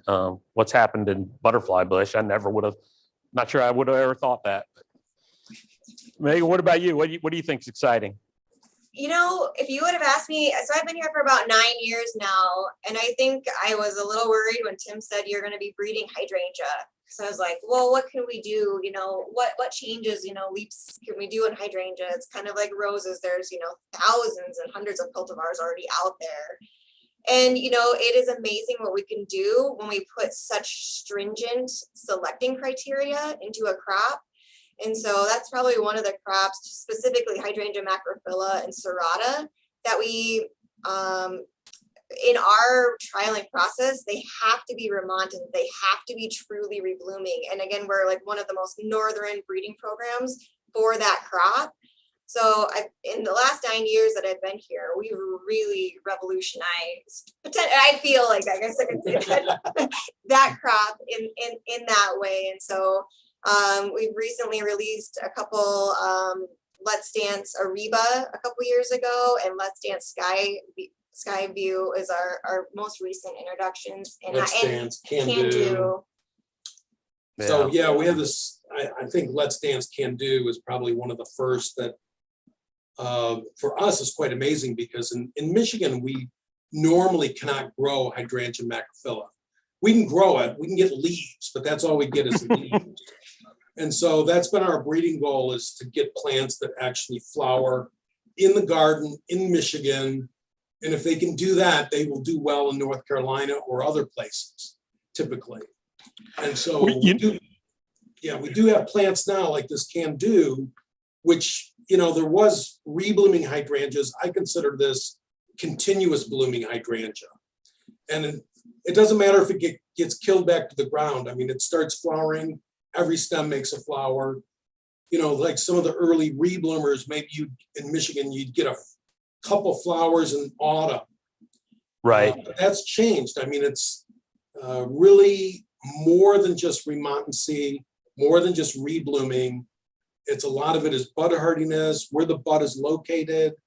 There's a lot of, you know, very intense, I think, observation and selection that's gone on to really change Hydrangea macrophylla serrata. Tim, I want to, and Megan, I want to thank y'all for that work, because as somebody here in the South who doesn't really have to worry about that theoretically so much, you're doing God's work. Because the number of people who tell me they don't get flowers on their hydrangeas and don't know why after they cut them back to the ground hard, you know, they now get flowers on their plants with the Let's Dance Can Do. And if they don't, I can point them to those plants if they're not growing them and say, grow these, no matter what you do, you're going to get some flowers on them. I think we got a question while we're talking about it. You're right about hydrangeas being exciting, because there's always questions about hydrangeas if the topic gets brought up. And there was a question that popped up that just now with, how about working on hydrangeas that stay red, pink, whatever, no matter what the soil pH? Yeah, I don't know if anyone is really, I don't think we're really putting a lot of work into that. I mean, there are varieties that, you know, they have a tendency to be more blue than pink, or more pink than blue. I've never seen good red hydrangeas in the United States. I mean, I don't know what it is about the light in Europe, but they have a different type of light and temperature. It's, you know, it's most of Europe's like a zone 8. So it's a very mild climate, but it's not a cold, it's not a hot zone 8. It's a cool zone 8. And so you get really intense light, which really gives you much better red flowers on hydrangeas. And when you bring those red ones over to the United States, they have a tendency to be a dark pink. Yeah. So in my mind, there's plenty of red flowering plants. You know, the blues, we can't grow as many blues as some other ones. So I don't know why people are. Although I've been, for odd reasons, people would be amazed. Those of you at home would be amazed at where plants lead you, and people, and making connections and whys and wherefores, but been assembling Central and South American hydrangeas. And, you know, there are some screaming red flowered climbing hydrangeas in South America. Don't know that anybody's doing any breeding work with those, or if they have anything, but in that line. But yeah, I mean, it's amazing. You talk about going to Europe, but it really is. It's all over the world that y'all go, I imagine, to find plants. it is, yeah. In fact, Judson just got back from Mexico on a plant collecting trip. So don't tell the secrets, Tim. Yeah, I'm not gonna tell him. I'm not gonna tell him what we're collecting, but you'll find out in about 8 years. Right. Yet, you know, I get it. That I was, when I was in Mexico doing a little bit of collecting, I was amazed. I always hear about the Eastern U.S. and Asia, Southeast Asia being so similar, but then I kept seeing all these taxa that I think of as warm, you know, moist, temperate areas. And wow, there's a lot down there that's only touched the surface of. So I'm glad to hear that work's being done there. It's been iffy for quite a while. Yeah, it was a good trip. Yeah, we had Excellent. actually, I've been working on a trip to Russia for about the last 2 years, and I think I'm going to postpone that. So, Yeah, that's a tough one. I'd actually been in contact with some folks from Russia, and yeah, the plant people are still all good, but it's everything else around there that gets a little iffy. Did you know that they are the world authorities on aspidistra are in Russia? It's amazing the work they're doing. yeah, learn something new every day. Right. I feel like I can say that because you guys are working with woody plants, although of course Proven Winners crosses from woody plants to herbaceous plants, but I know your breeding work is mostly woody plants. We do have one, we've got a bunch of y'all stuff here, but I got to show one herbaceous thing. I talked about it earlier today, and this is a brand new introduction with Proven Winners and Spring Meadow. Or Proven is this Iris X Ampliflora Ming Treasure, and it's like a Japanese roof iris, except for way more vigorous and way taller. Out in the garden in rich soil, it's easily a 5 foot tall scape on the plant. It's pretty amazing. And what I love is working with Proven Winners on this plant. I had the opportunity to go to China with Scott McMahon and help bring this back into the U.S. And it's not protected, it's not patented, it's not anything, but it was found and by a researcher in China who works with Iris and who, has to support her own program in many ways. And this was something that she discovered. And while it could have just been put out in the market, Spring Meadow Proven Winners was very, very good about working with her and colleagues here in the U.S. to set up a funding stream so money can go back to her program and thank her. And that was something that didn't Proven Winners didn't have to do, but by doing that, they're supporting people continuing to do research like that. And I love stories like that. And certainly most of these plants surrounding me up here are from Tom Ranney's program, and Spring Meadow and Proven Winners have been big supporters of Tom Ranney's breeding program, and probably couldn't ask for a better person to work with. Yeah, it's been a great collaboration, and yeah, I mean it's kind of interesting. Probably 25, 30 years ago, plant breeders, didn't even get the credit for developing a new plant. A nurseryman would just get the plant and make the money, and the breeder was long forgotten. And I think that the nice thing about the environment today is that breeders are being rewarded for their work. They can make a living doing plant breeding now where they could not before, and consequently we're getting much better plants because of it. And so I think that certainly plant breeders deserve a lot of credit, and we work with a lot of plant breeders all around the world. And plant people, no matter, as you know, wherever you go, they're good people. They have a love for nature. They have a love for living things, people, and they're always a joy to be around. And it's just really satisfying to be able to work with a plant breeder, get their plant to market, so that homeowners and landscapers can enjoy them. We can enjoy those plants in our yards.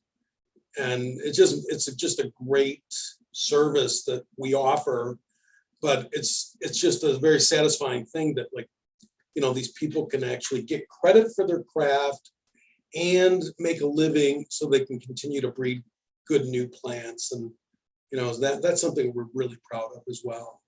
Yeah, it was interesting.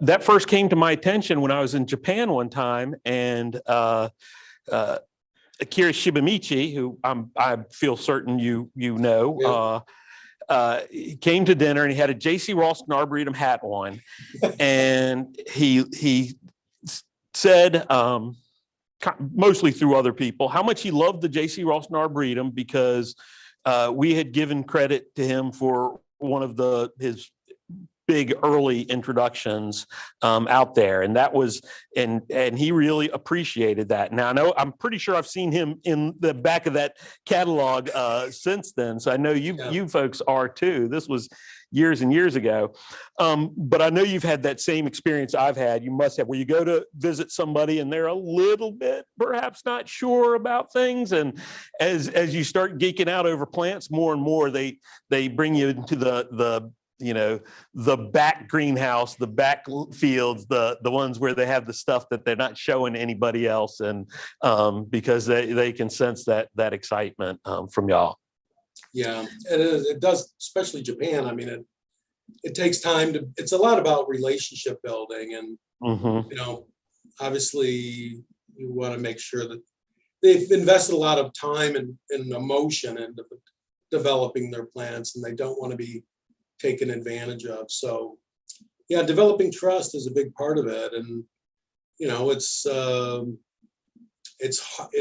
was a lot harder before the internet. I mean, having to do this stuff by mail, and showing up hoping that they'd received your letter, things like that. I mean, like as you know, in Japan, they don't even have street addresses. It's up to the mailman to figure out where Mr. Shibamichi lives. They got to know him personally.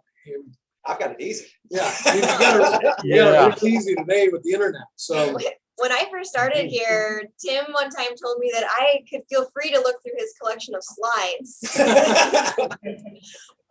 I didn't take. She didn't know what a slide was.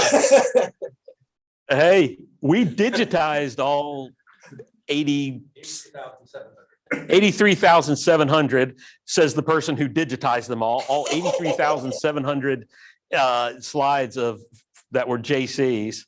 That made my 5,000 or 6,000 look like nothing. Yeah, that's good that you digitized them. Mine all went up in a fire.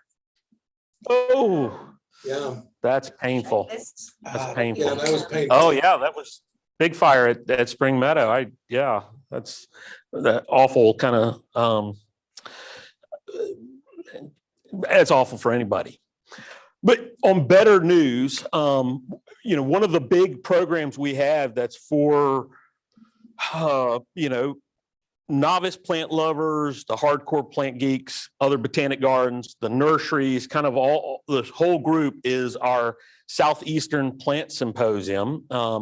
Tim was a speaker at our very first one. When you start something like that, you got to bring in the big guns, the heavy hitters, for a program like that. And so we had Tim in. Wasn't the first time we had Tim speak down here. I will never forget that he came and spoke the day before our big plant giveaway, which, again, as an aside, if you're a member, first Saturday in October, we give away around 4,000 plants. And so join now and you can be part of that. But we knew there'd be people coming in from out of towns. We have members who come in from all over the place. And so we wanted to have a speaker for them, and we had Tim speak. And I'm sure you remember that next day, Tim. Oh yeah, very memorable. Everybody, if you've never been to the plant giveaway at the Ralston, you got to go. Just it's kind of like what do they call it, Black Friday or something, or, at Walmart, except they're going for plants instead of video games. So the day you were there, dangerous. The one you were there, wasn't it pouring that day? Oh, it didn't stop anybody. Yeah, it was like knee deep in water there, and everybody was still out there. So we usually have about 300 members who show up for that. And 4,000 plants, 300 members, do your math. We've also got some new, as we're working through new membership levels, there's some things that'll help members with there. But going back to that Southeastern Plant Symposium, it's happening again this year in person. It's been online for the last couple of years, but in person again. And I want to thank all of you and Dale Deppy, who Run Spring Meadow, who's on our board. Spring Meadow Color Choice Shrubs are our presenting sponsor this year for the Southeastern Plant Symposium. So they are making a very significant gift sponsorship for that. So I hope y'all will be able to come and be with us for that. It's pretty exciting for us because sponsorships are something that's kind of new for us in a lot of ways. So that's Friday, June 10th and Saturday, June 11th.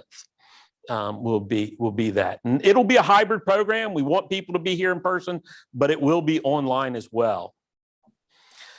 You mentioned that about the internet, and boy, the last 2 years have shown us, if I don't know how it's affected you all, but for us, it's really shown us that we can have impact way beyond our gates through these online programming. And I know a lot of other gardens who are saying, woo, thank goodness we can stop doing that. And whereas we're going, oh man, we are doubling down on this and really going hard into it because it's all about impact for us. Well, I know we've utilized it, even the Ralston's programming, we've utilized it here. So we enjoy it. And the Southeastern Plant Symposium. I actually met Tim for the first time at the very first Southeastern Plant Symposium. Yeah, I didn't realize that, but that's great. And that's what it's about, connections.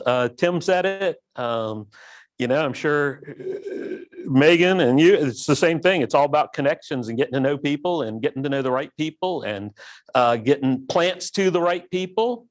One of the big things with that Southeastern Plant Symposium that everybody remembers who's been there is it is one of the truly great rare plant auctions anywhere. It's pretty monumental in terms of both numbers of plants and the cool things there. And one of the best things about something like that is once you have one of those, then people start wanting to share the really cool stuff to one up everybody else. So it's been a lot of fun doing that. Well, I guys, one of the reasons why people will want to be there in person if they can get there. Yeah. The plant sale and the networking and meeting the people. It's going to be great to do it online if you can't get there, but you're really going to want to try to make an effort to get to the symposium in person. That's right. You show up, you talk to somebody, and who knows, a few years later, you might be in Mexico collecting plants. It's Judson, that either means that they really like you or really don't like you in Mexico. It's really cold here too. I'm not sure if you'll know that. That's right. Well, guys, thanks so much for joining us. Proven winners, Color Choice Shrubs, Jay, just been fantastic partners here at NC State University, supporting our breeding efforts. I'm looking forward to working even closer in the coming years because we're really ramping up our breeding efforts here at the Arboretum in a much more systematic and sustained way. I appreciate all the support, whether it's serving on our board like Dale Deppy does, to helping us with plants. A lot of these plants here, I put in a call to Tim and said, hey, we've got a whole new plant sciences building going in, a $160 million building, and there's some high profile spots out front. I need some NC State plants to go in there, and they've sent just a ton of stuff out of the breeding programs to go in there. Always been generous with their time. Like today, I understand we kind of crashed a breeding meeting with them today, but yeah, anytime. All right. Yeah. Now we're going to get off, and you who knows, you might be breeding red flowering climbing hydrangeas now. After that, we can supply you with some hydrangea peruviana and teratoensis and some other climbing hydrangeas if you're really interested. Thanks again, y'all. See you guys soon. See ya. Take care. All right, everybody, that was fantastic. It's been a real pleasure so far today to be able to talk to some of these people who've been influential for the Arboretum, whether that's people like David Creech, who have been really affiliated with us since early days, to Tim Wood and everybody out at Spring Meadow, who are becoming just more and more of a partner with us in terms of plant breeding with NC State and with the Arboretum. Paniotti, always one of the best people to talk with from out at Denver Botanic Garden. We are still taking money for this Day of Giving. That's why we're here all day. We are up over $51,000, which includes the $20,000 from our board challenge that that dropped after we got 101 gifts. We're up to 126 gifts. We really want to beat that 209 gift total that we had by 6 o'clock. You can still give after 6 o'clock. You can give till membership. You can give until midnight, or even after. You can give anytime, but for Day of Giving until midnight. You go to jcra.ncsu.edu. There's a link to the giving page for NC State.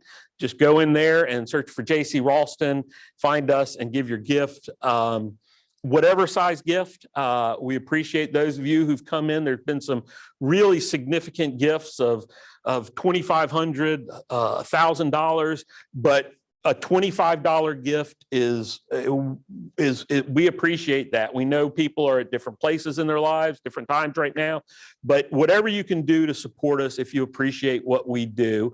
And as we're going into getting close to our normal midweek program, we know many of you join us week after week after week for our midweek program. And really, we hope that you will, take this opportunity to show your thanks. Membership counts for our Day of Giving. So if you want to become a member, again, go to jcra.ncsu.edu and you can become a member there as well. Some things coming up. We talked about the Southeastern Plant Symposium on June 10th and 11th. Coming back a little bit farther down the road, but in November, coming back is Moonlight in the Garden, one of our favorite events where we light the garden up, not with holiday lights and things like that, but with really kind of cutting edge landscape lighting so you can really see the garden at night. But coming up sooner than that, the next big public event is going to be our Ralston Blooms Plant Sale and Garden Festival. We will, as part of that, that's a big plant sale. We will have an online plant sale portion of that where we will ship some plants for that. So that'll be part of that. For members, Friday, April 29th, is members only from 4 to 9 on site. A lot of plants that we won't have listed online, the majority of plants that we won't list online, that's 4 to 7 p.m., April 29th, members only for that day.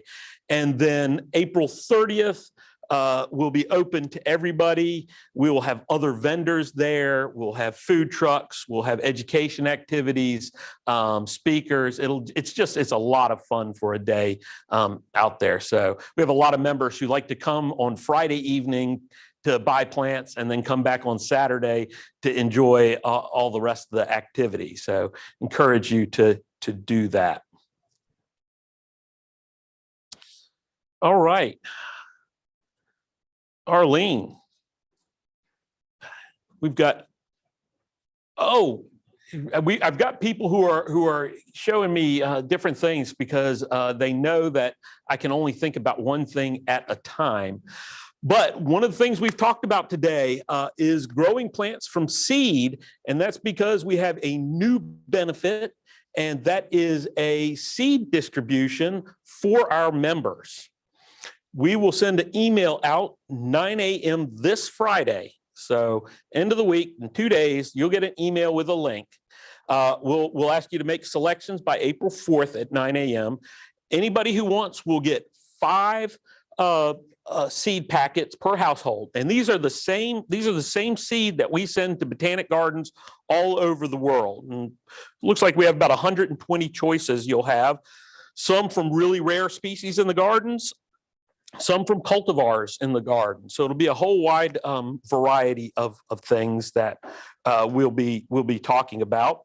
But we want to ask you to please don't just select 5 things if you want seeds. Select 10 or 15 because some seed we have in very, very small numbers. And so we want to make sure that you do have an opportunity to get seed and don't just limit yourself to 5. We're going to be about to be joined by Alicia Thornton, our Director of Development. Hey, Alicia, how are you doing? Hi, Mark. I'm doing great. I'm so proud to see the Arboretum raise more than $50,000 so far. So I'm excited to see how the rest of the day will unfold. It's pretty exciting. Yeah, it is. So we had 209 gifts last year. And we're going to beat it this year. We're up to getting close to 130 or so this year. And you can give twice, and that does count as 2 gifts if you want to. I was thinking the same thing. You might see me at 11 p.m. tonight, just seeing where we're at and maybe making a few last-minute donations. So I was really happy to donate to the Arboretum today. I'm so thankful for all the staff that have given. I think that just shows just how much our staff has invested, not only in what they do every day, but in the future of the Arboretum by their generous donations. So very appreciative, but I'd love to say thanks to a few people today. Yeah, please. So I think Miss Charlotte Presley is on, but I just wanted to thank Charlotte and John for catering the food that we had for lunch. It takes a team of people to put on all-day programming, such as what we're doing today. So thank you for lunch. We've got Carol and Alexander Lawrence behind the cameras, and they're here with a team of people making today go flawlessly. So thank you for volunteering. Thank you, Chris and Tim. Arlene's back here. So just takes a group effort. Earlier today, we had Melanie Kelly here, and she is our Arboretum board chair. And so she spoke about why the board decided to give $20,000 to encourage donations today. And she also spoke about her planned gift to the Arboretum. So someone else I would like to say thank you to right now is the former Director of Development for the Arboretum, and that is Miss Ann Porter. So if any of you have the opportunity to work with her, you know that love for the Arboretum just goes throughout her body. She loves it so much. I had big footsteps to fill when it came to fundraising for the Arboretum. But Anne, I just want to thank you for increasing your planned gift to the Arboretum, which she did today. Yeah, that was exciting. I know she was hoping she could come on while Paniotti was here because she and Paniotti are great friends, which is, it's a lot of fun to get them together. That's a lot of energy in one room.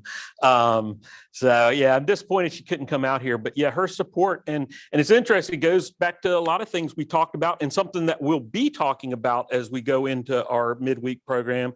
You know, she's supporting travel, the travel experiences with a planned gift for Arboretum employees because she feels like travel, there's no better way to learn, to grow, to become a better advocate and employee and be able to further the Arboretum's mission than to travel and see what other people are doing and connect. Yeah, I really think what Anne has done is a great example of how you can use planned giving in conjunction with outright gifts. So she has established an endowment for staff support that Mark's describing that she'll leave to the Arboretum as a bequest, but she also gives annually to that endowment so that money can be used today to support staff travel and staff leadership.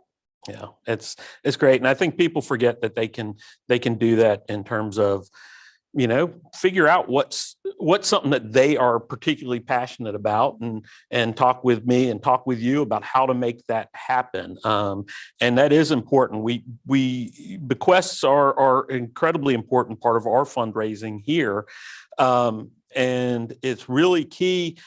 You can keep it quiet, you can keep it all anonymous, but if it's something that you might be interested in, you don't have to know for sure, but it really helps to talk with us in-house because we can make sure that if you do want to make a gift, it really fulfills what your desire is. And it's not as easy as just saying, I want to leave money to the J.C. Ralston Arboretum, we can help with language that really will make sure your gift goes where you want it, right? It is one of the most favorite parts of my job is helping someone think through their legacy and how they're going to, help the Arboretum be as successful as it is today, 50 plus years from now.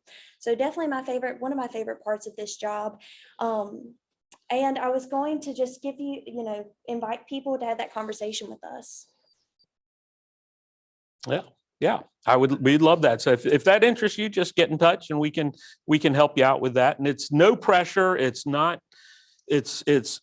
we keep everything quiet unless, sometimes people like to talk about their bequests and to encourage other people, but we do, we always want it, to follow the donor's wishes. And we're happy to have those conversations. And if we decide that it's not if you decide where it's not where you want to go, that's fine. It's a no pressure. We can do that for information. And I was going to say, is our microphone not working? I think you're unmuted. You're good now. I told you it takes a team of people to make this happen. So thank you very much, Chris. But I was going to say, I think when individuals consider putting the Arboretum in their bequest, will, and there's many other ways to do that, I think they consider us family, and we really want to treat people like family. I think that's wonderful that they care so much about the work being done here that they would leave a planned gift to the Arboretum. So just wanted to say thank you to Anne, to so many other people that have considered doing that have made that gift to the Arboretum. We're going to celebrate another one this afternoon from a current board member as well. So very appreciative. Yeah, it's exciting. So thanks so much. Well, I hope you have a great midweek and more people join. And remember, we're trying to get to more than 200 gifts today. So thank you all. More than 209. Thank you. So we're going to be getting started on our midweek program. Very excited. I'm going to be joined by Scott McMahon, who is a frequent collaborator. We'll do more of an introduction when he comes on. I really appreciate him joining us as well today.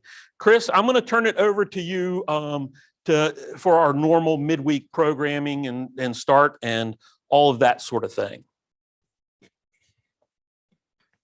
Thank you, Mark, and good afternoon, everyone. So glad you could join us again today.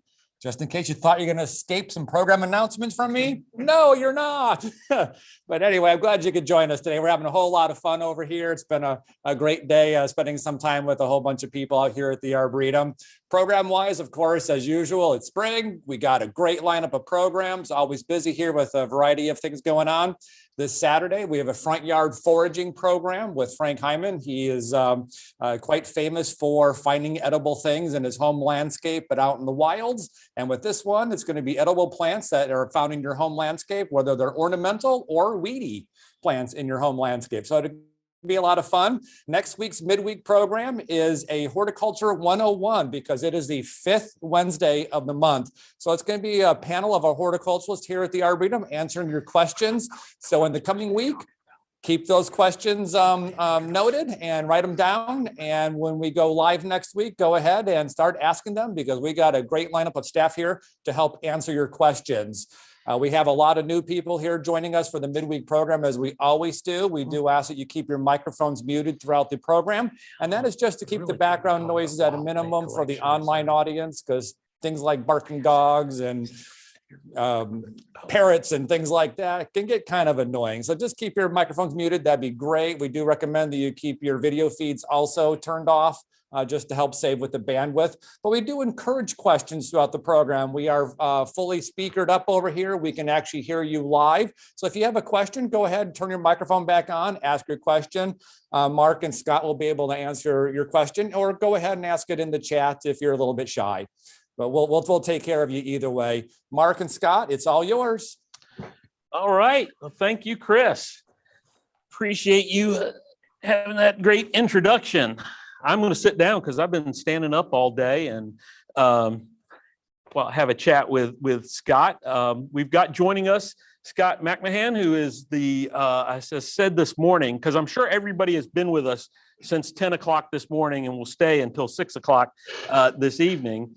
But Scott has the single best title for any job anywhere, as far as I'm concerned. Scott is the manager of international plant explorations for the Atlanta Botanic Garden. I did work at Atlanta briefly for a few years, but didn't overlap with Scott, unfortunately, while I was there. But since then, gotten to really know Scott well and become a fantastic friend. Scott, you here with us? I am. Yes. Can you hear me? Can hear you just fine. I appreciate you joining us. My pleasure. So- My pleasure. Sounds like so you've had Scott- a good day so far. It's been a great day so far. Just so you know, with our day of giving, we are up over $51,000 with 31 gifts. So we're trying to get to 209 gifts and $60 million. So if there's anybody out there with a big checkbook. Dreams, you got to hey, aim Scott- high, right? That's right. That's right.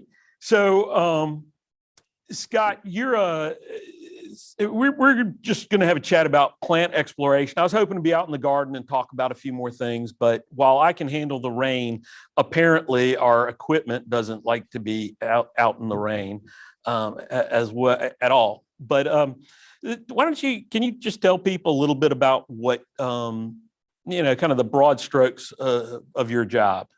Certainly. I have been, this is my second stint back at ABG. I was on the horticulture staff about 23 years ago as a gardener and nursery manager, and came back in 2016 to accept a position they created that focuses on plant exploration, plant evaluation, and then a visiting scholar or knowledge exchange program. And during my time here, I think you and I really started traveling together pretty regularly in 2016. And so, together we've been able to go to China multiple times. We are hoping to go to Vietnam here in about 10 days, which will be our first trip back out into the wilds in over 2 years.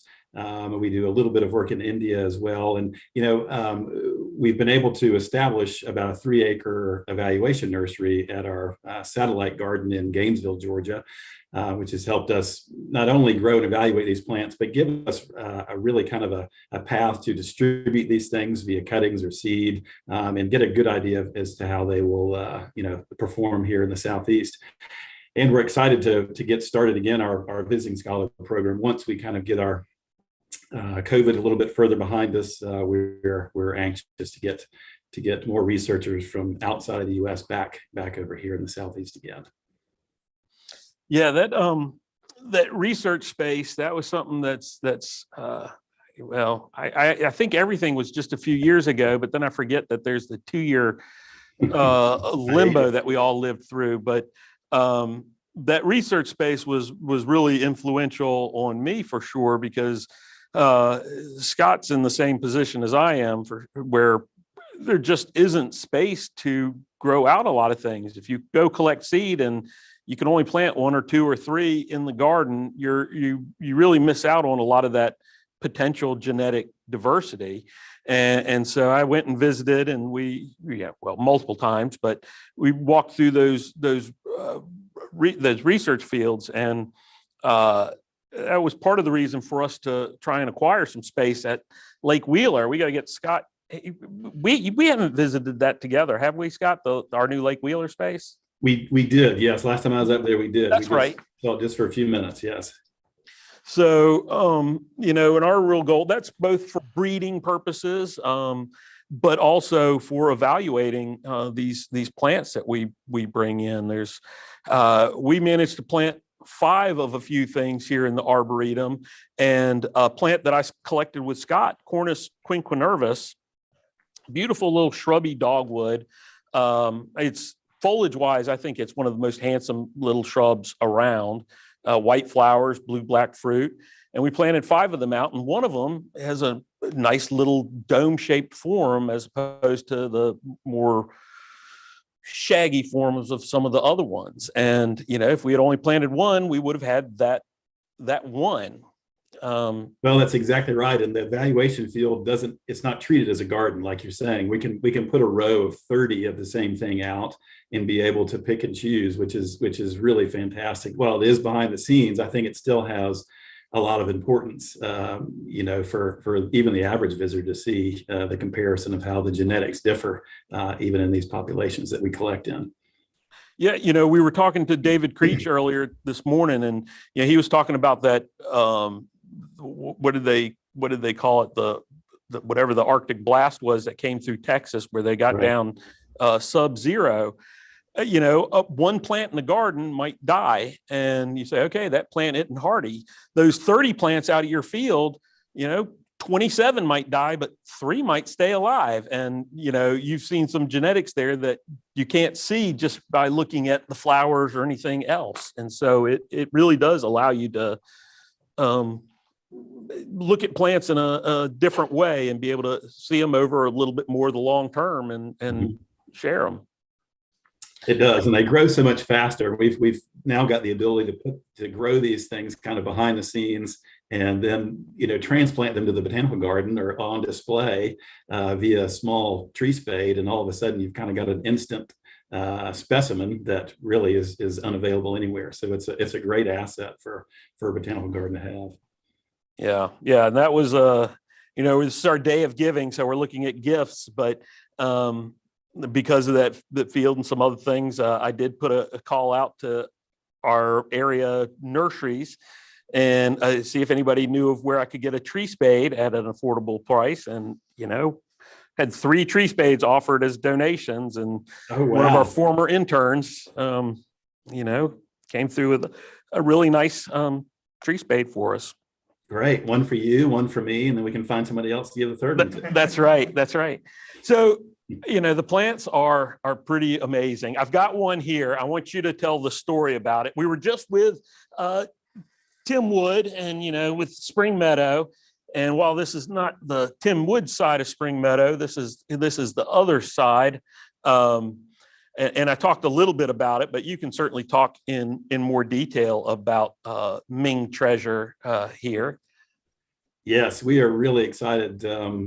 Not only to be able that this plant was shared with us by Mark and I have a good friend and colleague at Shanghai Botanical Garden, Dr. Zhao, who is one of the leading iris experts in China and has been breeding with species for many, many years.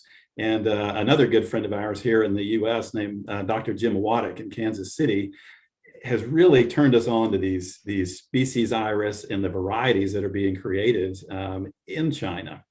And so Jim and Dr. Zhao have known each other for quite a long time. And so it was nice to put all these pieces together. And for the past few years, Mark and I have kind of been not only beginning, but also ending our trips in Shanghai with our friends there at the Botanical Garden. So we could exchange, seed that we had collected and vice versa. And I can't remember the exact year, maybe 2017 or 18. Zhao showed us and was telling us about this hybrid, and I think I'd seen it the year prior in the garden and they didn't have enough to share. And so then Mark and I had gone back that next year, and she gifted us a few of these plants and asked that we try to work with our colleagues in the US to introduce this to the nursery trade. She felt like it was really a worthy plant. And so we did just that. And, after brainstorming and trying to figure out who the best person would be to talk to about this, Hans Hansen, who probably everyone on this Zoom call knows of his names, if not of his plants, certainly came to mind. And so they were willing to take this plant on at Walters Gardens there and start to produce it. And so it is a hybrid. The DNA has been done on this plant, although they're not exactly sure what the parents are. It is a hodgepodge of Iris tectorum, Iris waddii, and perhaps Iris japonica. So that the jury is still out as to what this thing actually is. But what we can tell you is it grows with extreme hybrid vigor. We have a plant in our field now that's about 3 to 3.5 feet across. And during the growing season, it gets about 3 or so feet tall. The flower spikes will stand about a foot above that. It blooms very heavily this time of year. As you can see, I guess you had that either in a cold frame or somewhere. It's obviously in full flower there. The only trouble we have had with this, and we did experience this a couple of weeks ago, is the late spring freezes, which we do see on occasion with some of these Southeast Asian plants, that don't require a lot of chilling requirement before they start to grow. However, it just burned the tips of the foliage back, it looked like, and so I think we'll get a really great flower display out of this thing again this year. So I know Tony had sold it. I believe he's probably sold out of it by now, but hopefully it will continue to be produced, and we can get that passed around a little bit more. But it is a great plant, Iris. It's Iris X ampliflora Ming treasure. And regular viewers to our things know that I have a terrible sense of smell. And so I have this plant in front of me, and all of a sudden I was like, "Ooh, I'm getting this really nice, kind of almost pepperminty, sweetie smell from it." It's really, really nice. So if I can smell it, it must be fragrant. We noticed that in our greenhouse. We're doing just playing around with hybridization of various things, and in the afternoon when it warms up, it does have a really nice fragrance. Yeah. And this is, you tell this story, and this is just one of those stories, but it's, we're going to China. We have connections in Shanghai, which leads to connections with researchers there, which, plants come back after going through all the channels that they go through.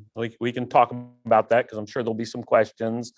But then it comes here, and it could sit here at the J.C. Raulston Arboretum or at Atlanta Botanic Garden, but that's not the purpose. We see it's a great plant, and so get with iris experts like Jim Waddick, and then work through Jim and through our other contacts in the wholesale breeding and production side, like Hans Hansen, to bulk this up in production and bring it back. And something that I know is important to you as it is to me, and something I mentioned with Tim Wood, is one of the really special things about this whole process has been that by working with these nurseries and by kind of being thoughtful in the introduction process, there's actually a funding stream that's going back to China, back to the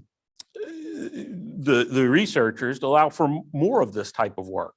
Exactly, and I failed to mention that, and thank you for mentioning that. Yes, this plant was found in the wild, so there was it cannot be patented for various rules and regulations. So what Walters Gardens agreed to do was to provide a 25-cent voluntary royalty for the plant sold to go back to Shanghai Botanic Garden and their iris conservation program, which I think is just a fantastic thing to do. And not only does it benefit the Chinese researchers, but what a great story for the nurseries who are producing this plant, and to, as you said, kind of describe the collaborative effort it takes to get these new plants to market. Yeah.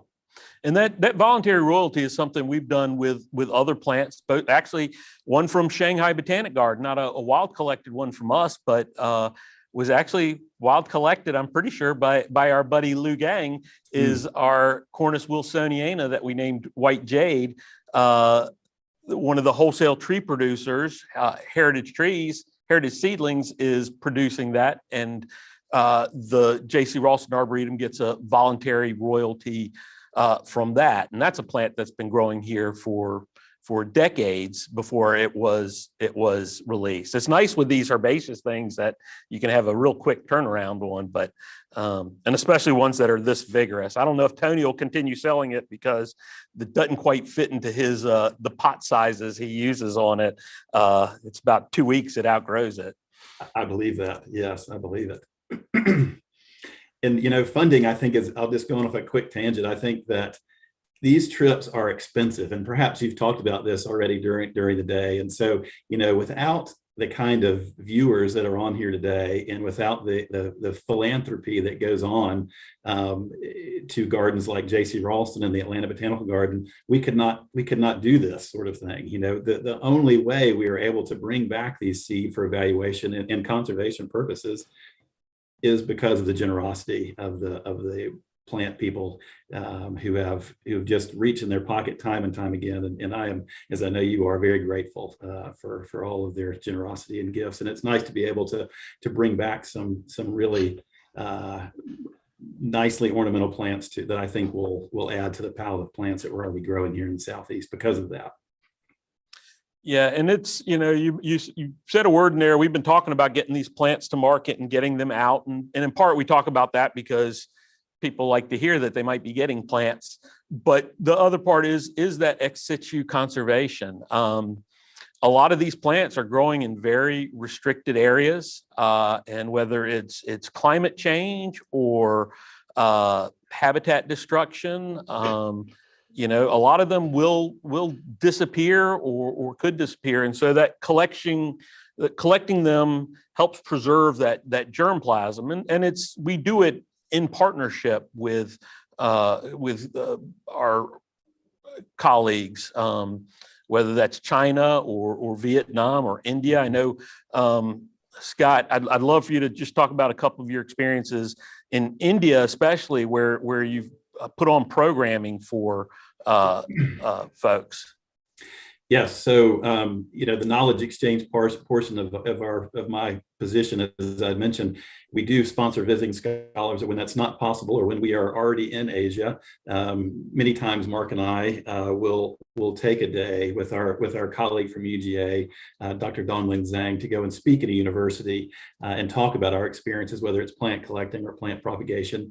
And so, along those lines, I was asked to come and speak at a little propagation workshop in Assam, India, several years ago. And Mark and I were already in China, and so I just tacked on an extra week and went ahead over to India and stayed in a village there where the idea was they were having trouble with their nursery production. They had about 8 or 10 plants that they were growing from that area that were extremely endangered and rare in the wild, but they were having problems with the soils they were using and the containers they were using. And so we just did a little 3-day workshop of soil components and ingredients that are best suited for good drainage. And then we started looking at the containers they were using, and instead of getting pots that had really nice drain holes in them, they were being shipped these rolls of plastic that were perforated, and you could tear the pots off in small, like gallon-sized pots and fill them with dirt. The problem was these pots had no holes in them. And so we quickly figured out that really the main problem was drainage. And it's just these little bitty things that, that maybe we learn either in university or when we're gardening with our parents or grandparents as a young interested horticulturist. It's just stuff that we completely take for granted.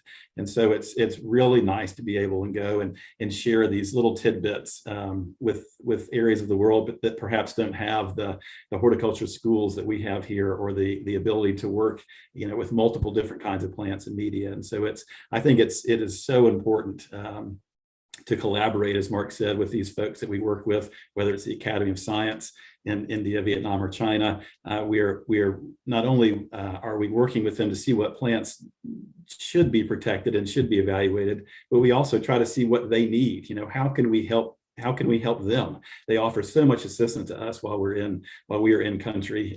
It's very important that we also bring something to the table. And it's very rarely is it money. We will certainly pay for their students to come out in the field with us, but they're not asking for tens of thousands of dollars to spend on things. They want knowledge. And I think that is something that can be shared so easily and so freely. It really is, it's our duty to do that, I think. Yeah, agreed. And for those of you who want even more of that, what Scott was talking about, he gave a recent talk here, one of our co-hosted programs with the North American Rock Garden Society Piedmont chapter, and that's on our YouTube channel. So you can go and you can see more of that and see some of the photos of the before, what he was seeing when he got there in Assam. And I think they were photos that he was sent. I think it wasn't even while he was back out there. I think maybe it was during COVID. They sent some photos of the success they were having using those techniques, actually having drainage in the pots and things like that. So it's a pretty neat story. Scott, it's funny how I keep talking to people all day and people have kind of some of the same interests. Paniotti this morning was talking about how much he was getting into irises, especially the little ones. He does the rock gardening, so he likes those little ones. But you know what his other obsession is right now? What's that? Hardy gesneriads. Oh, really? We started Which a trend. I know. Who knew? I've never grown an African violet in my life, and now trying to find as many hardy gesneriads as I can. And that's one of the neat. What's that? Denver. Well, he says he saw them at 14,000 feet. Oh, wow. All right, Tibet. It's got to be on our list next. Yes. Maybe not.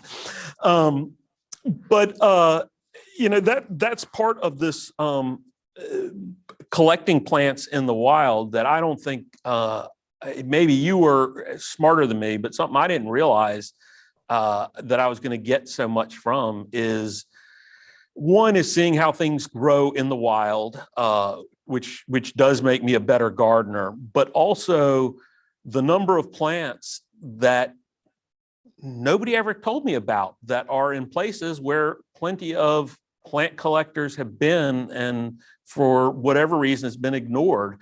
Everywhere we go, if you look on a mossy cliff face, rock face, there are these little African violet relatives growing there, and everything around them is hardy. And I don't know why people have never seemed to have collected them. The question for me always is, why do you go back to the same place so often?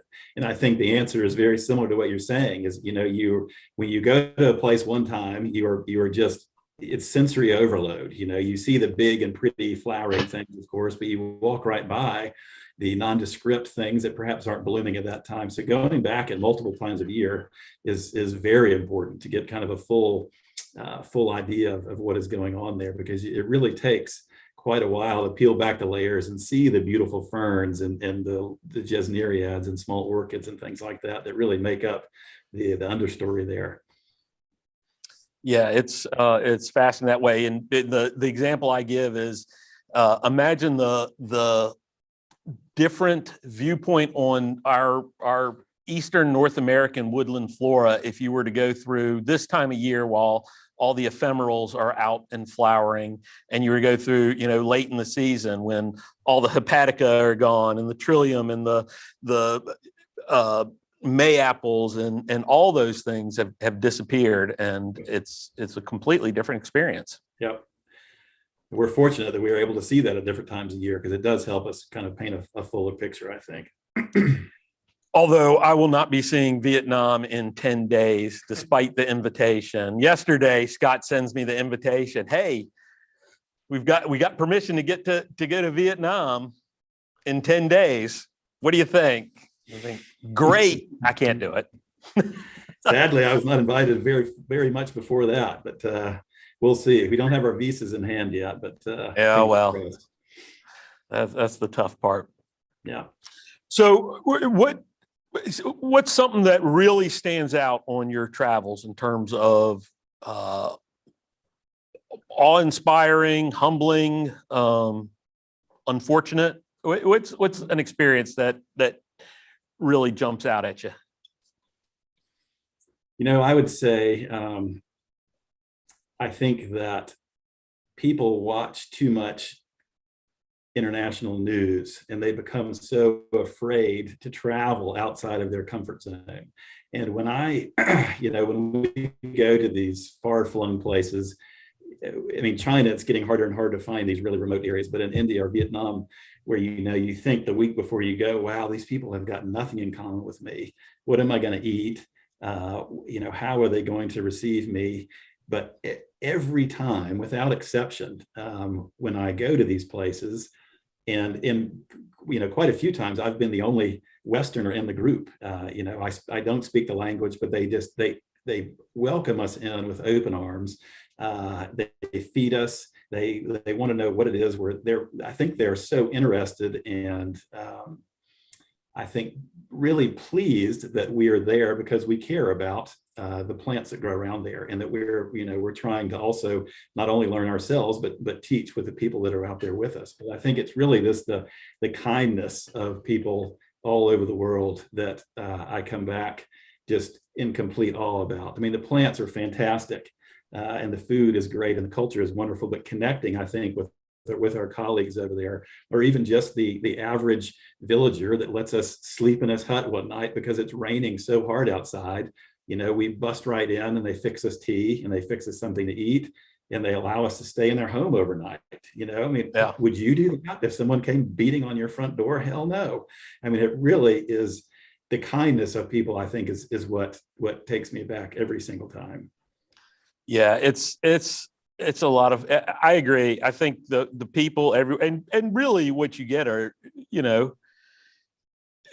people are much the same all over in terms of they want to have fun. They want to, they want to have good experiences. They want to learn. They want to teach.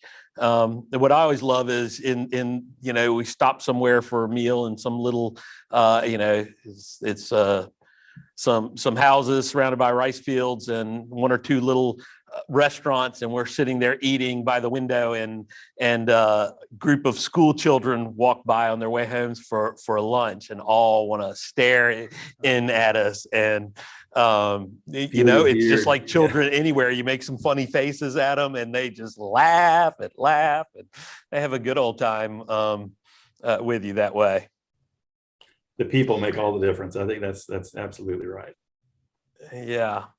Speaking of which, I need some of that, your hardneck garlic that you got at that one restaurant. I got a pepper crop coming up. No problem. All right. I got to get some of that. So how about plants? What's something that's really been kind of bucket list, either that you knew was on your bucket list, or what until after you found it was on your bucket list that you've gotten, and the one that you haven't gotten? Okay, that's easy. The one that we got, I was with you in 2017 in Gansu. I had been looking, my first trip to China was in 2001. We were talking about Cercis racemosa at the time, and trying to find a hardy Cercis racemosa that where the flowers were hardy. There are many plants floating around the US that some have little bitty flowers, others don't bloom at all, because really its area of nativity is usually found at lower elevations. And so I had been looking for that plant for years and years and years. And you and I made the trek all the way up to the far northwest corner of China in Gansu, and on a incredibly long and arduous trek, and found one big fertile myrtle of Cercis racemosa kind of hanging over the river there. And we coerced one of our porters to climb out there and chop a few branches down so we could collect some seed and bring that back. And that was just a red letter day for me, not only seeing that plant, but seeing, I have a great picture of you holding one of the branches that he cut that has the chains of seed on it, that really, that's the confirming way to know what you have, is they were all still attached in a long chain there. And this year we will get to see some of those bloom. So, we've been growing them in the field. We've got about 4 or 5 now that are almost 10 feet tall. And we're just now starting to see, almost what looks like insect frass come out of the new stems there, which are the flower buds that will begin blooming here shortly. So that was just, that was fantastic. And probably the plant that I hope that we will be able to collect seed on in a couple of weeks is a fantastic plant called Bretschneidera sinensis. You know what I'm talking about. It has no common name, and I wish I had a picture to show you, but it is, when I first saw it with Dan Hinckley and Douglas Justice from UBC and Blethen Wynne Jones, and we saw it from a distance, and we thought it looked like a pink flowering Aesculus. We thought we had found a pink flowering buckeye. And we got closer and closer and could see it. The thing was in just absolutely full bloom. There was no foliage on it yet, so it blooms before the leaves come out. It was this time of year, one giant tree that was just in full flower, and we were able to collect. We knocked some flowers down with rocks. Of course, had no seed or seedlings or anything like that. So I took hundreds of pictures of that thing and know exactly where it is. And so that is on my very short list of things to try and collect. And the other great thing about that tree, typically it's a white flower, but this is not only was it rare to find it in this part of Vietnam, but it is brilliant pink blooms, just really fantastic. So that one I have dreams about, and hopefully we will have it in our clutches before too terribly long. You know, we had a Brett Schneiderite growing here when I first started, up right by our visitor center. It's growing like our Quercus insignis and like Aesculus wangii does for us, and that it dies back to the ground every year until it finally just died. But well, it's all about provenance, as we well know, and who knows where that one came from. Right. So who knows? We'll see. So, yeah, I'm looking forward to that. That's pretty exciting if you do find that. Now this wasn't one I collected, but one you collected, talking about red buds, and red buds, seeing them in China has been a revelation to me. We've got all our taxonomy completely wrong on Chinese red buds in the US, I think, but Cercis Qingyai, and this is again a reason why you want to grow plants out and see them, is the Cercis Qingyai you had that. No, I'm saying that wrong. Chuniana. Which one? Chuniana. Yeah. This is Chuniana. Chuniana. Thank you. Yeah. Qingyai is a different animal. Chuniana with incredible fall color. Yeah. And of course, Scott's generous with plants, and we do red bud breeding, and so that's in another decade, because none of these things aren't slow. There you may perhaps be seeing incredible fall color on red buds available, and chains of flowers, and yeah, that's right. A really fantastic small flowering tree that has multi seasons of interest. And but as it is in the breeding program there at NC State, so I can't wait to see what you guys come up with. Of course, I don't know that it's I don't know that there's much improvement on it. I agree. For those who are nearby, you should come out. It'll be flowering before too terribly long. And it's right from between the parking lot and the McSwain Visitor Center where we have it, and it's gorgeous. Comes out with little chains, not as long as racemosa, but chains of flowers, and they start off really beautiful, and then they get prettier and prettier and prettier and prettier as they age. It's really it's a breathtaking plant. They open white and then fade to pink. And if you catch it just right, you can get that kind of 50-50 color, but it really is it's a remarkable plant. I agree. Yeah. And these are plants that we had a plant under that name for many years, and it's a easily distinguishable plant, redbud, because unlike a heart-shaped leaf, it has more of a diamond-shaped leaf. And our plant had a diamondish shaped leaf. But when a researcher was doing work on it and did the DNA, they said, "Oh, no, that's not. It doesn't come out as Chuniana. That's not right." And I said, "Well, we got it from Kunming Botanic Garden with that name on it." And about 6 months later, he sent me a picture. I can't remember what it keyed out to in their DNA work, but he sent me a picture of him in Kunming Botanic Garden holding on to a leaf of true Chuniana that had been wild collected, and a leaf of whatever it had keyed out to be. So it was an obvious hybrid. And so it's really seeing these plants in the wild and collecting, wild germplasm that is pure, that, you really get an understanding of what the plants are. And oddly enough, that was not a new species that we discovered or anything like that, but it had never been brought into the US that we can tell.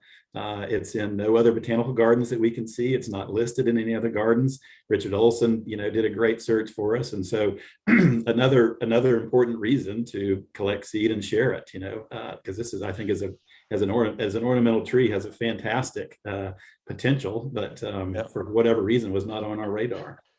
Well, if you had looked a little bit earlier, you would have found one in a botanic garden here because we listed it for many years as Chuniana, but it wound up not being the true thing. Right. Same with Cercis glabra that we saw maybe on that same trip that we collected the Cercis racemosa. Yeah. I always thought it was a small tree, but we saw it as what, 60-foot overstory trees? Huge. Saw it used as Huge. street trees. Those So two are going to it's, flower for us this year. We collected those the same year we collected racemosa. Those also will be for us in the next couple of weeks. are those going up and growing like what we were seeing for you? They're huge. Yeah, they're huge. They're huge. I bet they grew 6 feet last summer. They're going to be large trees. Yes, large. The foliage on them is right now is about 10 inches, but I have a photo of Ozzie Johnson holding it. It's longer. It's larger than his 12-inch ruler. It's a great big leaf. Yes. Yes. It's exciting being able to do all that.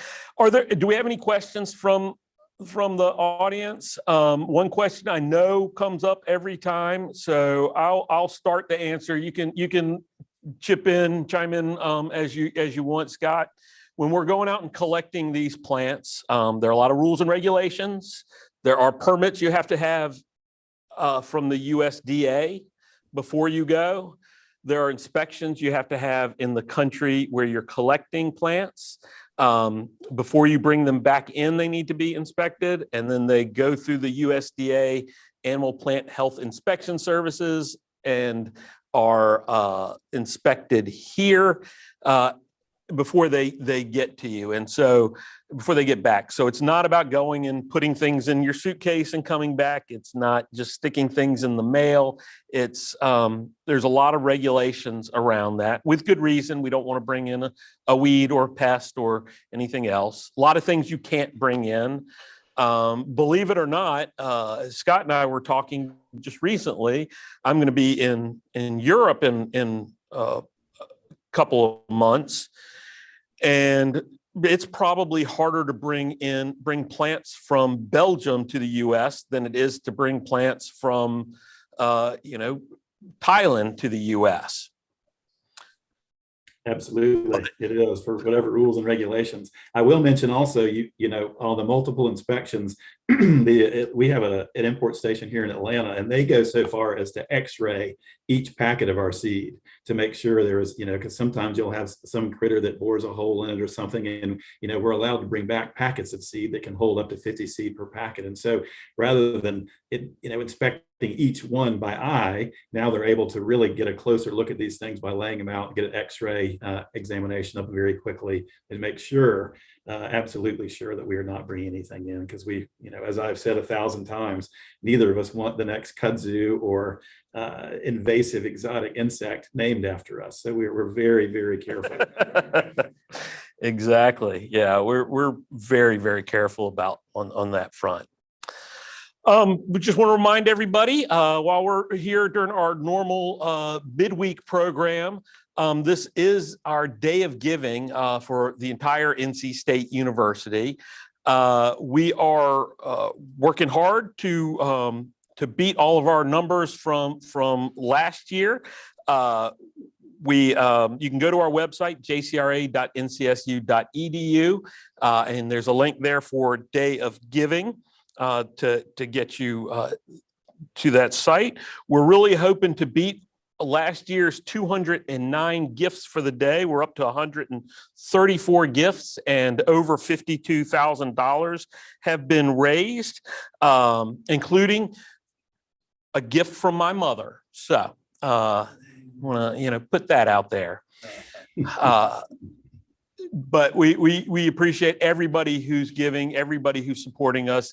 As Scott mentioned, it really does take gifts like this for us to be able to do these trips. And we are self-supported here at the university.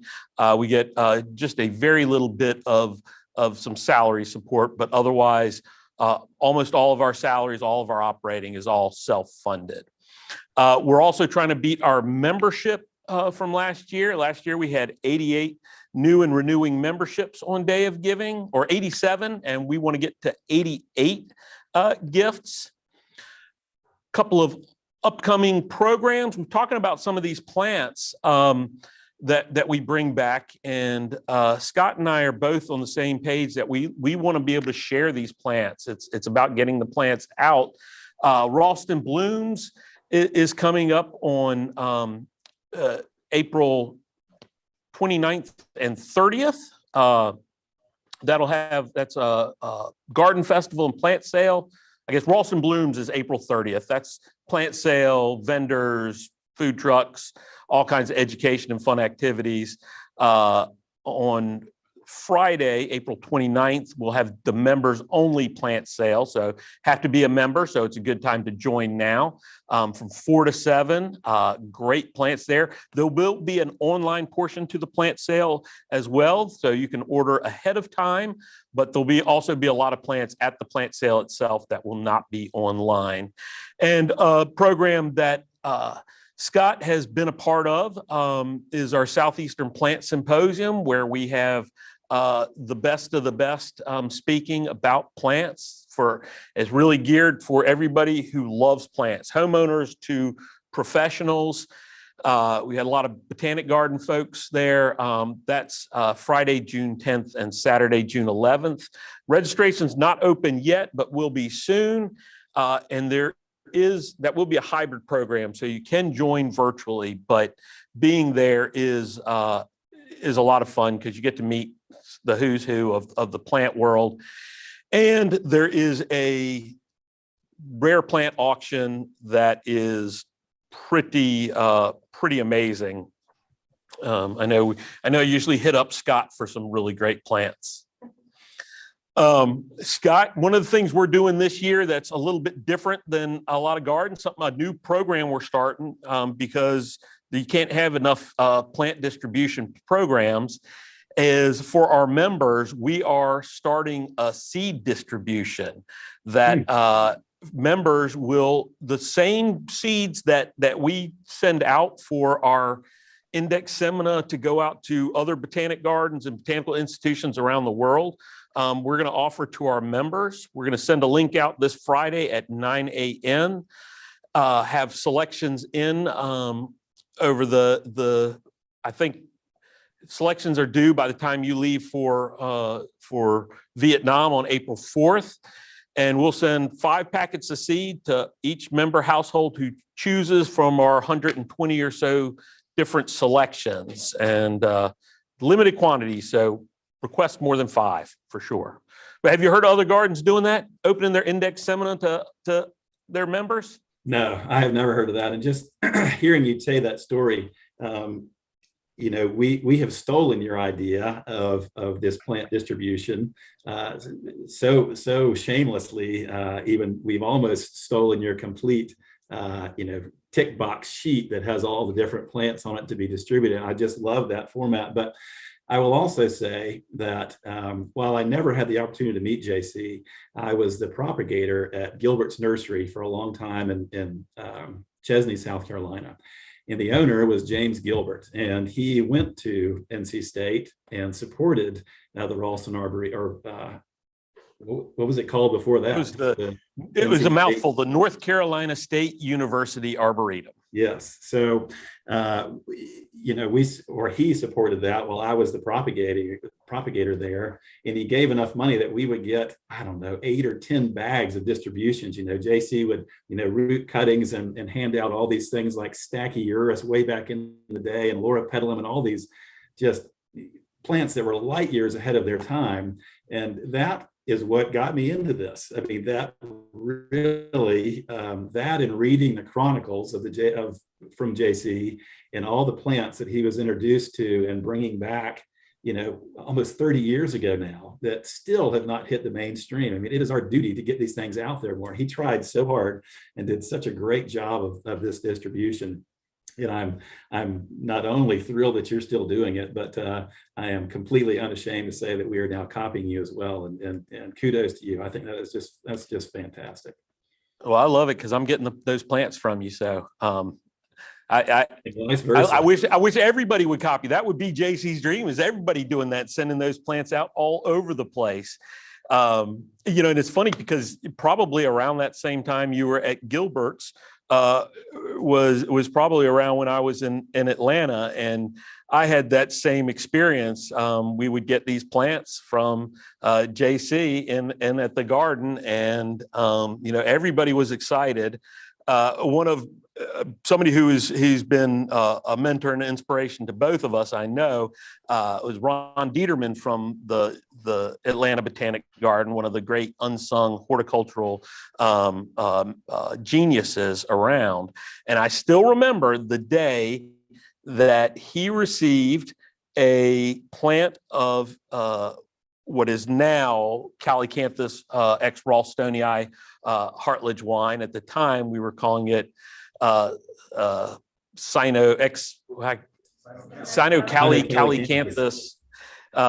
ex Ralstonii. But you know, I think he grabbed me because I was the only person around, and he had to tell somebody about this great plant and telling me all about it. And shoot, I don't even know if I knew Calycanthus floridus at that point, or at least not very well. And just seeing the excitement on his face about this plant that he had gotten from JC, I will never forget that. Yeah, to impress Dieterman like that, you know, good things are being distributed. That's right. That's right. Well, Scott, I really appreciate you take time out of your day to talk with us. You probably have a whole bunch of things on your honey-do list that you need to do if you're going to be disappearing in 10 days.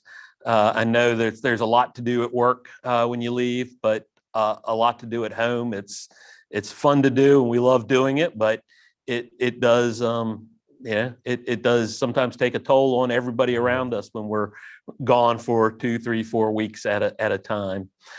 So I appreciate you taking the time to talk with us, and I look forward to seeing the pictures, at least from Vietnam. Absolutely. It was my pleasure to be here. Thank you so much for including me. And April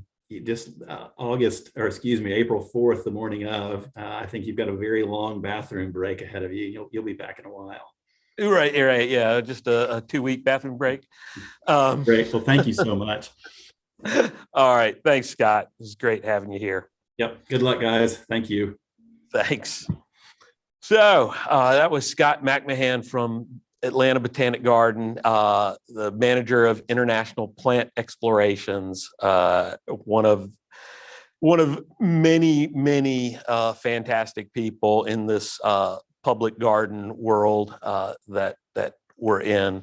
That's the beautiful thing about what we do is plants make people happy. I don't know if it's because they're giving off oxygen or what, but you know, go to nurseries and garden centers, people are happy. Chat with people out in their gardens, they're happy.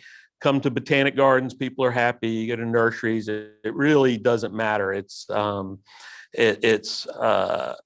people love what when they're surrounded by plants, and I think that's what makes working at a place like this so rewarding. Is we are surrounded by plants, but also by people who really appreciate what we do and love what we do, and will support us with their dollars through Day of Giving, will support us with their time, doing things like filming us. Our camera crew, our volunteer camera crew, ducks and hides their heads every time we mention that they're here behind the camera.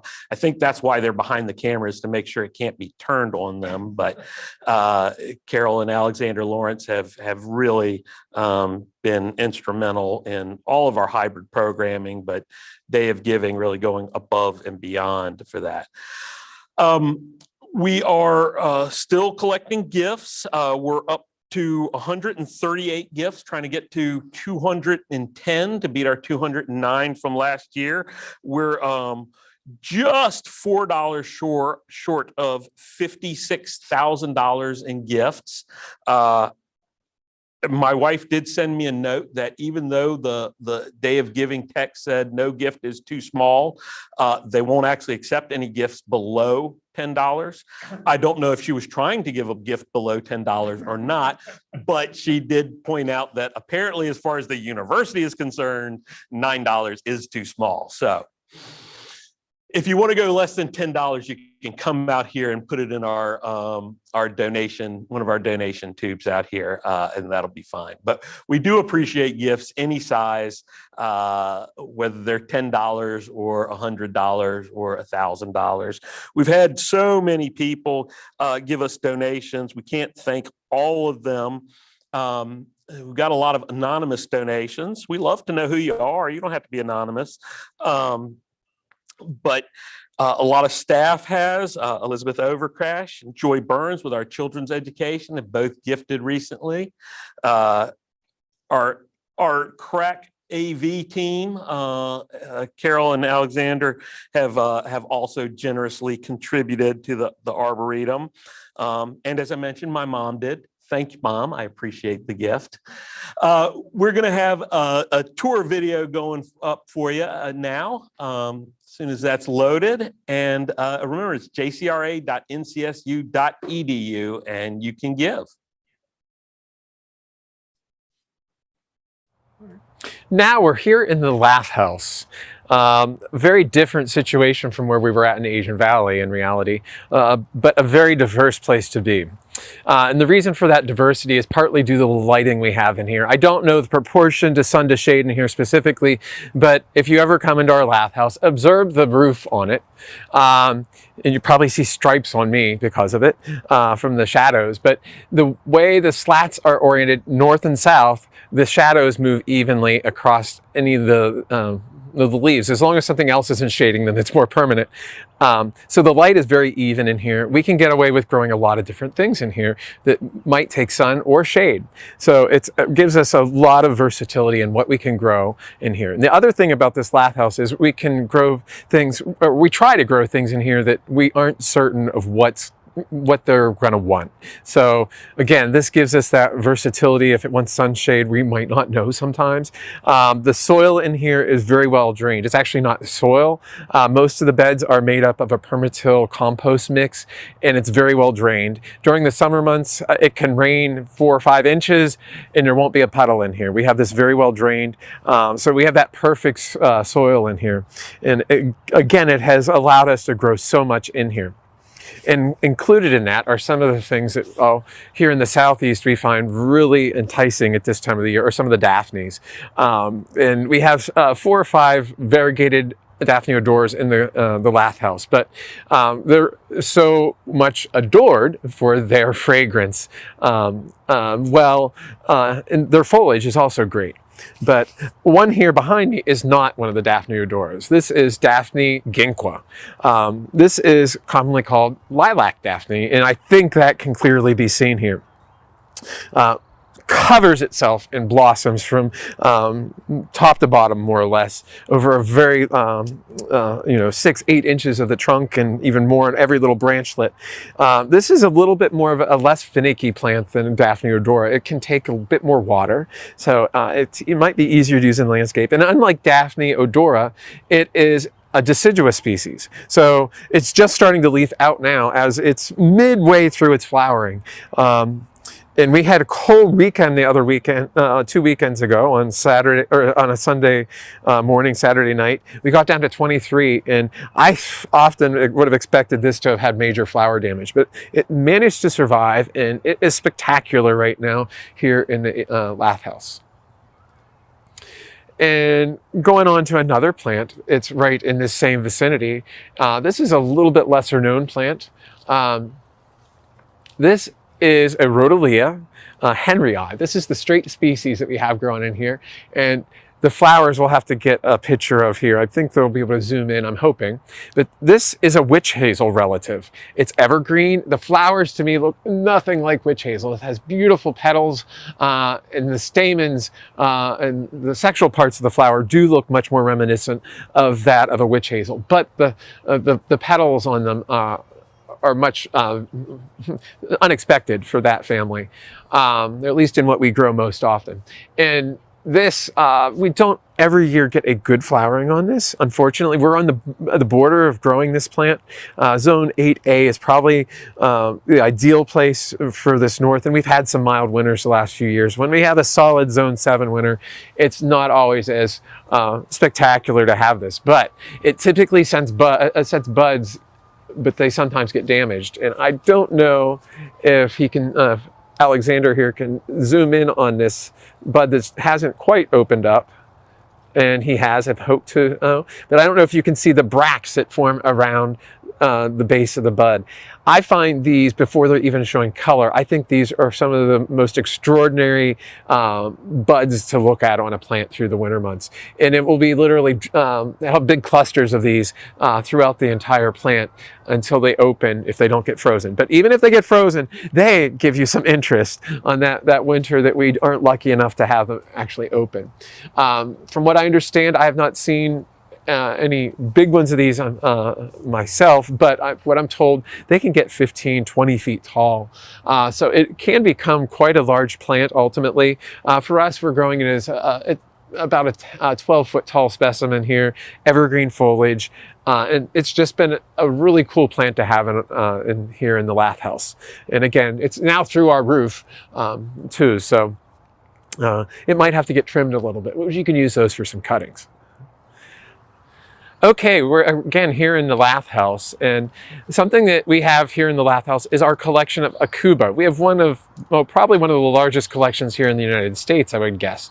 And we're not the national collection, but we do have, like I said, a pretty big collection.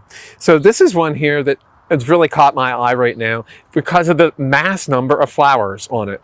Not everybody takes into account that Aucubas do flower, and they're boys and girls actually, for the most part. There's some that are don't have to have a boy, but you'll get fruit. But this, in this case, this is one Arashiyama. This is a kind of a mottled variegation. This isn't that speckled one that everyone has in their yard. This is one that has a mottled variegation. It's without any speckling at all. So it's very different. It has a smaller leaf, and it's flowering its head off. And this is a boy.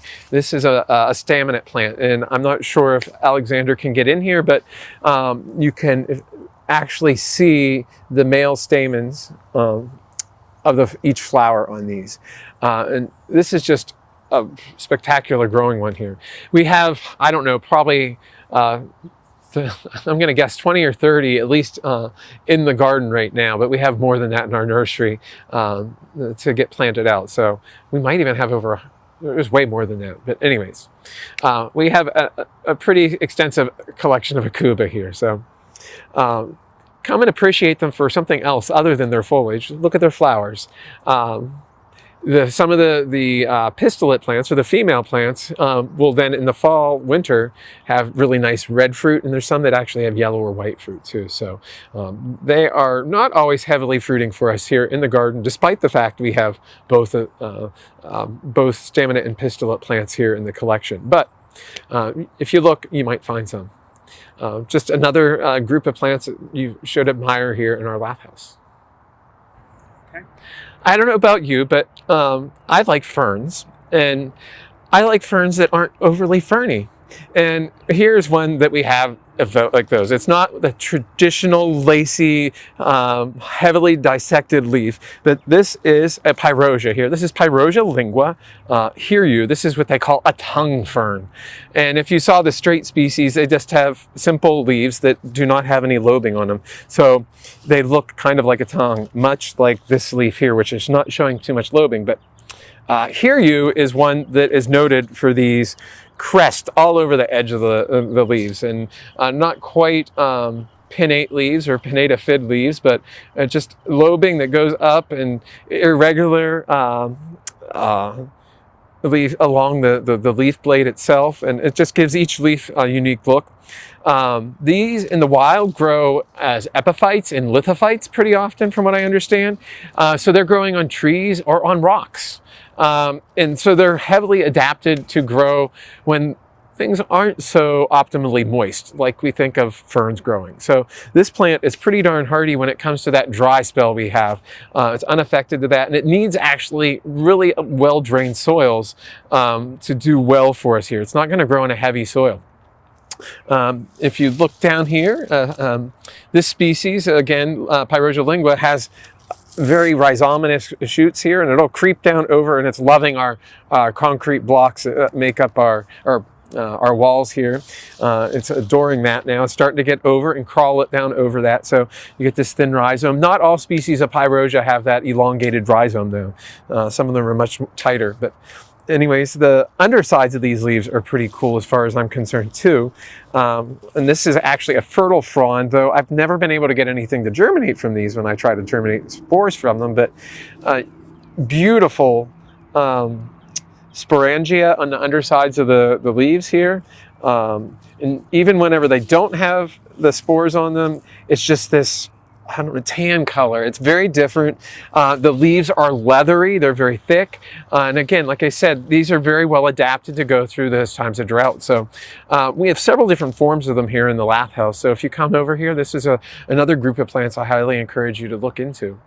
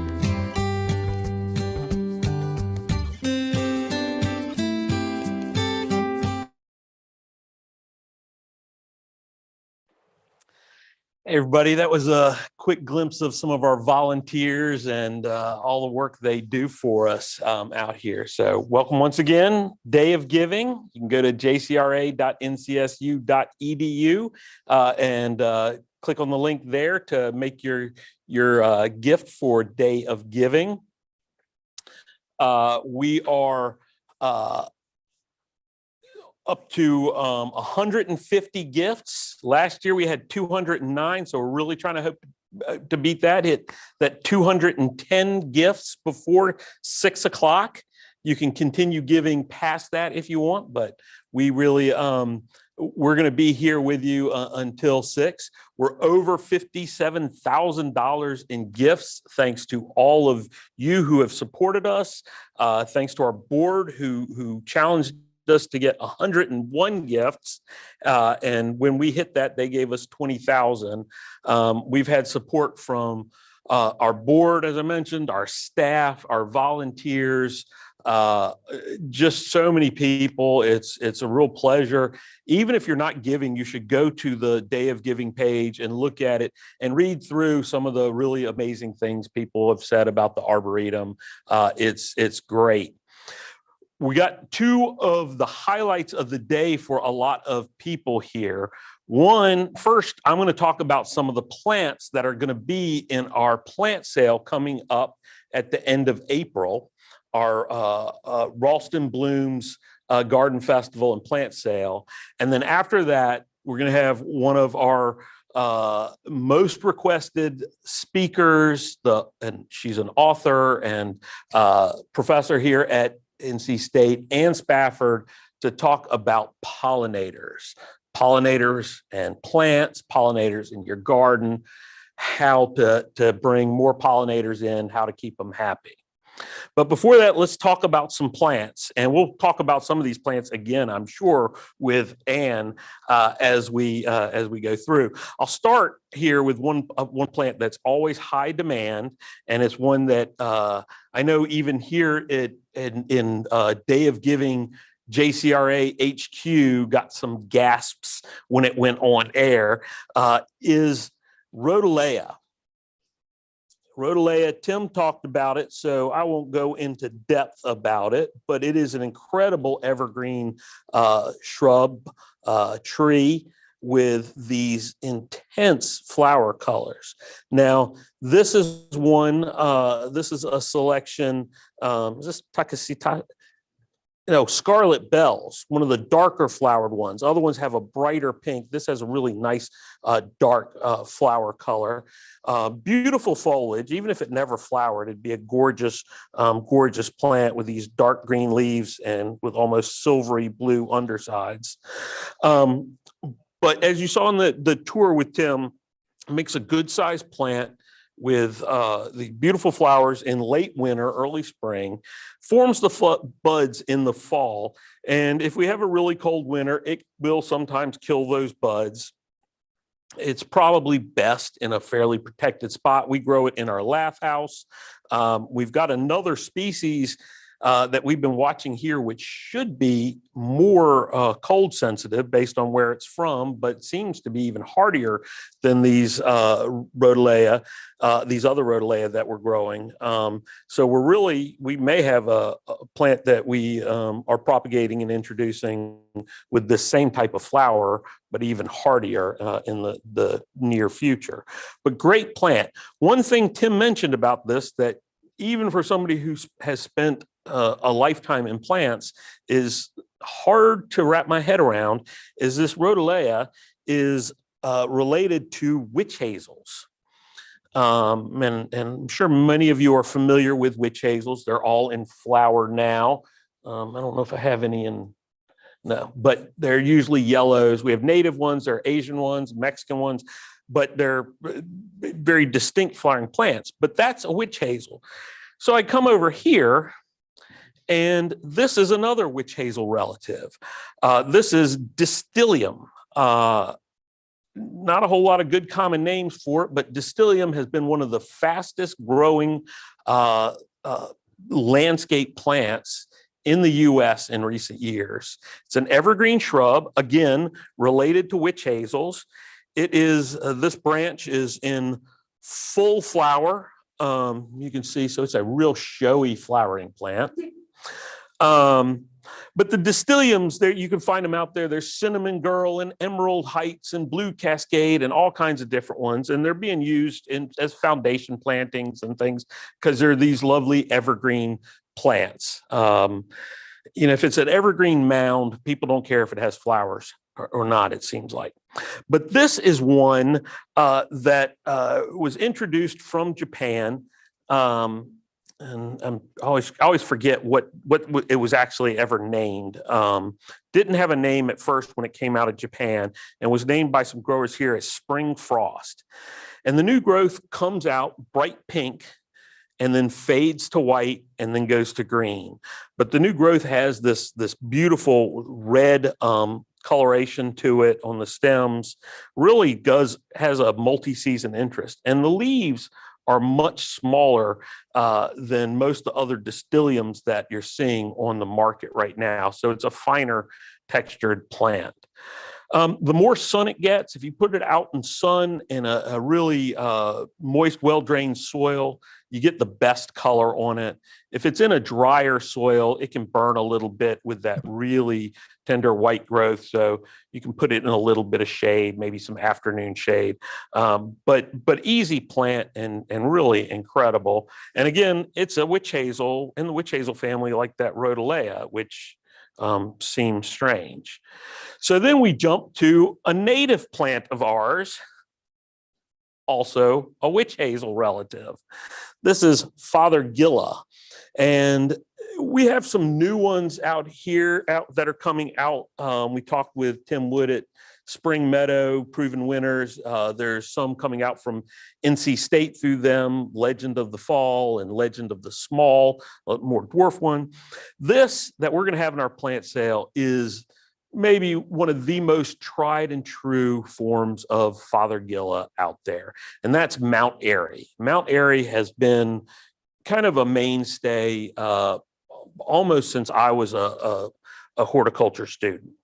So it's just coming into flower now. You're seeing some of these, will be bottle brush flowers, but all of this you're seeing up at the top, these will form into those bottle brush flowers. They've got a great kind of honey scent to them. And so you'll just get loads of these little bottle brushes all over it. Then it'll leaf out with kind of bluish green leaves, look great all season, and then get fantastic fall color. It's one of our best native plants for fall color. And if you like natives, this is a good one. And as I mentioned, we're going to be talking about pollinators shortly, and the pollinators love these bottle brush flowers. I don't know if they can just get into that nectar easily or not, but they really do seem to love those.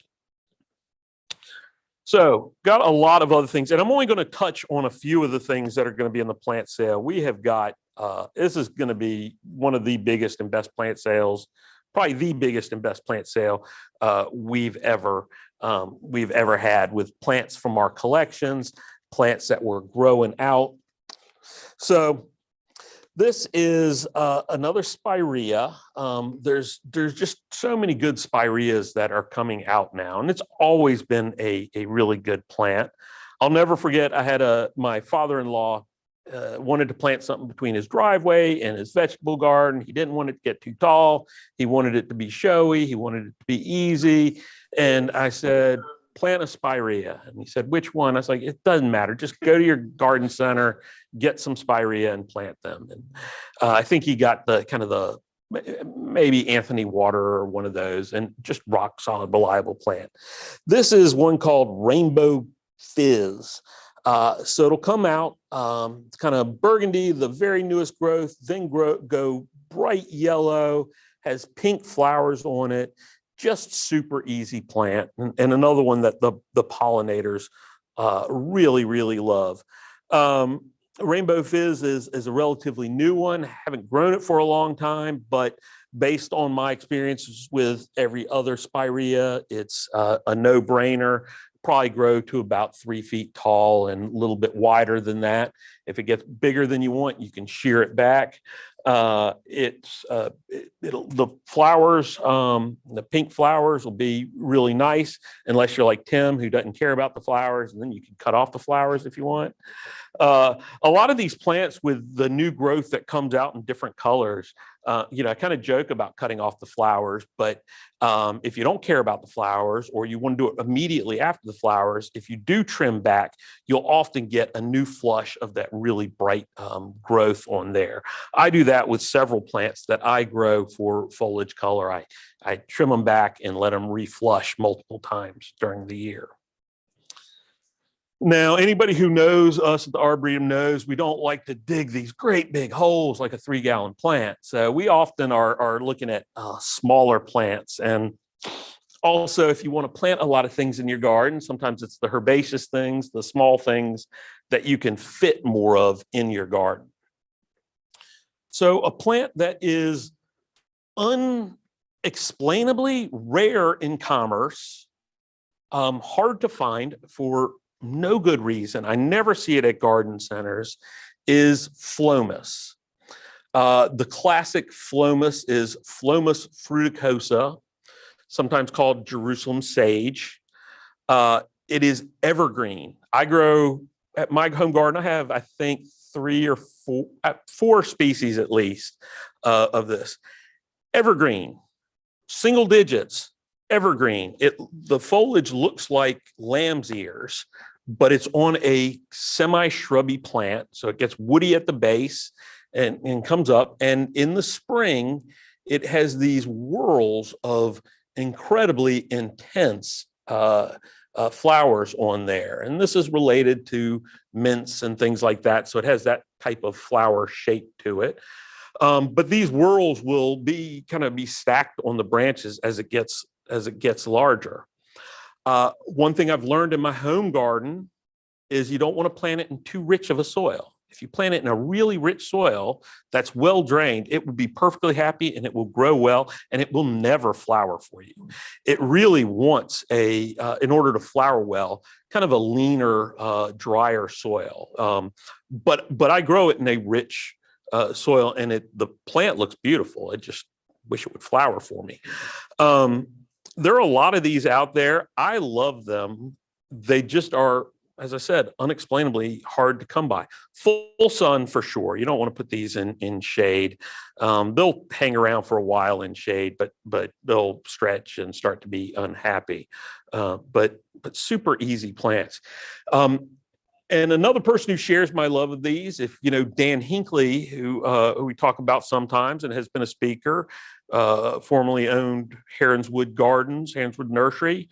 I was out at his house this summer, and he was having some sculpture placed in his garden that was an interpretation of Phlomis flowers being placed in his garden. So I was glad to hear that he shares my love of Phlomis in that way. Now, keeping on with the sunny spots, this is a sage. It's just starting to flower in our greenhouses. This is Salvia gregii, one of the most misnamed plants in terms of common names. Salvia gregii is called the autumn sage. It is usually one of the first sages to come into flower, and it just keeps going into the fall. So it is flowering in autumn. So I guess that makes sense for autumn sage. But one of the most beloved Salvia gregii out there is Hot Lips. For years, that's a red and white bicolor flower. People love it. Well, this one is part of a new series based on that Hot Lips. It's called the Mirage series. This is Mirage Rose bicolor. So it'll have that same white lip on the bottom, but then the rest of it will be this burgundy rose colored flower.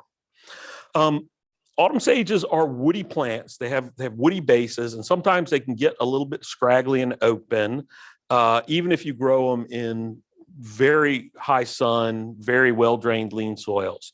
The key, even though they almost never really stop flowering, is after that first really good flush of flowering in the spring is just to give it a bit of a haircut after that. That'll get it to branch, it'll get it to stay denser, and it, don't worry, it will start flowering again before too long. They are flower machines, and the pollinators do love it. I'm sure we'll talk about this one with Ann as well. But great plant, that Hot Lips, people love it so much. So I was really excited when this new series started coming out.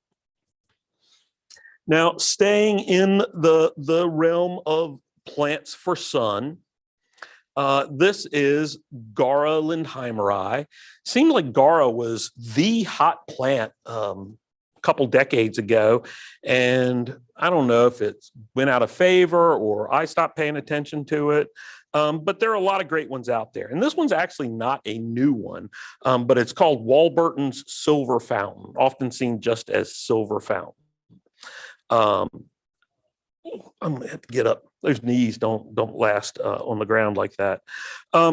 So Gaura makes a really beautiful kind of upright arching, kind of vase-shaped plant, and then topped in summer by just spikes of pinky white flowers. The Silver Fountain, this form has great marginal variegation. If it's growing outside in the spring, when it starts coming up, if it's cool outside, you'll get a lot of pink in that growth as well. And then you'll get pink again in the fall. It's actually can be really pretty nice fall color for it. Tends to be very easy, wants full sun, wants pretty well drained soil. But easy, and these spikes of flowers are really showy because they'll go up above the foliage and be real airy and kind of see-through flowers, which is nice. So maybe a couple feet tall ultimately, but flowers from summer on into fall. It's another one people have trouble figuring out how to deal with the flowers. I usually just let them go and don't do anything, but you can, if they start being fewer flowers than kind of and on longer stems, you can trim them back and it'll reflower. Gaura is one plant that I have found, and nobody likes when I say this to them to do this. This is a plant that I've found that if I don't let it flower the first year it's in the garden, if I keep it trimmed back the first year it's in the garden, it really bulks up. It really does better, and it's really a much more long-lived plant. If it flowers too heavily that first year, sometimes it just doesn't return with vigor, and it kind of peters out. So that I recommend that. People hate when I say that, though. They don't want to cut back their flowers, but this is variegated, so you get that foliage. So you got that. Stay in the sun here. This is an exciting, fairly new plant. This is sedum or stonecrop. This is one called Atlantis. It is a somewhat variable plant. It should have a little white margin around each leaf, but as you can see here, sometimes it'll throw out completely albino leaves. Sometimes it'll throw out little stalks with completely green leaves. If you get those ones that are completely green, you need to pinch those off. But sedums are really easy to root. So if you get a plain green one, pinch it off and go plant it somewhere else, and you'll have a nice green sedum going there. I remember seeing this for the first time several years ago. Beautiful. I have actually not grown it, which is one of the reasons I wanted to get it for the plant sale, was so I could buy it myself. As the season progresses, these leaves will get larger and open up a bit. You get a nice mat on there, really going. It's oh yeah, that's what I would have thought was 10 to 12 inches across. I got Tim behind it. Tim, have you grown this? Tim says no. So like all sedums, you're going to want to give it a nice, well-drained soil, give it plenty of sun. Rotting will be its biggest problem. Sedums are great in containers as long as you have good drainage. You can go on vacation and not worry about having to water them because they're very, very drought tolerant. Some sedums, I don't know about this one. Some sedums will actually do okay as house plants. Some need a real cool temperature. And I would guess this one does. I don't know what the parentage behind it is, but this says it's a Takasamansi. You probably wouldn't want this as a house plant. This will take extreme cold though. All right. Let's go the other direction into some shade here. This, I've been standing here being able to smell this, even despite my bad sense of smell. This is one of our native phloxes. This is one of the woodland phloxes. A lot of times when people say phlox, they think of either the moss phlox, the creeping Phlox subulata, or they think of the tall garden phlox, Phlox paniculata, you know, that tall plant that has powdery mildew all over it. This is Phlox divaricata. This is one of the woodland phloxes. I'm kind of get that out so you can get those flowers on there. There are several of these, and they just kind of creep around in your woodland. They don't form really tight mats like you see with the moss phloxes. So they're great for weaving around other woodland plants. Other plants will be able to come up through them. This is one called Blue Moon. And like most of the Phlox divaricata, it has just an incredible fragrance. It really will. You walk through a woodland with these growing and you can smell it. It's that kind of sweet clovey kind of fragrance. Blue Moon, there are other ones out there, Clouds of Perfume and other ones. I don't know that any of them are really more fragrant than others, but really good. Blooms in spring, will mostly kind of form a bit of a mat, but then the flowers are held up above it. Once it finishes flowering, you can trim off those top stalks. It's really just a spring flowering plant. You can sometimes get it a little more flowering if you cut it back. Again, as people who've watched a lot of my midweek things know, I'm a lazy gardener. I don't do anything with it. I just let it go and do its thing. And by the time, the flowers have faded, all my other woodland perennials are up and growing. And so I don't notice if it's a little bit shaggy or not, but oh, so fragrant. That's delicious.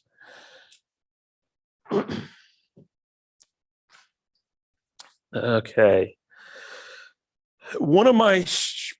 I would say one of my strangest plant obsessions, if it wasn't shared by so many other people who have terrible taste in plants, or not terrible taste in plants, who don't care if their plants look like roses, I guess, is Reineckia carnea. This is an Asian little creeping plant in the lily family. It makes dense mats of evergreen foliage. We're told by all the taxonomists, there's one species of it, although we have one we introduced that we call Ime Snow, which grows about so tall. There's another one, Jinfo Jewel, which grows about this tall. There are ones with wide leaves and narrow leaves, all different kind of things. But this one is an old form that's been around for a long time, and it's just Reineckia carnea variegata. I don't think Reineckia has any common name other than Reineckia. And it almost grows like an Acorus or a iris if you look down at the base, kind of fans on little branching underground stems. My experience with Reineckia carnea variegata is that it can be somewhat unstable. You can see even in here, there's this piece that's got a little bit of variegation, but is a little more green than not. I tend to try and keep dividing it and keep getting the best pieces and replant it. It's a foolproof shade perennial. It grows, it does fine. It'll have little pinkish white flowers kind of hidden under the foliage that if it gets pollinated, there'll be little reddish berries. I haven't seen plants in the landscape much with a lot of fruit on there, but they can. Unlike spreading Liriope or Ophiopogon, this is super easy to to move around where you want it, to dig it out, to spread it, whatever you need to do. Easy, easy, easy. All right, a few more things, and then we're going to bring Ann Spafford in with us, who is one of our favorites here. So I finally have sun in my garden, and so I've been growing Abutilons to mixed success. Some are hardy, some not so hardy. This is one that I believe Tim maybe introduced me to. This is Abutilon Orange Hot Lava. It's what I learned as a flowering maple, an indoor plant. Tim probably learned it as an indoor or parlor palm up in Pennsylvania when he was learning plants. So you can get this and grow it as a house plant. Propagates really easily, so you can get one planted in your garden and cut a piece and root it. But it makes these really beautiful little bell-shaped flowers, and they'll actually on this one be larger than this as the plant matures and grows, and it will flower and flower and flower and flower all season.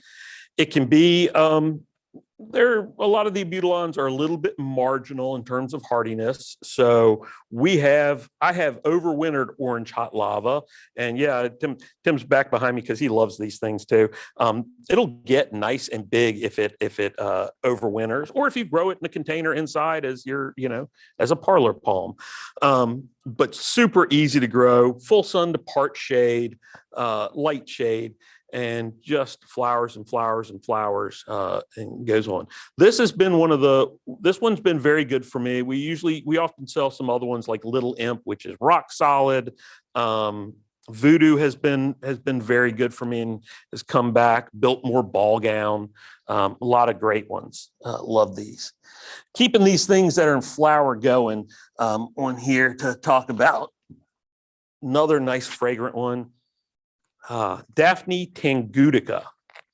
For years, the only Daphnes I ever grew were our Daphne odora, winter Daphne, and the deciduous one, Daphne ginkwa.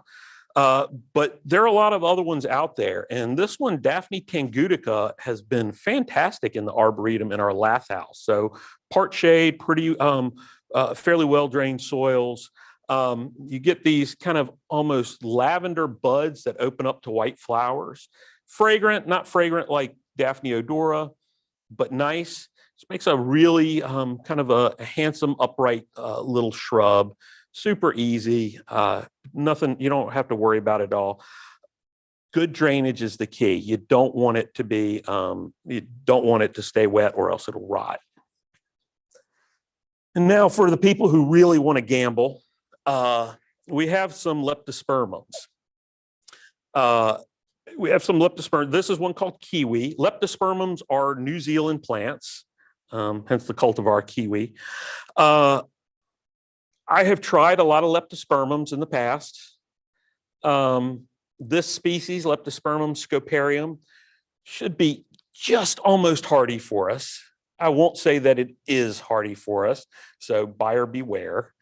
But if you're coming from the coast, it might be great. I'm growing things I never thought I could grow before the way the weather's going. So if I'm going to be drowned under encroaching seawater, I might as well do it growing plants that I hadn't been able to grow in the past. So I really got these Leptospermum to grow here at the Arboretum and at my own house after the plant sale, and see how they'll do. The way they grow everywhere in New Zealand, sun to light shade, usually in pretty well-drained soils, but not necessarily.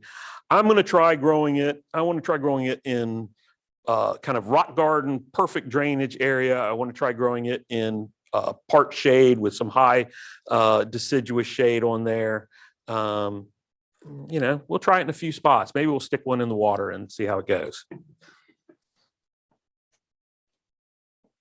So want to keep mentioning that we've got it's Day of Giving. So go to jcra.ncsu.edu and you can come on, you can go from there and you can click on a link to Day of Giving and Click on JC, type in JC in the search bar and it'll bring up JC Ralston Arboretum. We're hoping to get to 210 gifts today by 6 o'clock. That's our goal. We had 209 last year. We're up to 156 gifts, $57,000, $57,800. We are doing great. I appreciate everybody's support. I'm going to bring Ann Spafford in to talk about pollinators while we also talk about some of these plants. So some of these she may tell me are terrible pollinator plants. Some of them are great. So Ann, let me take that over here. I will certainly take it over. After 6.5 hours now, I need water. No worries. Hi, everybody. Thanks for having me. Yeah. So Ann is a professor here in the horticulture department at NC State. She teaches design and is the students who come out of her program are doing really interesting, really fun things. It's amazing when you have fun doing what you're doing. People are inspired. It doesn't feel like work, and it doesn't feel like work. Doesn't feel like work, says the woman who doesn't say no to anything. So tell people a little bit more about your background and what you've done and what you are doing now, especially with the pollinator front. Okay, so I like to consider myself a Jill of all trades. So I'm trained in horticulture, but also landscape architecture. So that makes me a designer who really, really loves plants. So that's like the best profession ever.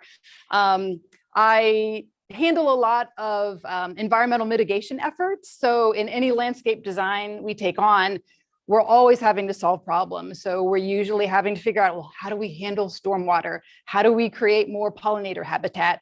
And it's amazing that bees and humans like the same things in plants, but for really different reasons. So we have, it kind of makes our job easy. Yeah.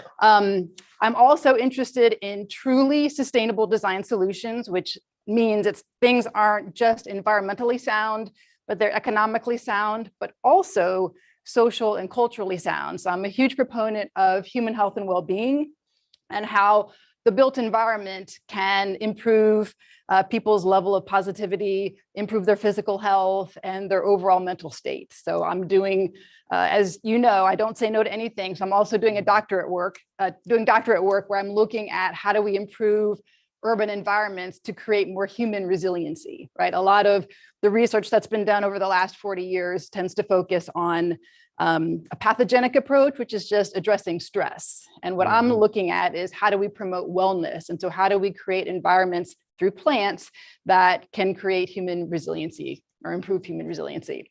And so my work spans like the environmental realm and the human health realm. But the pollinator aspect is truly near and dear to my heart because they're so easy to work in. And you can actually plant a pollinator plant in your yard one day. The next day, you will have pollinators in your yard. And it doesn't take a lot. So anyone who even has small properties or even a balcony can attract pollinators. And a little bit of good is better than none, right? And if you think about, so I should back up. A lot of the design work that I do tends to be on smaller scale properties or residential scale. And you would think that maybe residential properties don't have that much impact environmentally. But when you think about residential properties in aggregate, it's actually profound, right? So anything you can do on your property to increase pollinator habitat is fabulous. Yeah, I love hearing what you say because it ties in so many things, one of JC's big things back in the day was he wanted to diversify the American landscape. And I've always taken that and I say, when he was talking about it, it was about getting some different plants out there because everybody was growing the same things. Right when I started here as director was when worldwide we shifted from being majority rural to majority urban. That had already happened in North Carolina and the US. And so I started thinking about, when we talk about diversifying the American landscape, it's less about the plants that, are going as foundation plants in people's gardens, but really more we need to think about these urban environments. And people think landscape architects, they make pretty designs. They don't think about that really their function is to take this impervious thing that has changed the landscape completely and deal with how it's changed water and all the other things around it and still make it work. And it's always been how to make it work for people. So water doesn't run into roads and things like that. And the whole idea of, no, we really need to make it do something good for people, not just keep something bad from happening. Absolutely. And a lot of what we're trying to do these days is what's called high performing landscapes. So really to have a gorgeous garden or a gorgeous landscape, that's really the lowest common denominator, right? If you design something well, of course it should be gorgeous, but it should also be functional in other layers, right? So it should mitigate stormwater or create pollinator habitat or screen, views to like the ugly neighbor's house or whatever. It should tick all these functional aspects, but then of course also be beautiful, also provide year-round interest as much as possible. And we get that through a diversity of plants, both, and this might be popular, unpopular, but we get that through natives and well-behaved introduced plants, right? A lot of people, I'm totally for native plants, but not at the exclusion of introduced plants, because research has shown that pollinators, for example, they don't care if a plant is native. When it comes to pollen and nectar, it's not like they're flying around with little passports in their pockets, right? So when it comes to pollen and nectar, bees don't care. However, we do need to be concerned about the lower trophic levels where we do have host plants and host insects, but we always would work those in, right? So there are lots of great non-natives that are well-behaved, not bossy, that are fabulous pollinator plants. I'm thinking, I don't know if it's here, but like Agastache or Agastache, however you're supposed to pronounce it, that's a fabulous plant. And it's not native here. The one that we plant often is not a native one. Right. Yeah, we were talking about some of those, and some of these are or not, but like spireas are great. They bring in, I see a lot of the solitary wasps and bees and flies and things like that do. But yeah, it's amazing. And I should say, Anne has a great pollinator book out that I have. I think I must have either lent it to somebody or have it at home, because I went and I was looking through my bookshelf here, and I use it all the time because it's fantastic. One of the big problems with a lot of things like pollinators, native, non-native, is that there's so much just common sense and deep feeling. And so this book, which I'm sure is going up on our chat here, already up, got the crack team there, it's based, because you're at a university and you understand the value of research, is research-based material. It is. And it's also interdisciplinary. So I tell my students that when we're trying to address environmental problems, no one discipline has the answer. So my co-author, Dinesha Seth Carley, she's a horticulturalist, but she's also a crop scientist, and she's a sustainability expert. So all the fabulous bee information in the book, or the pollinator information, comes from her. And we're focusing in the book on native pollinators, right? So people tend to think honeybee, and that's fine, but we have over 500 species of native bees in North Carolina alone. And so we don't need to really create we don't need to do really specific things for them. We just need to plant the right plants, right? And that's really easy to do. Most of them are solitary, like you said, so they tend not to sting. I don't want to say never, because I know people who've been stung by bumblebees twice, but they tend not to sting because they're not defending anything. Right. So they're happy, friendly insects. Yeah, it's just, there's so much out there. What you're doing now with the work really is fascinating to me, because my mind keeps going to the greening of cities, greening of the transforming of neighborhoods from predominantly lawn to predominantly habitat in whatever form that is. And I think it's really critical. So if you said money's no object, Which people tell me that all the time. Oh, money is no object. You can do whatever you want. Really, They I don't have that experience money. that They in my line they of don't work. give me I the always money have to a do it. budget. But if we could do one thing here at the Arboretum, either to display some of what you're talking about, or just to, I mean, not to, sometimes you do things just to show people, but something that's really about doing something sustainable. What? Oh, like not just pollinator, but like Yeah, not just anything? pollinator, anything. Oh, that's a really good question. How long do we have? So I think the pollinator is a good thing to hang your hat on because it's something that everybody can get behind. You can put in a small pollinator garden, or even a container garden can be a pollinator garden. So that might be something that people can hang their hat on. What would be great We consider us all the whole thing pollinator garden. Oh, absolutely. Right. But I guess what I would love to impart on an audience is the critical importance of seasonality, right? There are times when bees are especially needy of pollen and nectar. So like early spring and late summer, early fall. And so when you're designing a garden, you want to think through, what do I have flowering for the bees, spring, summer, fall? And then here we can actually get some things in the winter, like when we think about our early blooming things, like every first few days where it warms up, I'm so thankful I have an Edgeworthia because I see bees on it every late winter, early spring. And it's like, not a native, but bees love it, right? Same thing with dandelions, right? Some weeds are, I mean, dandelion is a weed, but like bees love them. Same with the clover, right? That we mentioned.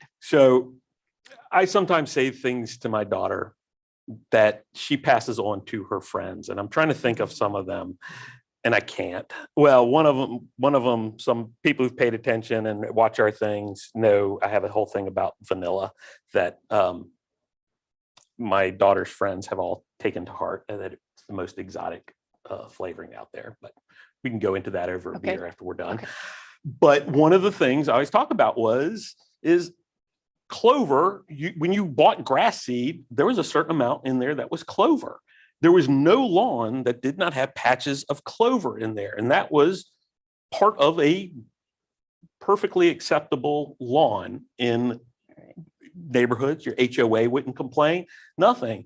And now we've taken that out, and we feel like we must kill anything that isn't the turf type tall fescue in our gardens. And she had a friend, and I was telling them, when I was a kid, if you were barefoot and you're running across the lawn, you always jumped over the clover because you might step on bees while you're on there. That's the first time I got stung by a bee, but right between my big toe and my next toe. Exactly. That you just knew that as a kid. That was part of being a kid, was when you ran across the lawn, you jumped over the big patches of clover when they were in flower. I missed that lesson apparently. Apparently. Well, you learned it. It's just, you were the kind who had to I touch was the the hot model. stove, After that, right? everybody started jumping over And the clover. my daughter had a friend who got married and bought a house, and they were doing the lawn, and they bought clover seed to put out there with their lawn because of that. But we don't think about that. If you're going to have a lawn, and I get that you have kids run around, you have a lawn, but why does it have to be? Exactly. And there are some, I don't know if Denacia started this program or if it was April Hamblin or Elsie Youngstead, but there are sustainable and entomology people who started this mow less campaign. So you can have lawn, but maybe you don't need to mow it every week. And that lets the clover come up, flower for a little bit, then you can mow again. And so it's having your turf and still supporting pollinators. Right. So, and the turf in basically all modern landscapes is either to play on, like kids and whatever, competitive bocce. Right. But really, from a design standpoint, it's to give your eye somewhere to rest, that low area that, so it doesn't look like my garden where it's just, you have nowhere for your eye to rest. But, who would have ever thought that? It does not need to be this tall the whole time, Right. But it's an education process. I saw that in England, where a lot of the big gardens where at entryways where it used to all be mown turf, now they're letting it grow up. And it's amazing how quick all the wildflowers are coming back in there, Yeah. and how excited they are to tell you about Yep. their arthropod censuses. And, Right. you know, I remember Great Dixter, I don't know if I brag about this, but they had 82% of the known spider, the native spider species they had found there now. I was like, maybe I don't need to know that, Yeah. but Yeah. you know, Keep it's, that fact in your pocket. but it is that whole idea of what are we, why are we gardening and what are we doing it for is great. So I love that. I love that idea of really kind of emphasizing how in small ways we can do a lot. Absolutely. And I guess I'll go back to my point of, it's interesting to me that bees and humans like the same things in gardens, but for different reasons. So like humans love to have drama in the garden. So that usually means like lots of color, contrast, and bees like that as well. We like seasonality. We want our gardens looking as interesting as much of the year as possible. We like diversity, and actually bees need diversity because pollen has different nutrient content. So if you just planted a lot of one thing out there, they're not getting all the nutrients that they need. So you need diversity of plants for that as well. So, you can really garden for yourself, but with a few careful plant selections, you're also supporting the bees. So, well, I can only talk about honeybees in terms of out here in our experience, because we do have beehives, but I assume we can extrapolate from that. And, you talked about the seasonality and having things in flower. Well, we've got 8,000 different plants out here, so we always have something in flower.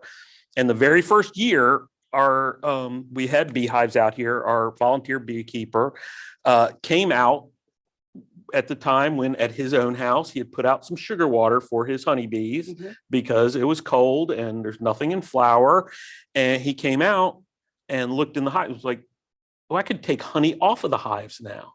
And what he's found is that because we have such a diverse landscape and always have something in flower, when we have these weeks sometimes of 60, 70 degrees, the honeybees are out and foraging and are bringing that in, and he doesn't need to supplement.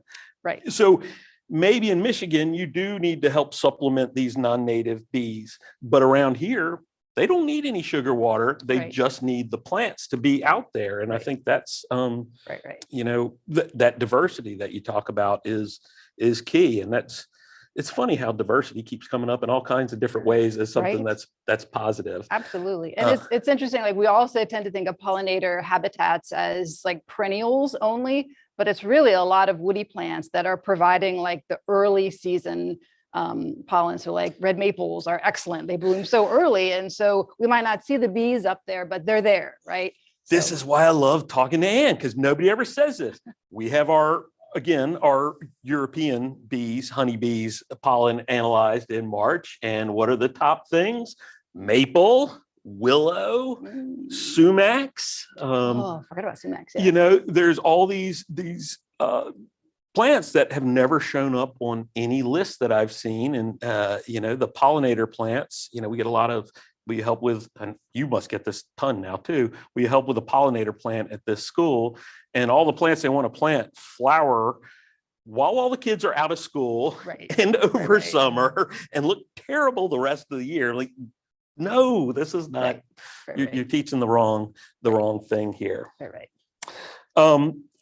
Go back. Just want to remind everybody, it is Day of Giving. We have got about another hour that we're going to be broadcasting. You can go to jcra.ncsu.edu, and that will bring you to the Day of Giving, a link for Day of Giving. You can go there. You can support the horticulture department and the work that Ann Spafford's doing. There's a note you can put for more pollinator research, or you can support the J.C. Ralston Arboretum. We're hoping to get 209 gifts by 6 o'clock. We're up to 161. So we need 49 to get to 210. That's really what we'd like to beat last year. We're up to $58,000, 58,691.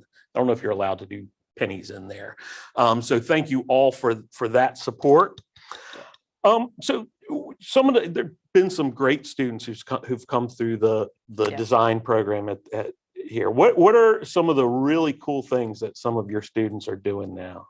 Like graduates? Graduates, yeah. Well, so one of, this is an interesting story. So we have students that come through our 4-year program, but lo and behold, a lot of people find horticulture later in life. So I have students come back who maybe they're looking for a second career, or they just have decided, oh, I really, really love gardening, or I didn't know this was a major the first time around. And so I have people who come in who will take a series of design classes, and one of them now is the city of Raleigh's go-to person for their rainwater rewards program. And she came in saying, I want to specialize in rain gardens. That's a huge need right now. And so she's a great plants person. She's very like pro-native plant, but she's the one who helps homeowners go through that approval process. And if you don't know, can I talk about the Raleigh Rain? Yes, please. Okay, so the Raleigh Rainwater Rewards Program is something that Raleigh residents who pay a stormwater fee can participate in. So if you're putting in water catchment, rain garden, green roof, porous paving, the city, if you go through the city's process, they will reimburse you up to 90% the cost of that project almost immediately. And then you need to say how you're going to make sure that it's maintained over the years, which just makes sense. But it's a really fabulous, very progressive program.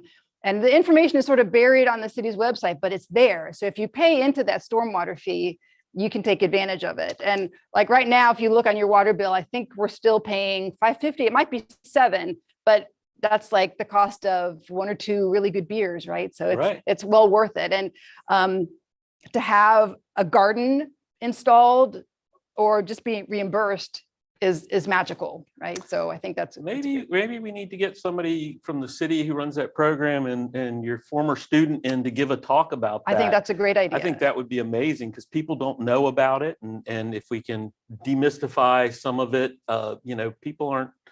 I love that. I'll put you in contact with that. Yeah, I love that idea. I think that would be, people would love it. That's really cool. That'd be great. We have a lot of students who go on to work for firms that are doing residential work. Quite a few of our students go on to the Masters of Landscape Architecture program, which I'm a huge fan of that. Coming from that route myself, you'd think that that would be a more common pairing. It's not. So if you go through a design program and you have really strong plant science skills, you are a rare commodity in the industry. So it's a fabulous pairing. And a lot of students are starting to be real movers and shakers out there. So it's fabulous to see. Yeah. A lot of our folks, we have, our incredible faculty here on a lot of times for talks. We certainly had you and your co-author, Denisha, on for programs. But a lot of times we're talking a lot about the Arboretum, and NC State has one of the top 3, and I don't mean that as in it's third. It has one of the top 3, and you could probably make an argument top 2 and argue between those 2 best horticulture programs in the country. And it's because we've got fantastic faculty who are moving things forward, who are not, reinventing the wheel and kind of staying staid. It's because really looking at the needs. It's what I always say about the Arboretum. We talked about it earlier. It's the impact. It's not, we have a lot of plants here. We love all our plants here, but it's what we do beyond our gates. That's important. And the true mark of a great program is, there's got to be great research, there's got to be great teaching, but it's all the webs that go out from there, the students, the research that inspires other researchers. Absolutely. And the students, the JCRA is a huge resource for the students, and it becomes really a part of who they are because they're out here learning plant ID, they're out here learning plant propagation. So by the end of their 4 years, they know the Arboretum really well, and they take those lessons with them in their career. So it's a really important resource. Yeah, we're hoping to involve them even more. We've got some programs that we'd really like to to get going with the university. So stay tuned for that, everybody. One more way to support us. All right. I was talking about plants when you came in here, and I got to mention a plant because see if it's one you've ever grown. Oh no, is this a quiz? No. I'm not going to ask you what it is. This is our native green and gold Chrysogonum I know that one. virginianum. I know that one. You could have asked. Great woodland plant. Makes little mats of foliage with gold flowers. This is a form that I haven't seen offered for sale very much, that I grew in Atlanta 26 years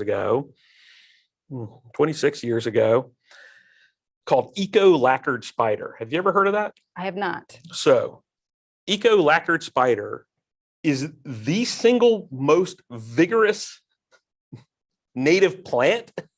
Should we be afraid? I was talking to somebody who said they tried to grow this in production in a nursery, and they said the reason they dropped it is because it grows, it smothers itself. Like you'll have it, like it'll just smother the plants beside. So it's a great ground cover for woodland, but it does spread.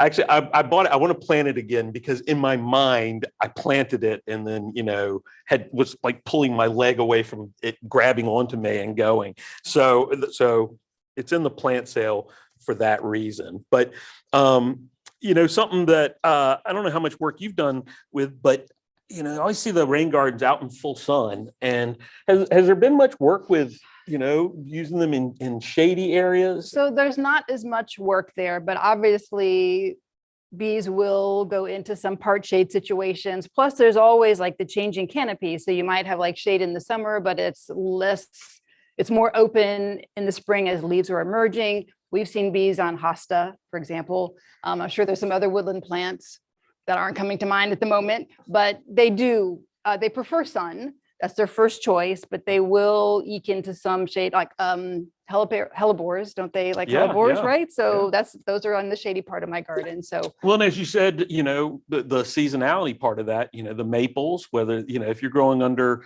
deciduous shade, whether you have maples as an overstory or have smaller maples, Japanese maples and things growing in there, I could see where that would be as well. So. Yeah, that's, but there are other ecological benefits in the shade in terms of, other insects and birds and other habitats. And that's the key is, you're talking about these residential areas, if, and one of the buzz phrases now is, wildlife corridors.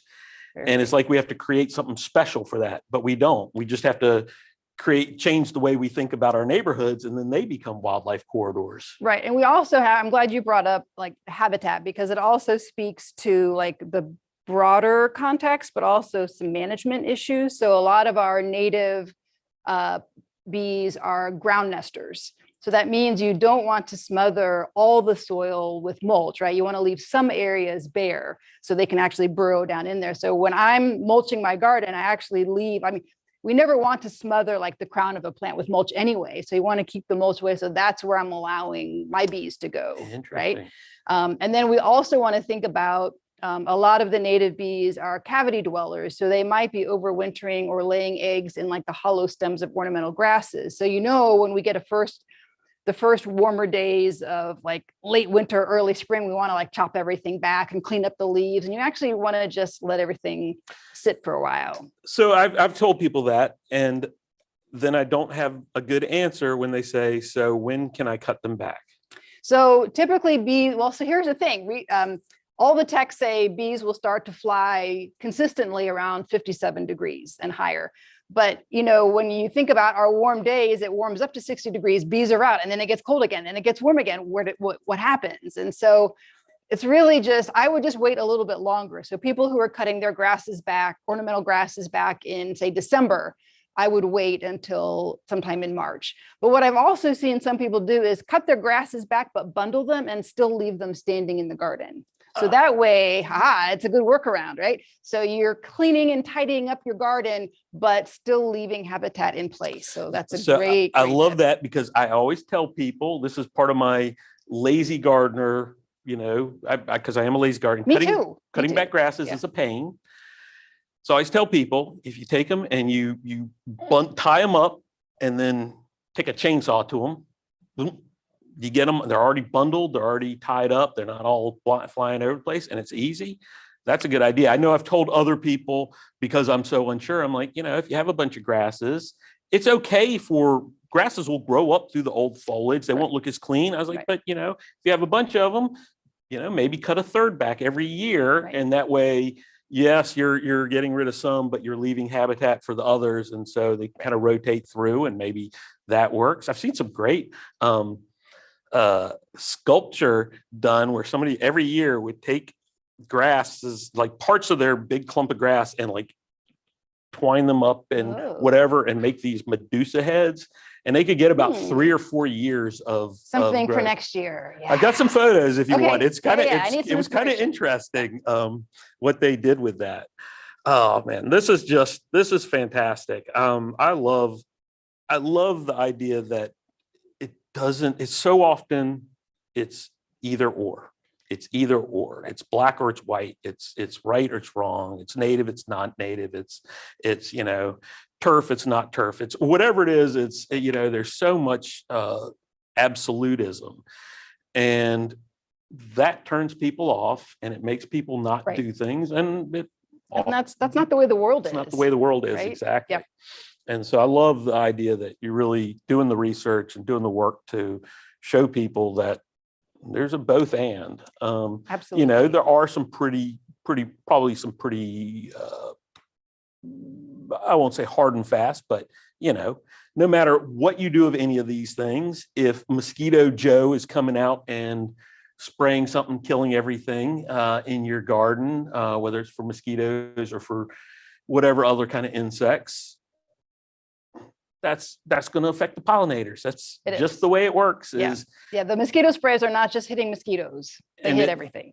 And we, the blemish free is, that's unattainable. And, if you have a plant that has problems every year, get rid of the plant. If it has insect problems, don't try and nuke the plant every year with chemicals. Don't nuke your lawn. Don't over fertilize your lawn, because that's a real issue. It's those times when we're doing the additives like that we run into some problems. And something you've said before that has just stayed with me is like, we tend to think of our landscapes as very permanent entities, but they're living, growing, changing things. And you use Daphne as an example. It's like, we buy this plant, we want it to last forever, but it doesn't last that long here. But that's okay. It's like you've paid maybe $30 for a plant, gotten 5 amazing years out of it, of that amazing fragrance, and then the great evergreen leaves, and then it kicks the bucket, or maybe you plant another one before it kicks the bucket, right? Yeah. But $30 is a great investment, right? But it doesn't have to be, last as long as you do, right? So just this morning we had Panayiotis Kalidas from Denver Botanic Garden joined us, and he made a comment about the garden's not a painting, it's a kaleidoscope. And I love that, as opposed to because kaleidoscopes, you turn them, they change, they're always changing, whether it's seasons, time, anything. It's about that change. We're going to have one more video, I think, in just a few minutes. We're up to 163 gifts. We've got an hour left. I'm told that we may end this whole program with some really, really exciting news at 6 o'clock. So keep on with us. One more hour. We're going to have Tim do a little bit more of a tour that should be fantastic. 163 gifts. We're trying to get to 210, almost at 59,000. So let's get up to 60,000 and 175 gifts by the end of this 10-minute tour break. Okay. I really didn't think I was going to talk about another Aucuba in here, but I did mention earlier that we have our Aucuba collection here, and I came across this one as we were talking about the Pyrosia lingua earlier. And this is one of Mark's collections, and he made in 2014. And we have the number, it's on it of his 999th collection. So it was MWT 14-999. That we don't know what species of Akuba this is, but the flowers on this are just really stood out to me, even more so than I did on that the species of Japonica, or that selection of Japonica I showed you earlier. I just wanted to point that one out to you. And I don't know if you can see that, but the clusters are very large on the terminal shoots of this right now. So just a really interesting plant to see. We're here outside the Lath House at one of the plants I find really super cool. It is Araucaria, well, what do we call it here? Araucaria angustifolium, or Araucaria, I can't spit it out. Araucaria araucana crossed with Araucaria angustifolia. It's a hybrid monkey puzzle. We have difficulty growing Araucaria araucana here because our summers are too hot at night and they don't like excess water. And well, we have a little bit of those things here, you know, hot nights and well, a lot of rain during the summer.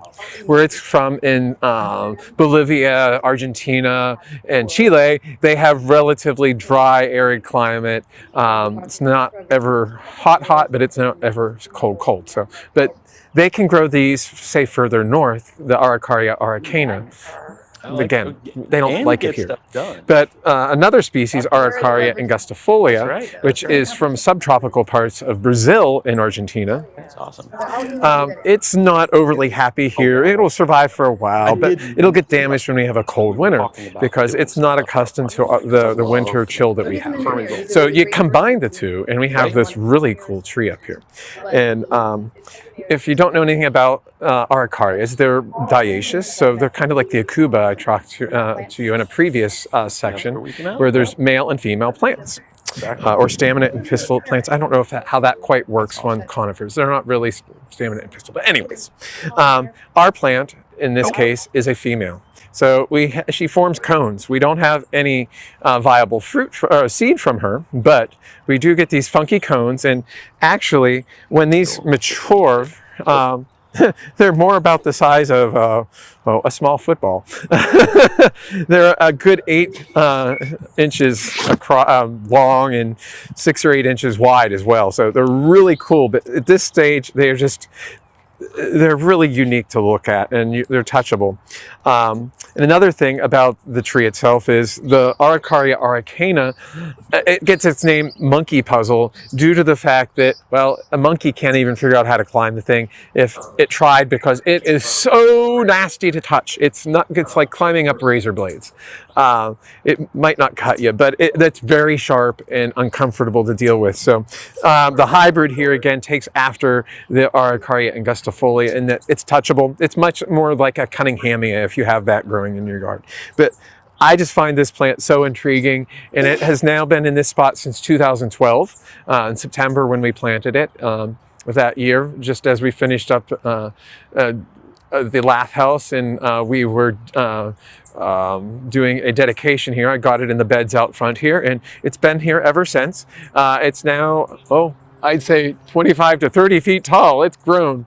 It has had minor winter injury once or twice through the, but nothing significant to it. And that was only when we got really cold in 2018. And it's recovered just fine and dandy. So that is one of my favorite trees here. Another favorite plant of mine that is actually growing again out here outside the Lath House is these Anemone coronarias. I hadn't grown them for years. We would grow them as a tender plant where I'm from in Western Pennsylvania. But we planted some in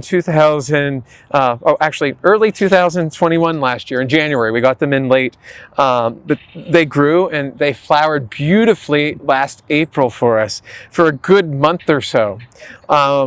I made some observations then. We were having major trouble with squirrel damage that will eat our tulips and crocus, for instance. And we had deer in the garden at the time. And we have rabbits in the garden. And they've been decimating a lot of our bulbs. And the anemones, they didn't bother at all, which I found was great. And like I said, these flower about this they were flowering last year anyways in April, late March and April. This year, we've been really surprised. We actually dug them out. We weren't quite sure how hardy they were going to be. So and to our summers, we thought they might rot out. So anyways, we kept them, we thought we got all of them. We missed a few. And so the ones we missed came up last fall and have been growing all winter. And we've started getting flowers on some of them in January, and we're still getting flowers on them. I'm finding these to be an excellent alternative to tulips, which aren't always that great for us here in the South, because, you know, the rabbits eat them, the squirrels dig the bulbs up, or they just don't get enough chill. And you get more than one flower per bulb. You get clusters of flowers, and you can deadhead them and they will continue to flower. These have been great. So these are Mediterranean in origin. So they need a well-drained soil. But as long as they have that and they get winter and early spring sun, I think they'll grow just about anywhere for us here in the garden. Their common name for some of them, for some of the anemones, are windflowers. So this one's actually going a little bit to seed, but once this matures, it'll actually poof out and it'll float away. And that's how the windflower part of that comes from on that. But they come in multiple colors, some really intense purples and blues, red, whites, like this, a single and double, and there's pink shades as well. So it's some of the same shades you're going to get in tulips, not yellow, but and orange, but a much safer alternative, I think, for us here in this area in Zone 7. I think more people should be growing these. Oh, and those ones we dug up, we finally got them planted about a little over a month ago. They are pushing up now. I expect them to flower in April and in May again, so early May, and give us a later show this year. But we're going to leave them in the ground and see what happens again next year. One last plant here I'm going to highlight a little bit. This is another one of our red buds. This is Cercis wavecrest. It's a hybrid red bud. It's believed to be, I believe, a canadensis, Cercis canadensis, our eastern red bud crossed with chinensis, from what I understand. We've just planted this in this spot in 2020 over the break with COVID when no one was here, and it has done remarkably well. It's taking the structure similar to that of the Chinese red buds for us. So, but it's probably has some better hardiness than some of the chinensis, which is not as hardy as canadensis. So maybe a better one to try further north, where the chinensis, straight chinensis, won't grow so well. So anyways, a really cool plant here to try in your garden if you can find it. I hope I've showed you a few things here in the garden this afternoon that you find interesting, and hope with spring arriving just the other day that you will come out to the garden and see what is bursting into flower here at the gardens when you have the opportunity. And if you aren't able to get here in person, continue to watch our virtual tours that we give here monthly now, and other programming that we do. So I hope this has been an enjoyable day for you. All right, I'm back with Tim. You've been enjoying him during the tours. We were lucky enough to get him outside the tours recorded before today. We would have done them live, but you know, a little bit of rain. Tim and I don't mind the rain that much, especially Tim. He's out in the rain all the time. But he, you know, the cameras, the computers, the things like that don't seem to like the rain so much. So Tim, you know, people know you from the work you do out in the Arboretum. You know, we've talked a lot about we've talked a lot about volunteers today and how critical they are, and you certainly know that. But there's an awful lot of students. Ann Spafford was here talking about the students. Awful lot of students that help out. And so just want some of your comments on the interns and the students. Before we get that though, I want to remind everybody, because we're coming into our last 40 minutes of our all-day Day of Giving-a-thon here at J.C. Raulston Arboretum. You can go to jcra.ncsu.edu and click on the link and go to our page.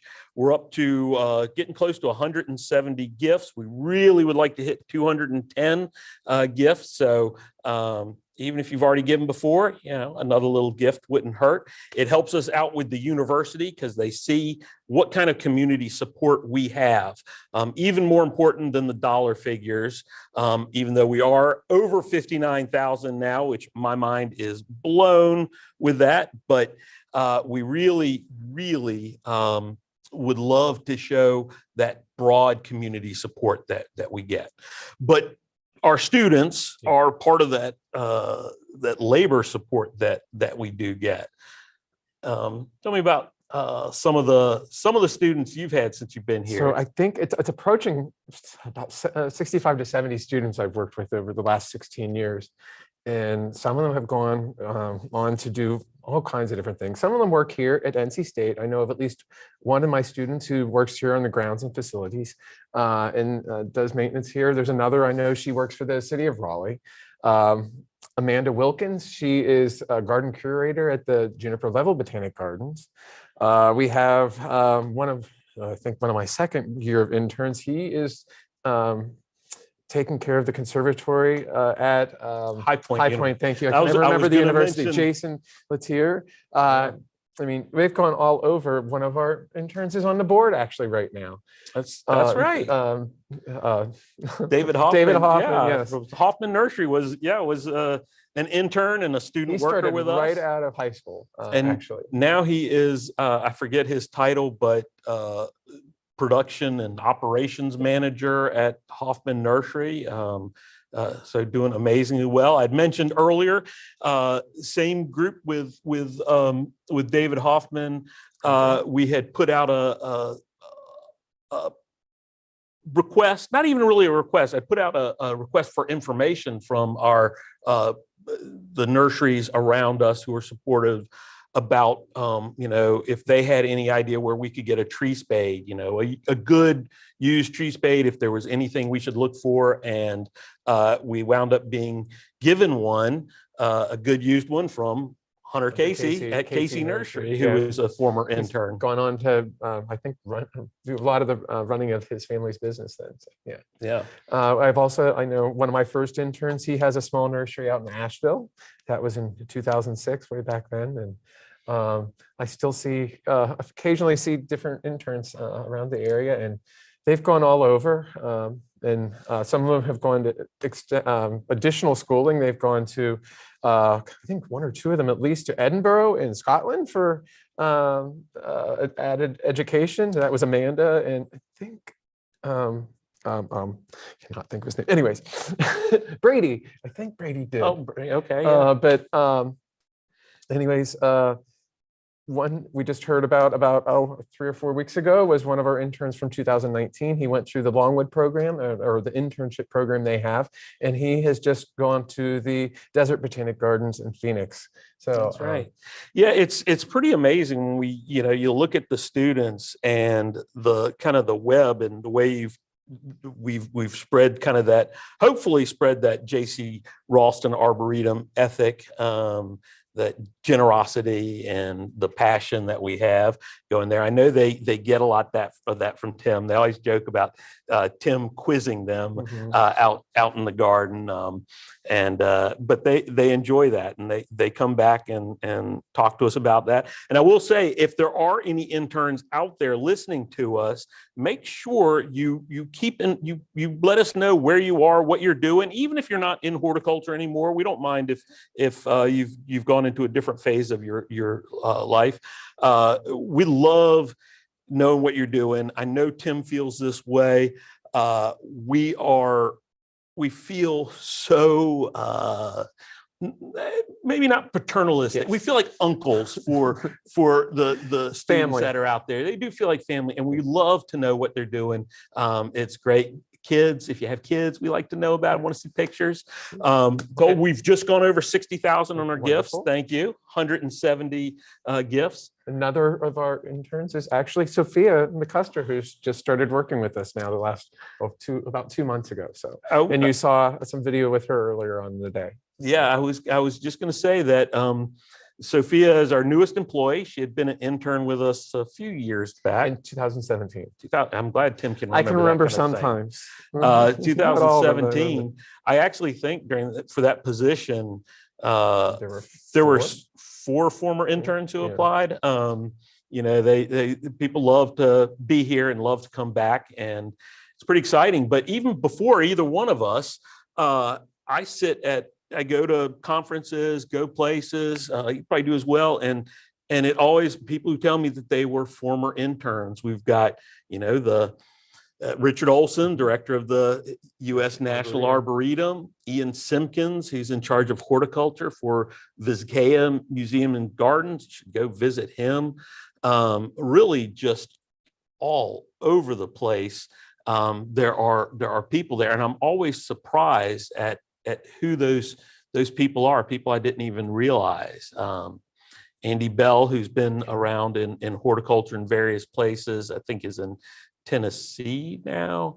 But yeah, these students, they keep us on our toes. Yeah, and they're great help for us.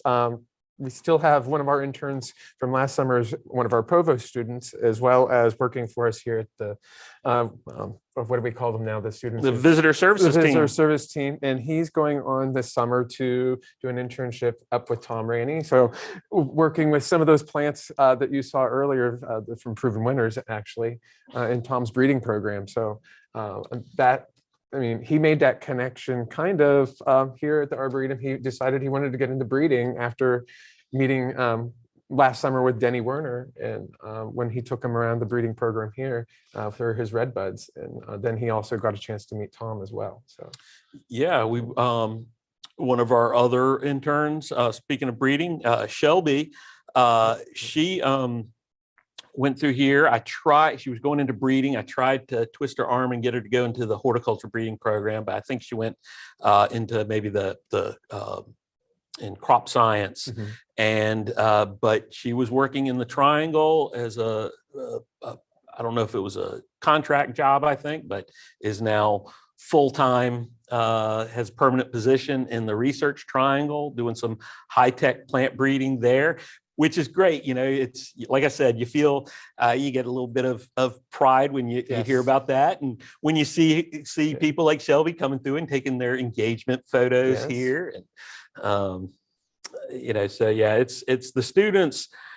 You know, that's a big part of why we're here, is to provide education, and the horticulture programs have changed since I came through, and Tim, and it's a lot. They still do a great education, but it's a lot less hands-on. I think I spent a lot more time dirty in my horticulture program, and it's a change of times. It's not good, it's not bad, it's just a thing. And that's where we really provide that hands-on, because no matter what you're doing, if you want to be a plant breeder for ornamental plants, if you haven't grown plants in a garden, you don't know what's needed. You don't know what will improve plants. And it really takes that to understand plants. And so Tim puts them through the paces out there and keeps them going. And they always come back. They always have some good stories to tell. They all walk a little bit faster after working a whole summer with Tim. Which is fantastic. Yeah, they don't keep up real well. They don't keep up. By the end, they get better. Again, it's Day of Giving. It'll be Day of Giving until midnight, but we'll be only here for another 30 minutes. We do hope that you will think about giving if you haven't already. Go to jcra.ncsu.edu, and you can click on the link there to our Day of Giving page. We are over 60,171 gifts. So we hope you'll consider continuing to give, maybe giving again if you've already given, so we can hit that 210 gifts. I know we still have a lot left between now and 6 o'clock in terms of some of the news that's going to be happening. If you haven't been with us all day, I'll mention a few of the things that are new for us here that may be interesting to you. revamping our membership a bit, and one of the new benefits that we are offering is going to be a seed distribution. We, as part of a network of botanical institutions around the world, we put out a seed list for other gardens that they can select seed from. We are going to offer that same opportunity to our members. So, and this is members only. And I will say membership counts as a day of giving gift. So you can join as a member if you're not already. And no matter where you are, this is a member benefit that you'll be able to enjoy. You'll get an email link April 4th, this Friday, excuse me, you'll get an email link this Friday at 9 a.m. We'll want your selections back by April 4th. And any member household can get up to 5 selections of seed. We have over 120 selections or so. And please, when you do that, please, because we hate not sending everybody everything they want. Please make 10 or 15 selections, because some of the seed we will have in very, very limited quantities, and we won't be able to get it out to everybody. It will be first come, first serve. So make extra choices. It's always fun to see what comes up from seed. We will be available to help out with questions. We'll certainly be doing some midweek programs on, how to have the most success with your seed. We'll probably do some where we'll troubleshoot for you. We'll get together and you can show us pictures of your plants and what to do next with them, your seedlings. But it should be a lot of fun to do that. So speaking of membership, Arlene, you coming in to join us with our membership? I am coming in to join you. I heard the word membership.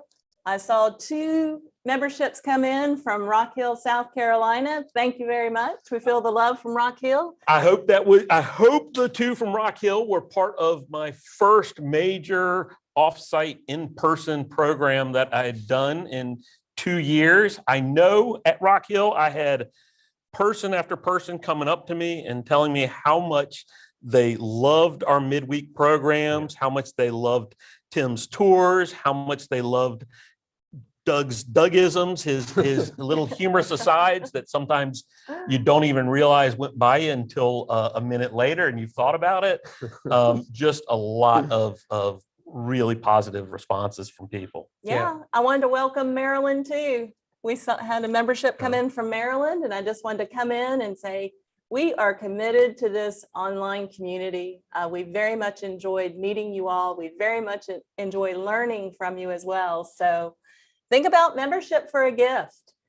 We now have this seed distribution program, which we are going to be able to mail seeds to those that don't live close enough to stop by and see us to pick them up. And we also have a few plant sales that we are mailing plants now. So we are creeping toward you, making you feel a little more welcome. We know we have some great programming lined up, but I just want to be clear, we are online and staying. So that's right.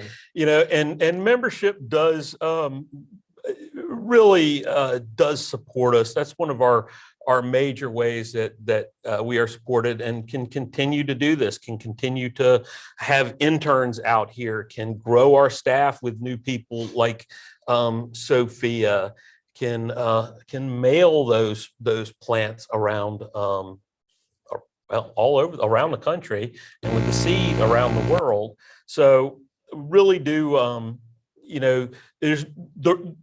there's a very specific reason we're mailing those seeds, and that is because we looked for ways, Arlene and her team, Catherine Wall, we're looking for ways to serve our membership across the country, because it really has grown over these past 2 years to across the country. And I know I heard a few people speak to today as far as the reach of the J.C. Ralston Arboretum, starting with J.C. I had a similar experience. I went to a conference within my first 6 months of starting with the Arboretum over 7 years ago. And I was on an escalator and somebody read my badge and was like, J.C. Ralston Arboretum, you guys rock. I mean, everybody who recognizes us. And I think at that time I was in Denver. Yeah. at a conference. So it is incredible the reach that we have had through our great staff and plantsmen and directors.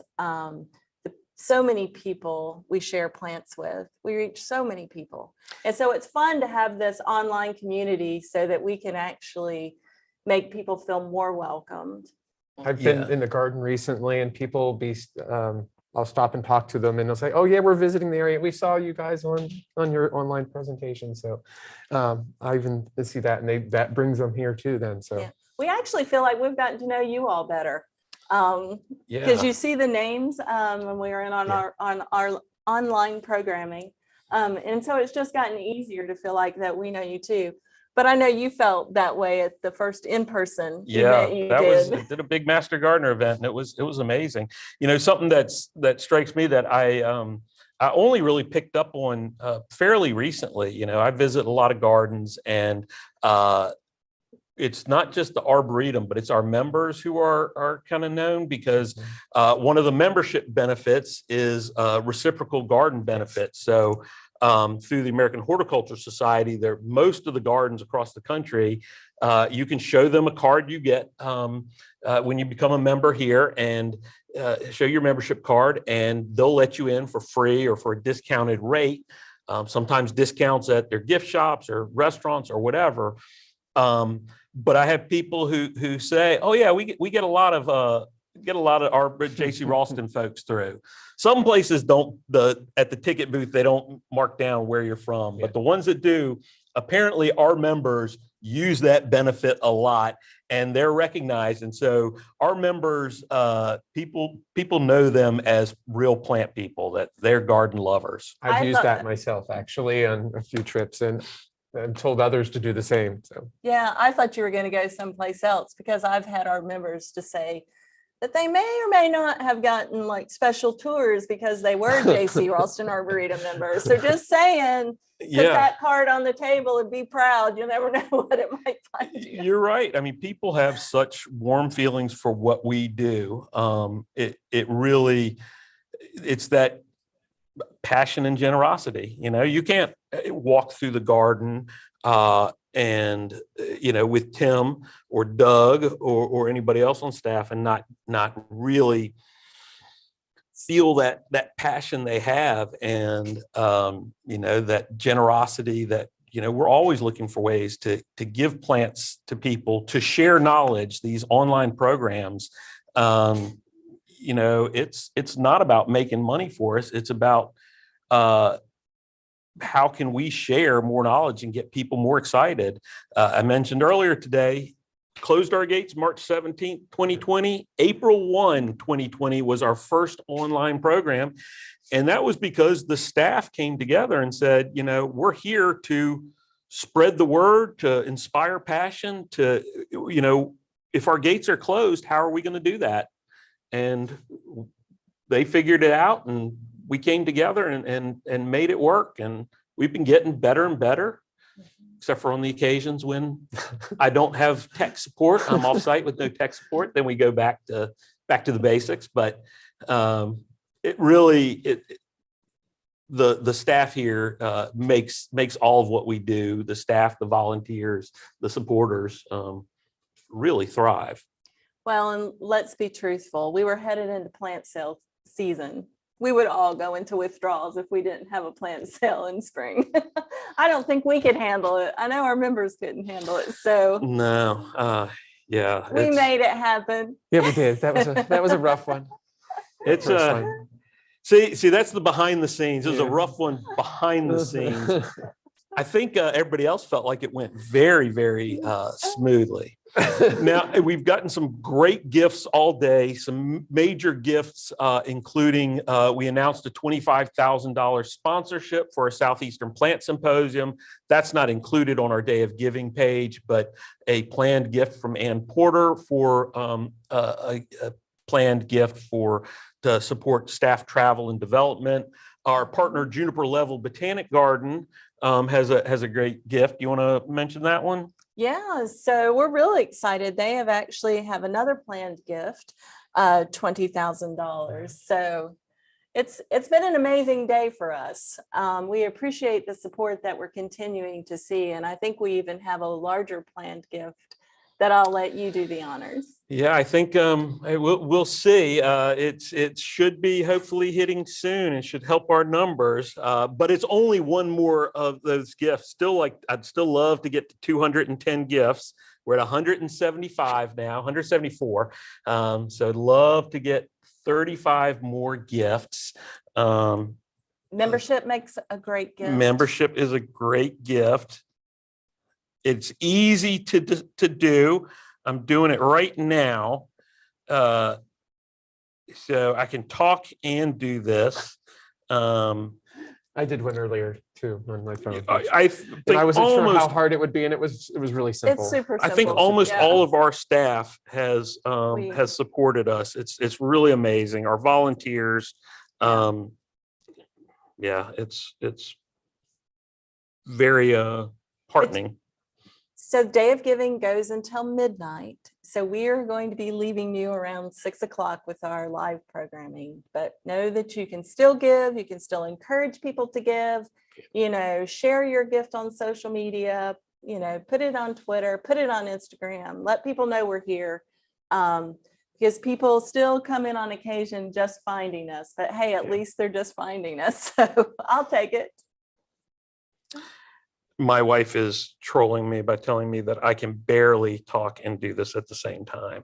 I was trying to feel for you, Mark. It would go unnoticed. It really is super simple. It is. So Ralston Blooms Remembers coming up at the end of April, April 30th. But members can shop the sale the Friday night before, 4 p.m. to 7 p.m. We actually are going to have an online portion of the sale as well. So be on the lookout for emails to kind of explain what that's going to look like. As I understand it, there are still going to be some gems that will only be available during the on-site sale. Is that right? That is correct. There will actually be quite a few plants that will only be available on site. We just get limited quantities. Yeah, when you're really going for the new and different,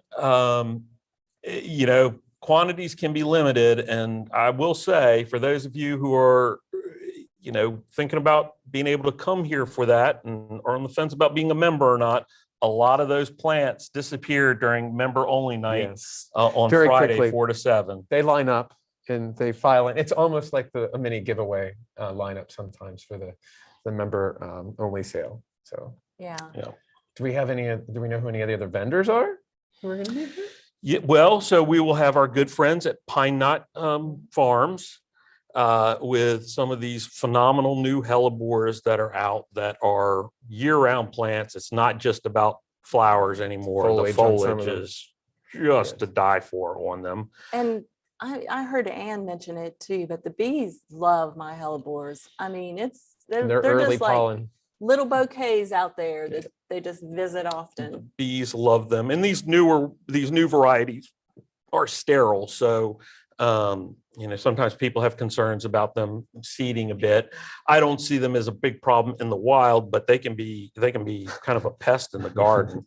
You go from, if it's a new gardener, you go from, yay, hellebore seedlings to, oh, they've got a lot of hellebore seedlings. Oh my gosh. The older hellebore hybrid seedlings. is those new hybrids with the spectacular foliage with lividus And we'll have superior plants, and they are your source for some great shrubs. A lot of the Lyciums, the star anise, which are fairly disease resistant, Daphnes, Edgeworthias, some evergreen magnolias, usually just all kinds of really great things that they Deciduous bring. azaleas. Deciduous azaleas, yes.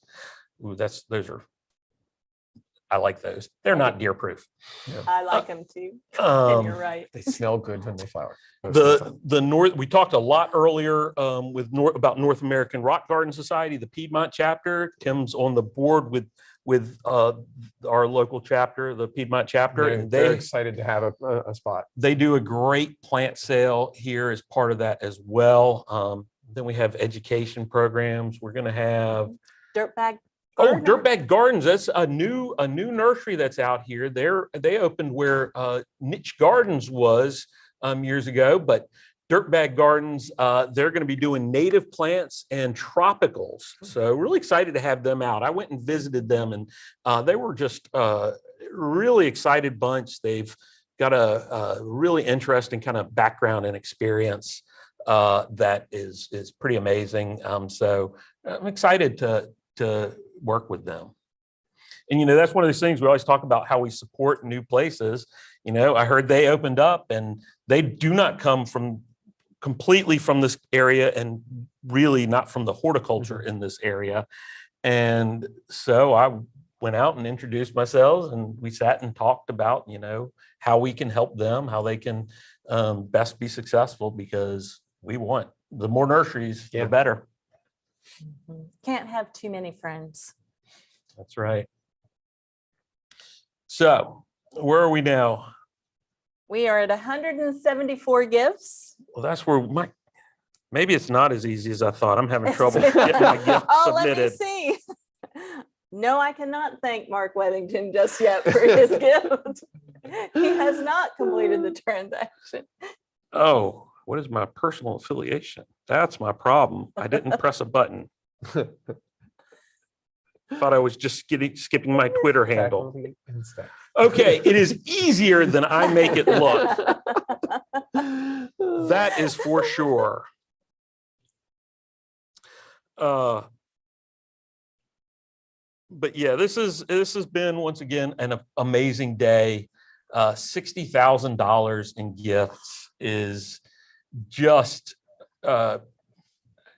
it's unbelievable to know that people support what you do that much.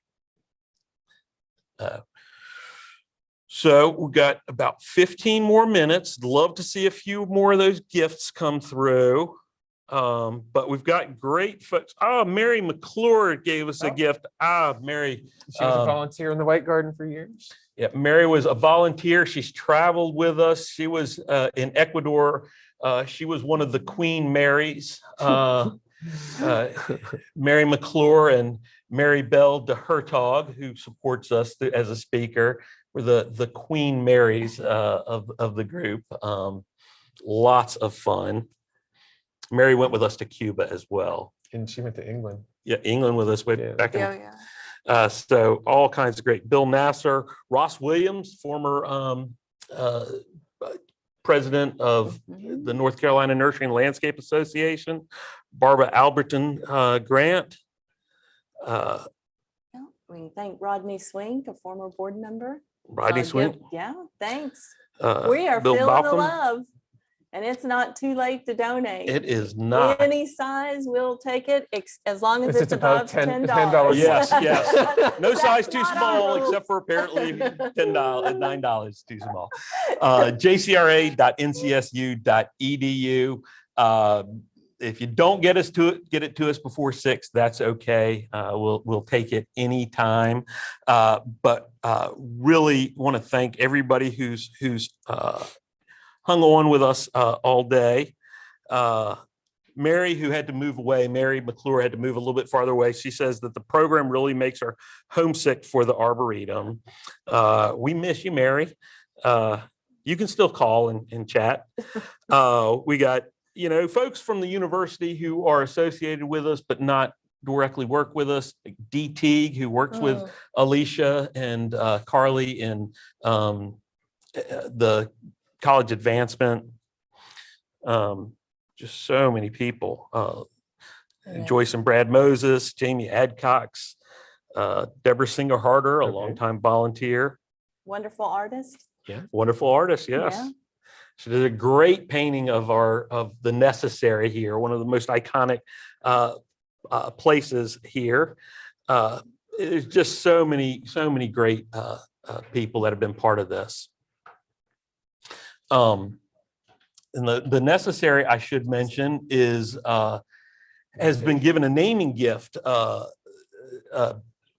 couple of years ago. Timed wibbly wobbly, but a couple of years ago, we had a naming gift from one of our board members, Carol McNeil, and Carol McNeil has also presented us with a planned bequest. We talked about some bequests earlier, and that's going to be announced at 6 o'clock. So we are going to celebrate now a long and very, very good day. Yep. And hopefully we'll end on a high note with something from Carol McNeil that will be really time to celebrate. So cheers, everybody. Cheers to all of you. It's after 5, at least for us, so we can have a drink. Let me Well use it to deserved. wet our throats down. Yes. Made with Arboretum honey. Made with Arboretum honey. But not Arboretum citrus this time.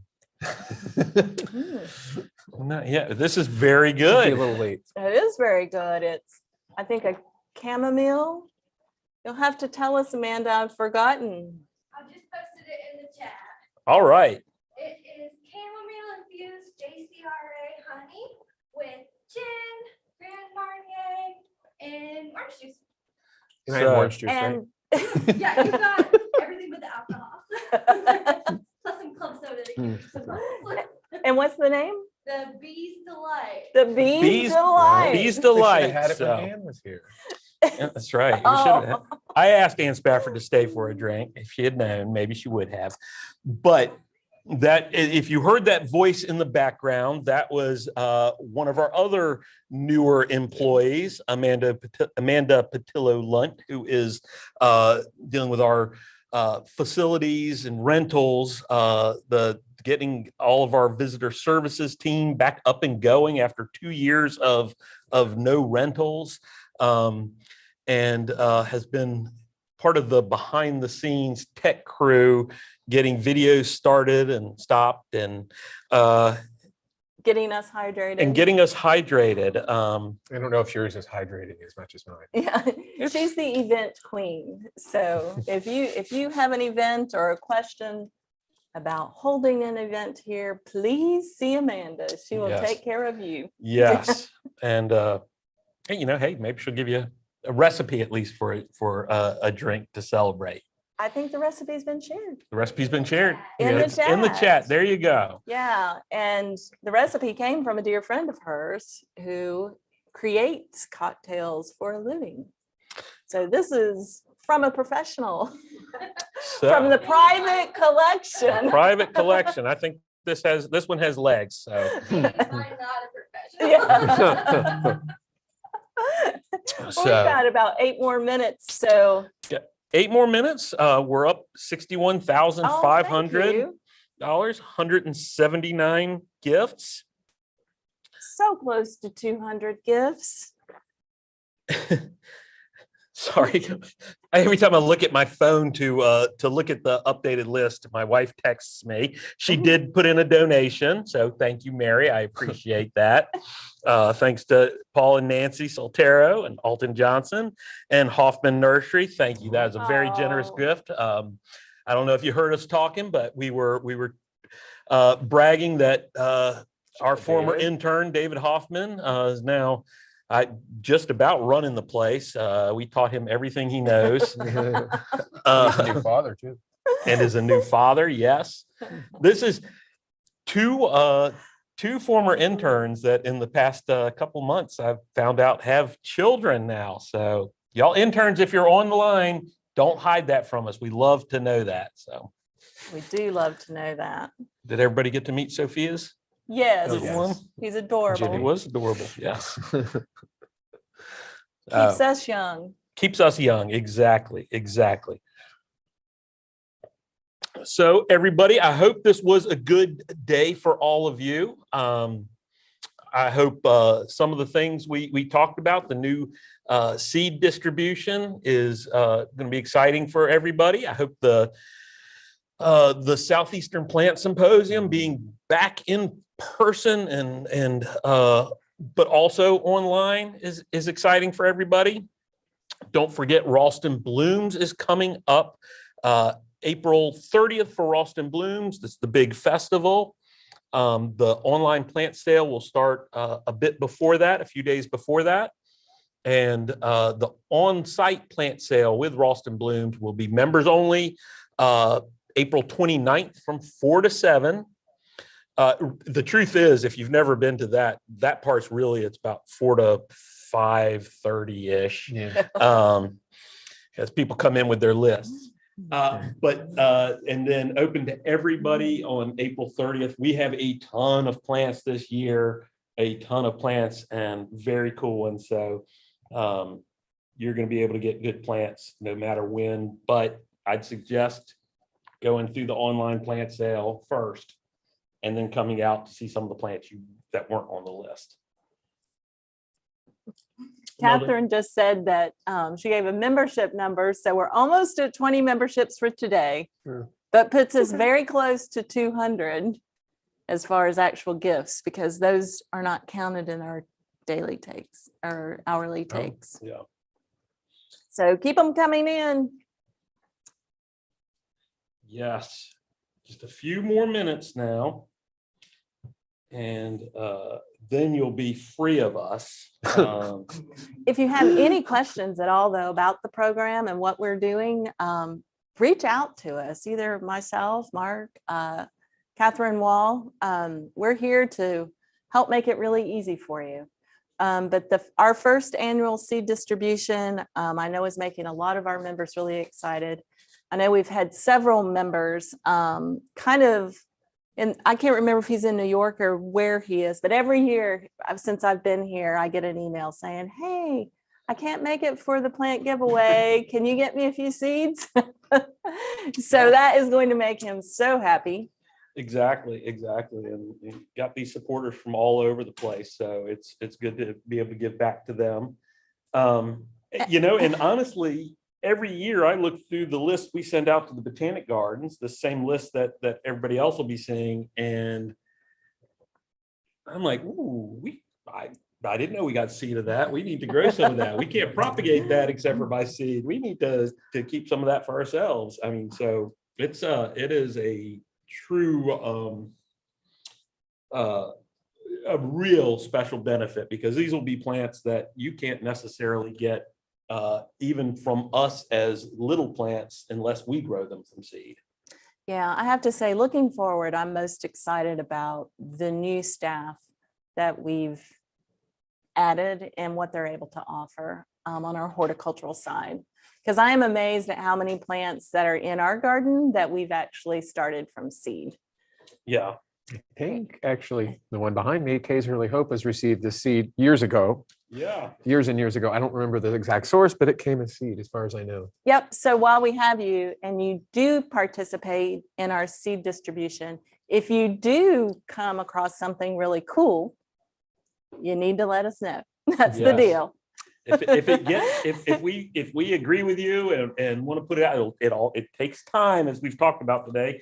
But if we do, we love to have other people come in and help us name the plants, get them names. In fact, the name for Kay's Early Hope came about because one of our employees' husbands wanted to name it for Kay Yao right after she had passed away. There's flowering, has that almost pink breast cancer awareness color, and it flowers during March Madness, and so it became Kay's Early Hope, and also because it's the earliest flowering one we have. And it flowers the longest too. This will be in full, underneath the foliage in mid-April. It'll often have a full flush of flowers.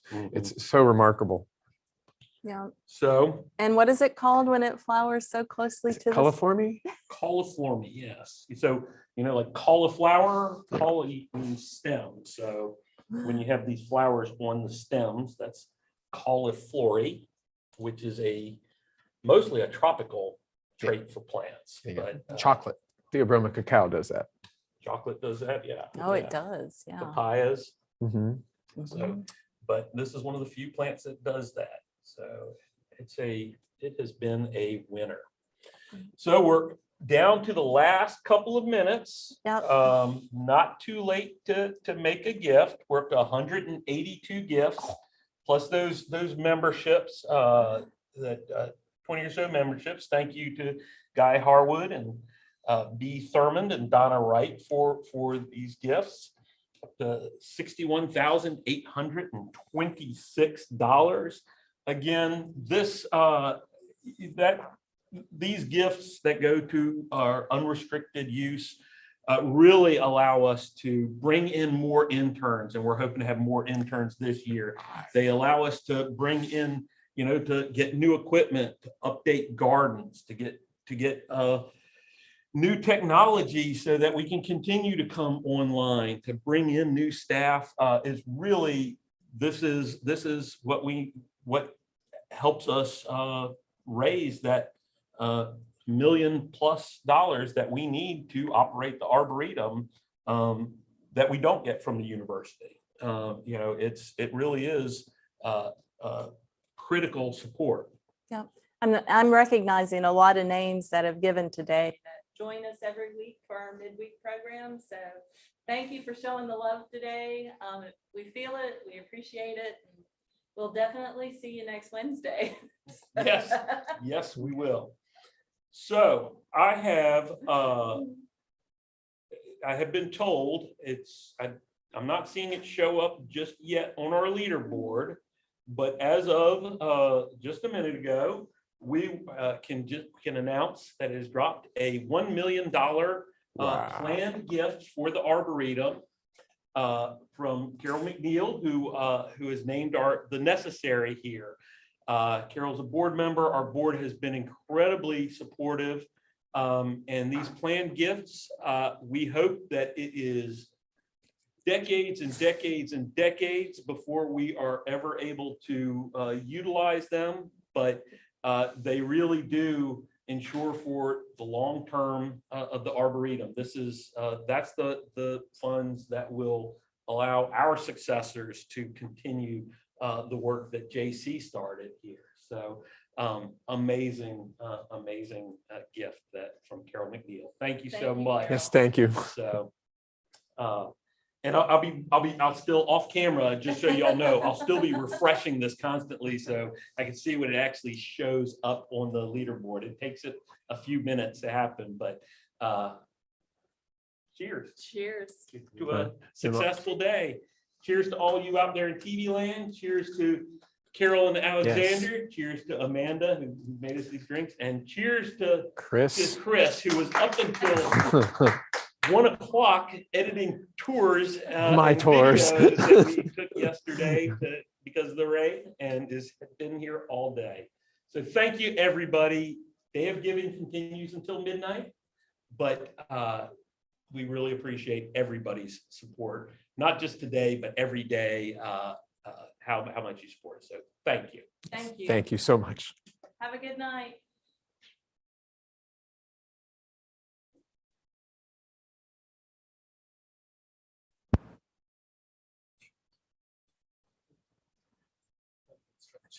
Screensaver. Are we good? I think I'm dead. Did you? I don't know.